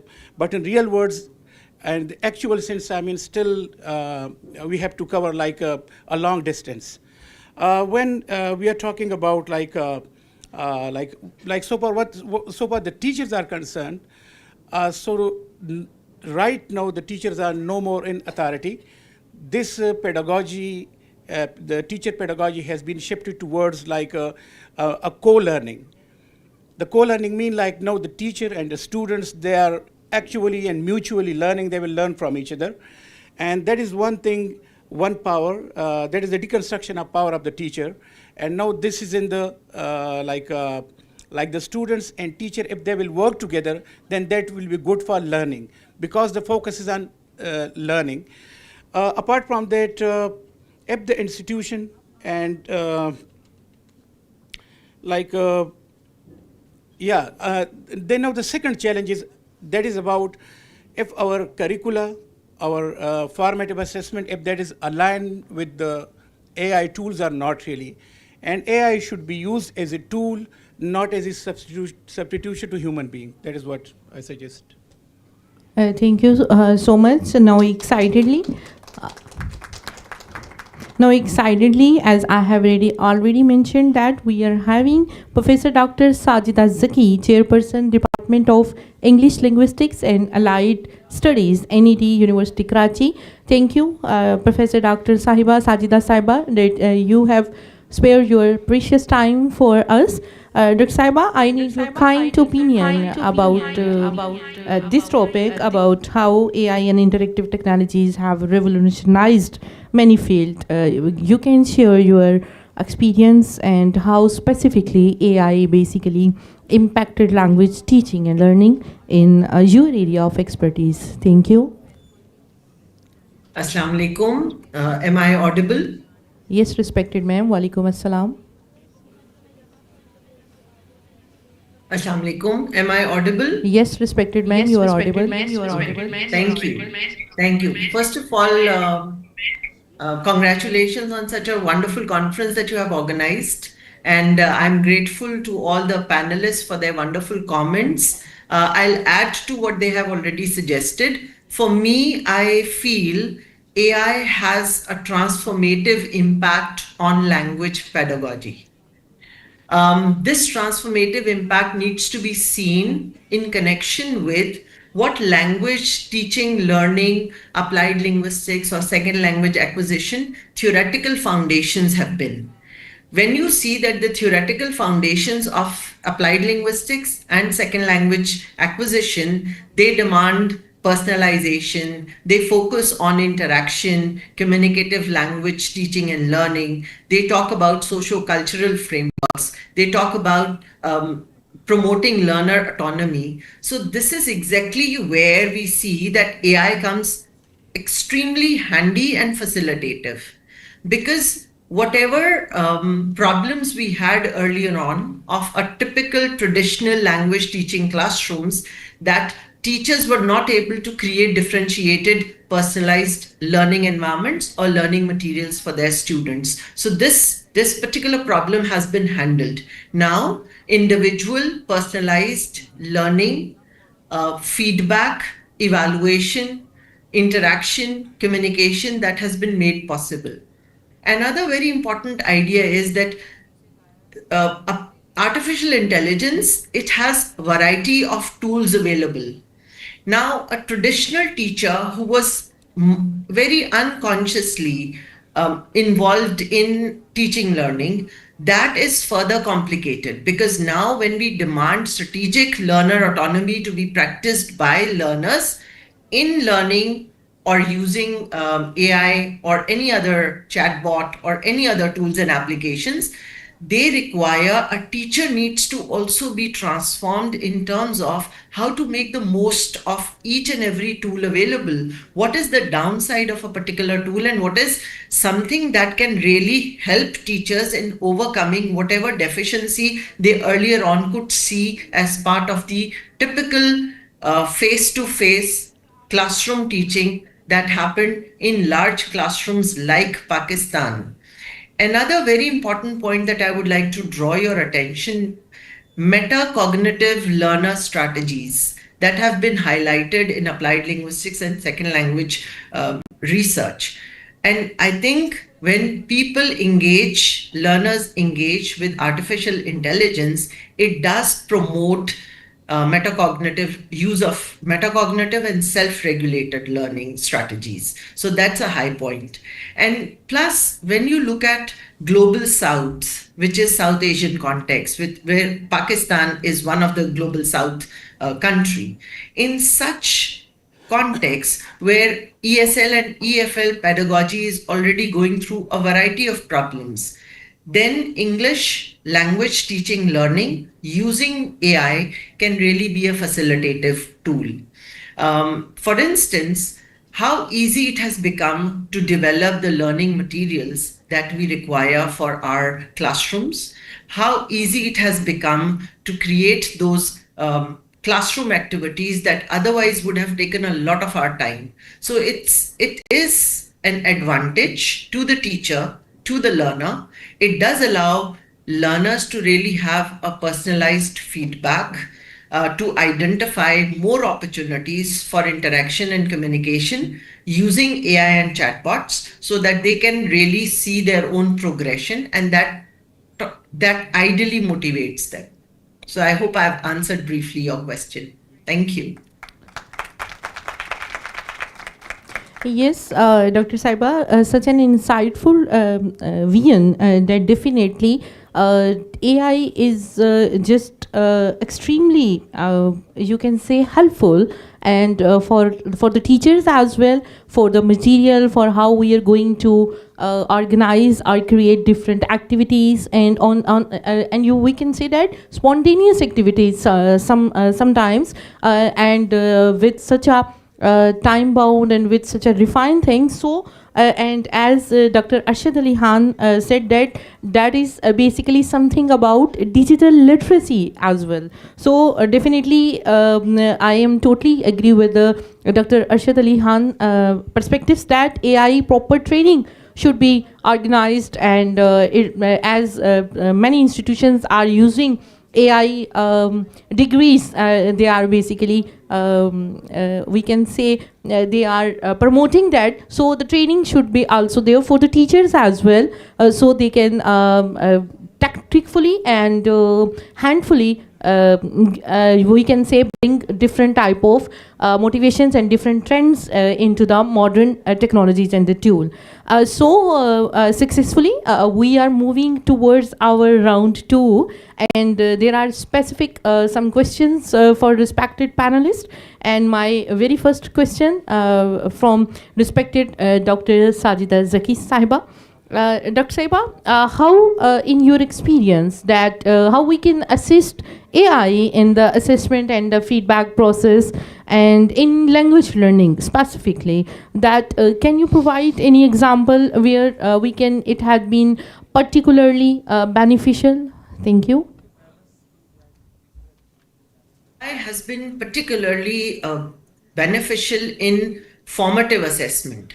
Assessment where we are looking at continuous assessment, formative assessment, which is capable of providing students with the feedback and also to the teachers. Teachers can also use AI in order to identify what kinds of feedback on individual assignments, on individual reading competencies, on individual written tasks can be provided. So yes, however, I'll give you my personal example that instead of my taking the responsibility or leading the assessment feedback and assessment of my students' task, what I do, I use it as a tool within the classes and throughout the semester. So you can see students are able to see the progression. They learn how to develop those prompts, how to develop prompts for each and every aspect of assessment based on the skill, based on the writing or the reading particular area or competency that we are dealing with in a particular time. Sometimes, for instance, you can provide your students a particular reading task, and then they are supposed to provide answers to those reading comprehension. And I do ask them that first answer in a sheet, and then later on they can always copy their responses on the chat GPT, and it allows them, and then I help them out in identifying what went wrong in reading and how they have misunderstood the question and what are the mistakes that they have made. And subsequently, they are learning how to be better in terms of their reading and how to be better in terms of their reading responses. Same goes when you are teaching them genre analysis. You can provide genres and identify them, what tools and techniques they can identify. So AI can really facilitate the assessment, and a major challenge that we teachers have, and that is provision of quality feedback and continuous feedback. You can provide a student group of 45 students once or twice in a semester a detailed feedback. You do not have time for detailed qualitative feedback, which is kind of directed to each and every student, looking at their language inputs, their language performance, and their language problems. This problem, I feel that it has been drastically reduced on the part of the teachers, and learners are more able to manage their own performance and the progression in the semester. So this is helping a lot. Exactly. Totally agree about the formative assessment and reading competency, and about the 45 students and the percentage and all the qualitative and the quantitative assessments as well. My next question for Professor Dr. Maria Isabel Garcia. And ma'am, can you please give about as your field is multilingualism, and how do you see about AI enhancing learning across multiple languages simultaneously, in technological advancements have been the most impactful? So what I find in AI that is impacting this multilingualism field is that there are some AI-powered platforms that personalize pace, content, and review for each language. In addition, there are space repetition systems that optimize memory and prevent language interference. Then there is a speech recognition and pronunciation, artificial intelligence tools for real-time speaking and accent feedback. Those are very interesting because if you pronounce it wrong, it will let you know that you have pronounced a word in the wrong way. And it doesn't allow you to move forward until you pronounce it the right way. Then there are some AI tutors and chatbots. And over here, I had some interaction with some of those, and I believe they need to improve their grammar input because the students are still unable to understand a lot of the verbs and other syntactical structures. So in addition, some virtual and augmented reality, which are immersive and contextual language practice, some smart translation and comparison tools so that side by side the vocabulary can be learned, some multimodal learning systems that combine text, audio, visuals, and video, some learning analytics and cognitive load management that balance study time across languages, and some global connectivity platforms so that students can practice their oral skills with other people that are native speakers, and that way increase their proficiency levels. And finally, some neuroscience-based learning technology that improve retention and reduce confusion. Thank you, Dr. Marvia. Sir, Professor Dr. Muhammad Islam, SLA definitely is your field and often faces difficulties in learning engagements.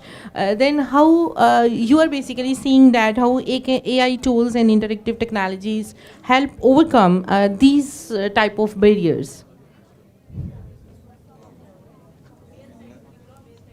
You mean learning barriers? Yeah.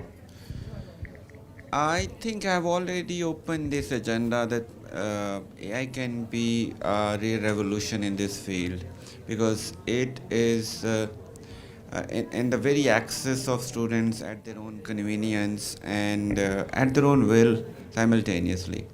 But allow me to expound this a bit further.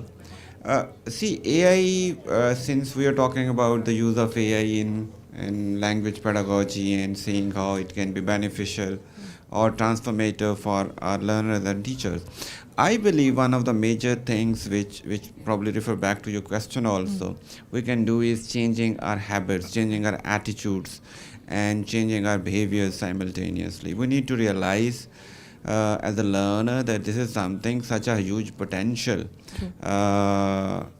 As I always say, this mobile phone is not a piece of communication only. For young learner, this is a powerhouse. They can exploit it. I mean, in order to reach the knowledge this carries, we had to search so many libraries in our own times.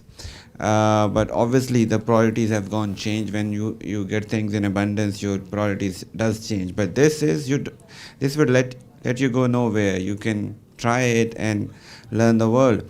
So learners need to realize the potential. And for that, I would always agree with Dr.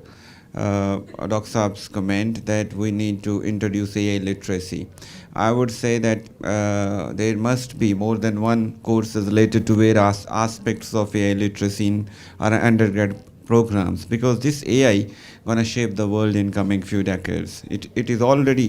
It already has changed a lot, but it would be making some serious changes in human behaviors, human relations even.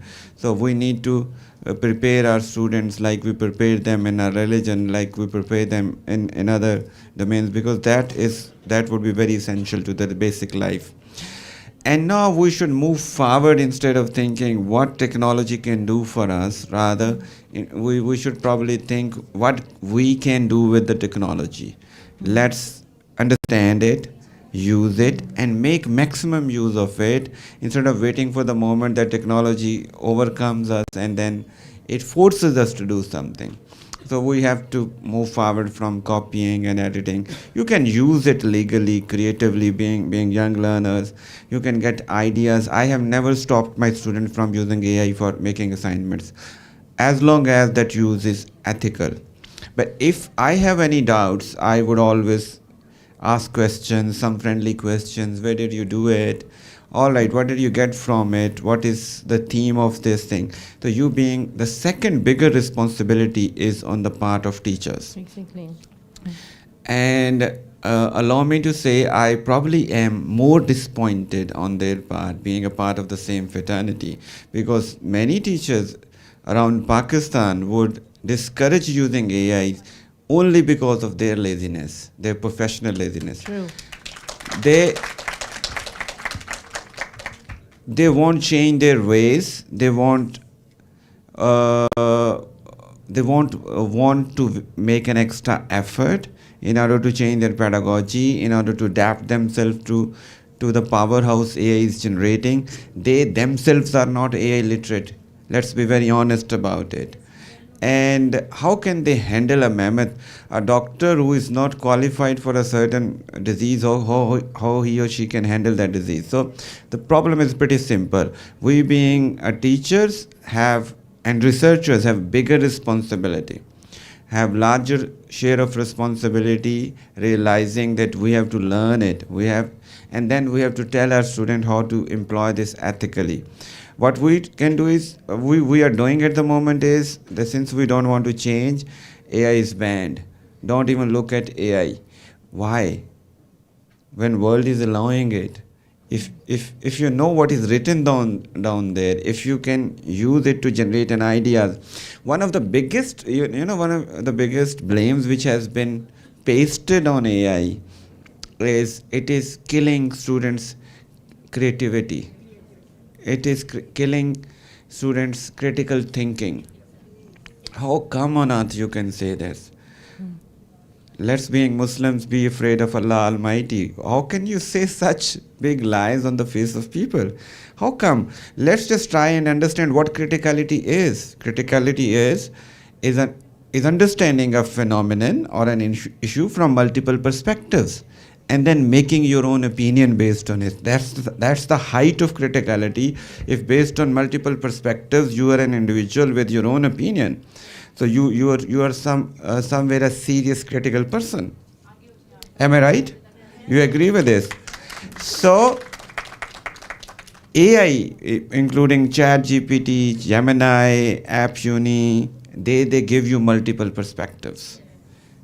You just give the right prompt. They will give you that raw creative material in order to be a critic or critical. And now it's up to you. You just copy them and paste it, or enhance your critical skills. And that's where teachers' roles would be very important. They will have to, okay, gentlemen, if you want to get material from AI, go and get it. But let's discuss about it. You will have to prove you understood it and you have gathered something out of it. So we have to jump out of our traditional modes of assessments, traditional modes of presentations, make them presentations out of AI. Why not? They look more beautiful.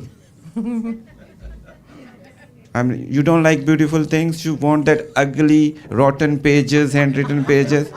Come on. We all like beautiful things. Let them do it. But make sure they understood that beautiful stuff they have created. And make them realize, if you don't understand, this is the ugliest thing you could do. And if you understand it, this is the most beautiful thing you could add to. So that's where we have to make our learners responsible about using AI. And for that matter, I would again emphasize on the point that our teachers probably would have the bigger responsibility. They need to understand and share the burden which AI has put on them. And that would obviously transfer to students. So in order to fully realize the transformative potential which AI has given to us, we need to be prepared for it. It's not yet another product you can buy from the market and start using it. It's not like a new perfume you can wear anytime you wish to. You need to be prepared for it. You have to train yourself, and teachers should do it first. Thank you. Very wonderful. And I am just remembering John Keats, I think of beauty is joy forever. So beautiful assignments, definitely joy forever for the teacher too.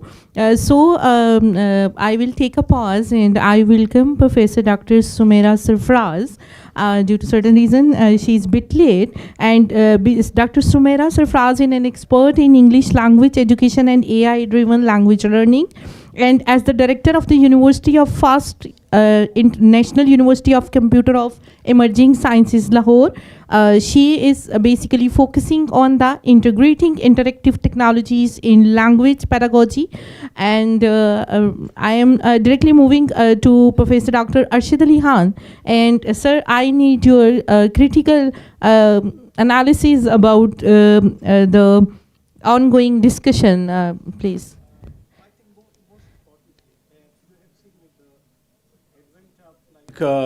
Research, it went up like social media. The Sahabat, I mean, that is no more in the clutches of these tycoon. Now each and everyone is like a journalist. Okay, you are using it at your pace, and when you like, you just upload a picture, a news, and it could become a universal news. So at the same way, this AI is like a blessing in disguise. It has almost like you can say it has given voice to those they were unheard. Okay, and that is how actually you people are using. You are at the same continuum with those they were skilled and different. Like I have already talked to some of my colleagues that statistics was a big problem for linguists. Now easily you can just tackle those problems with the help of AI. Now what is the best thing in AI? Like most of our panelists, they have talked about, the inclusivity in AI is, again, that is a blessing. Because each and every single person, AI can get them personalized, customized learning experience.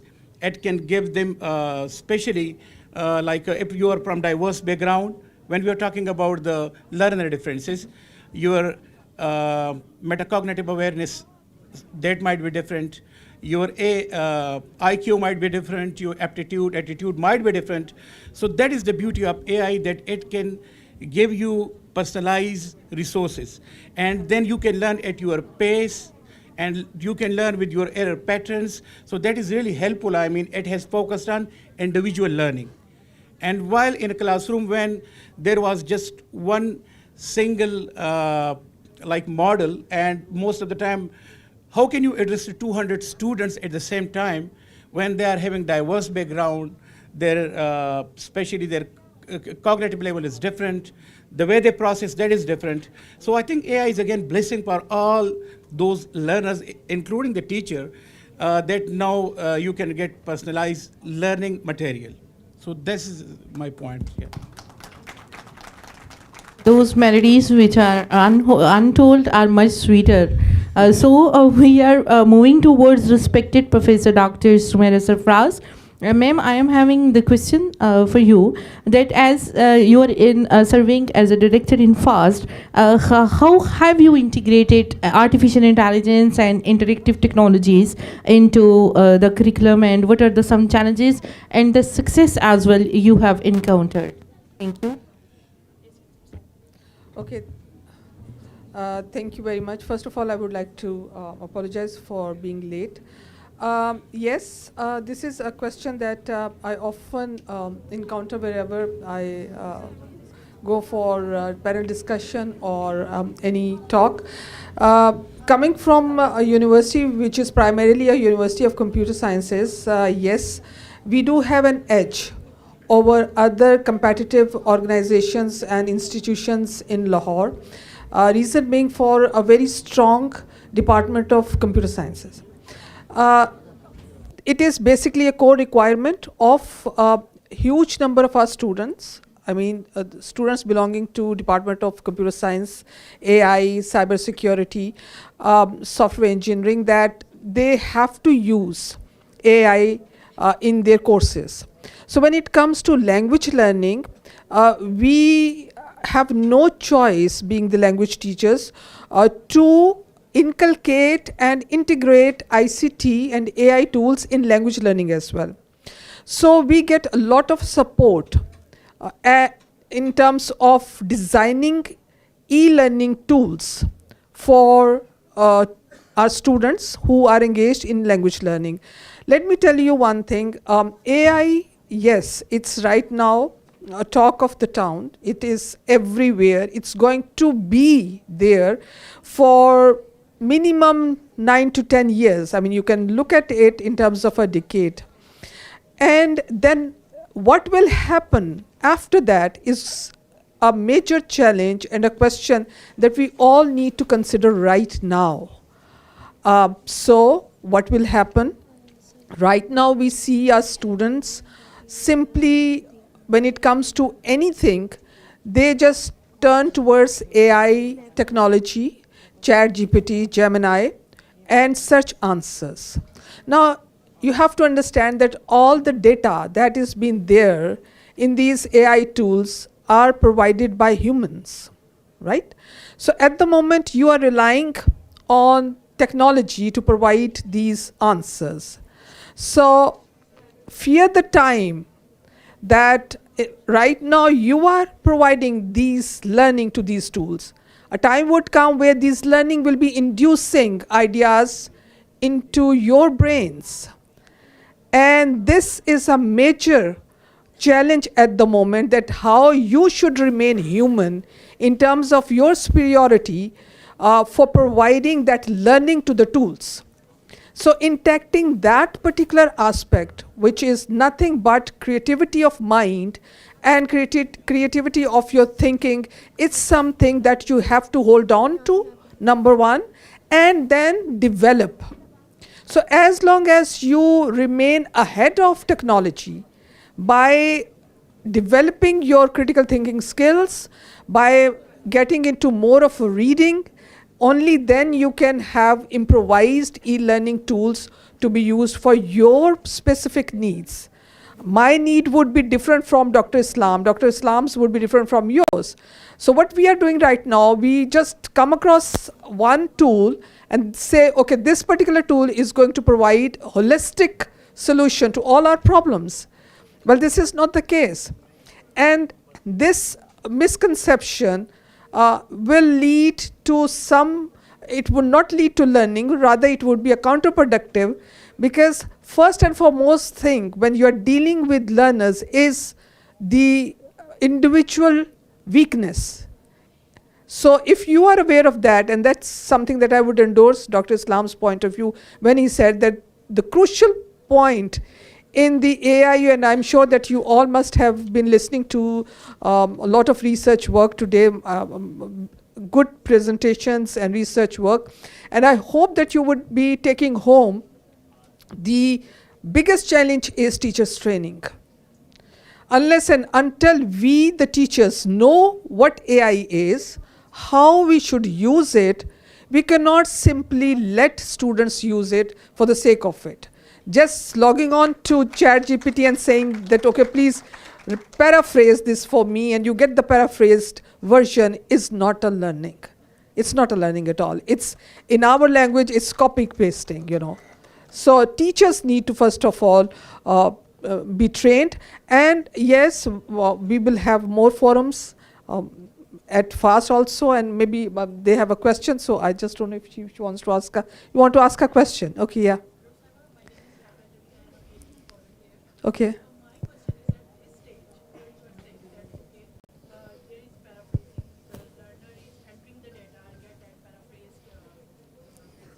Paraphrased version of that, yeah. Yes. So what would exactly be the role of teacher at this place? Okay. If he is or she is accepting the role of AI at this point. Okay, very good question. Let's say if I am a teacher and I have to teach paraphrase, okay? And I would say, this is a text, a passage, please paraphrase it. So you go to the ChatGPT, and I know that you would apply ChatGPT. Fine? AI is there. Yes, it's there. Perhaps if you, I mean, I might even ask you to go and get a paraphrased version from ChatGPT. You can have that, fine? Okay. So you will see what is being rewritten. And then I would ask you to rewrite it again, and maybe after 3 times or 4 times, I will ask you to compare your rewritten version to the ChatGPT, and I can guarantee you that you will have so much of sense of accomplishment that maybe you have beaten the technology by producing fourth time a version which is better than the ChatGPT. And finally, the learner has used his or her creativity. But it is how I am going to make you use that, maybe once, twice, thrice. But you see, that is what is data-driven learning. What is data-driven? You are learning from your own data. You have written it once, you have written it twice. Every time you are going to look at it, assess what changes you have brought to your rewritten version.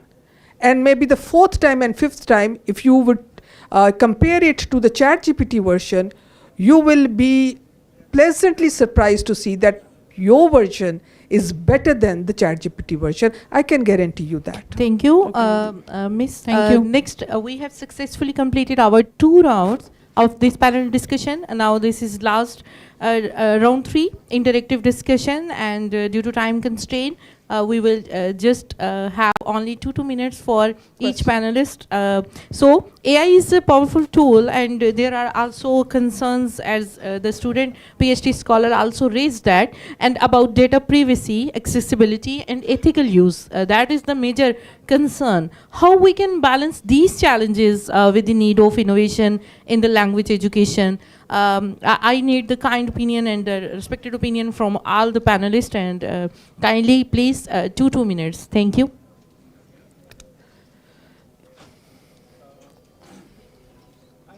Most importantly, guidelines should be provided to the students. If you are a teacher, if you are an institution, so they should know about the ethical consideration should be there. And unfortunately, I was a session chair before, and what I saw that not a single researcher has incorporated the ethical consideration in his her research. So ethical consideration is the first guide that you should provide at least to your students and to the learners. That is one point. The second point is, again, the teacher is always the mediation of the teacher. That is really important. And what I talked previously, that you cannot replace the teacher. The teacher should be there. The presence of teacher is really important, because the teacher can guide you, and even the teacher can help you that how to avoid like these things. But one problem is there. Most of the AI, these things that has been developed by the Western researchers. So yes, problems are there with the South Asian culture, and especially the culture like Pakistan. So most of the time biasness will be there. And in order to address the biasness, and sometimes it could go against your social norms, so the teacher intervention, that is really important. Yes, thank you. Respected Dr. Maria, please, we need your kind opinion about ethical considerations and the different challenges, how we are going to balance these. Please, just only 2 minutes, please. Thank you.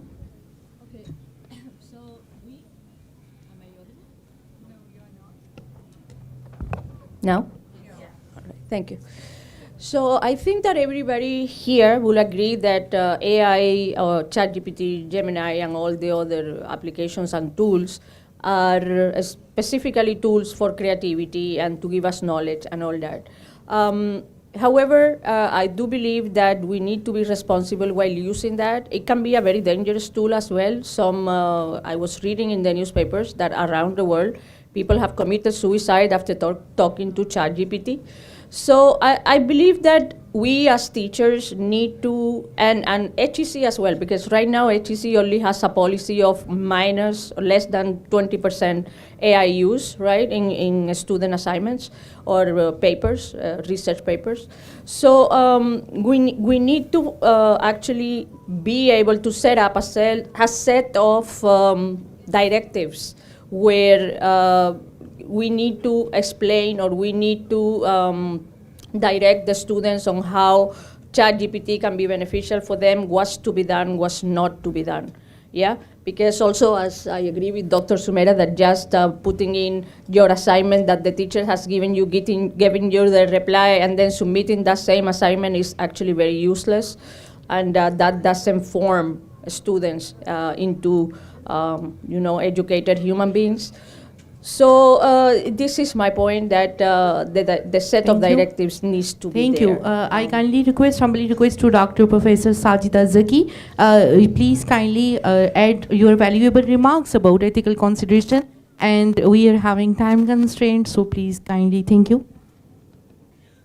One point, ethical literacy mandatory for teachers and learners both, because we need to understand what are the limitations and biases involving artificial intelligence. The second important point that I would highlight as language practitioner, that language is human behavior and it's our signature identity marker. So we cannot become a slave to AI. Thank you. Thank you so much, Professor Dr. Sajida Zaki. I kindly humbly request to Professor Dr. Islam. Please add your valuable comments. Thank you very much. Well, let's, as I've already emphasized upon, let's think about it in very basic, small terms. Let's not put it in a philosophical way. Let's assume what is learning and what is learning a language. We all know language is a skill. And no skill can ever be learned without samples.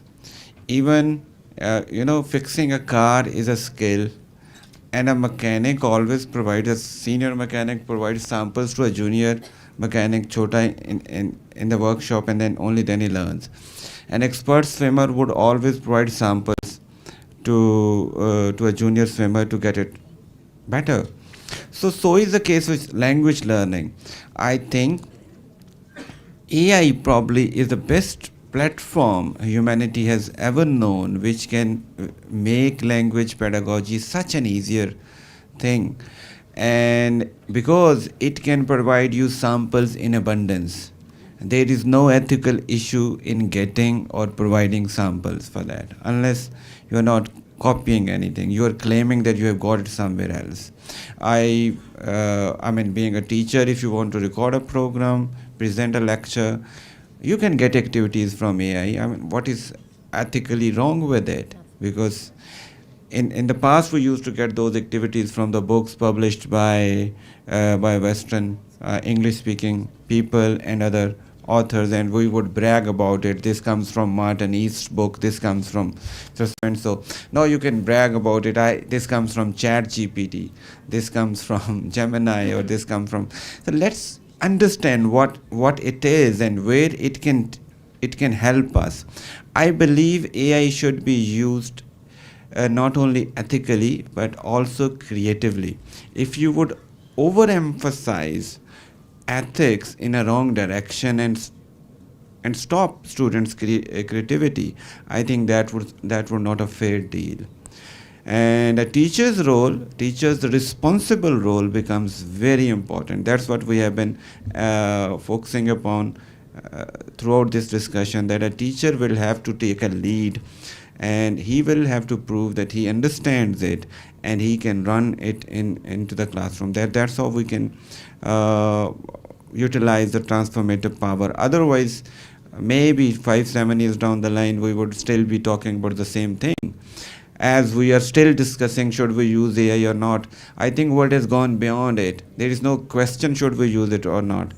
We have to use it, but now let's decide how responsible we are in its use and how creatively we can employ it. Thank you. Thank you. Please, Dr. Sumaira Sarfraz, I need your kind remarks about ethical consideration. Thank you. Okay, ethical consideration as far as I'm concerned is that whatever you use, if it is not yours, you need to give due credit to the source. So all the data that you use, whether it is from AI, because AI also has information from multiple sources. So just using AI and its source and not citing the references or not justifying or acknowledging it is unethical. So my just one point is that whether it's AI or any other source that you use, you need to give due credit to the source which is being used in your work.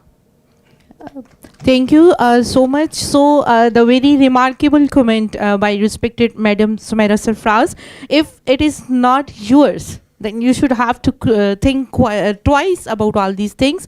So successfully, we have done with our round 3, and we have already added 2 questions from the audience. So successfully, we have covered a lot today, from AI tools to the challenges and implementations. Thank you, respected panelists, and I am going to wrap up. I would like each of you to thank you for your insightful discussion about how the implementations of AI and language pedagogies, and how we are going to transforming learning through, we can say, intelligent and interactive technologies. Thank you so much, dear audience and respected chairs and respected directors and respected panelists. Thank you so much. This is all. Thank you so much, esteemed panelists, for such an insightful and interesting session. Thank you. Now, I'm delighted to introduce, and I'm delighted to invite Honorable Professor Dr. Hussain Mohiuddin Qadri. Honorable Professor Hussain Mohiuddin Qadri is Deputy Chairman, Board of Governors, Minhaj University, Lahore, and he is Professor in School of Economics and Finance at Minhaj University, Lahore. He is also the President of Minhajul Quran International, Chairman Minhaj Education Society, running and colleges all over Pakistan. He is Chairman Aghosh Orphan Care Home and Chairman Al Muwakhat and Islamic Microfinance, and he is Chairman Minhaj Hilal Certification Pakistan. He has been affiliated with University of Melbourne, Australia as a senior fellow for many years. Dr. Hussain Mohiuddin Qadri is an author of 50 books and dozens of research articles. Sir, I would like to welcome you. Please grace the stage with your presence.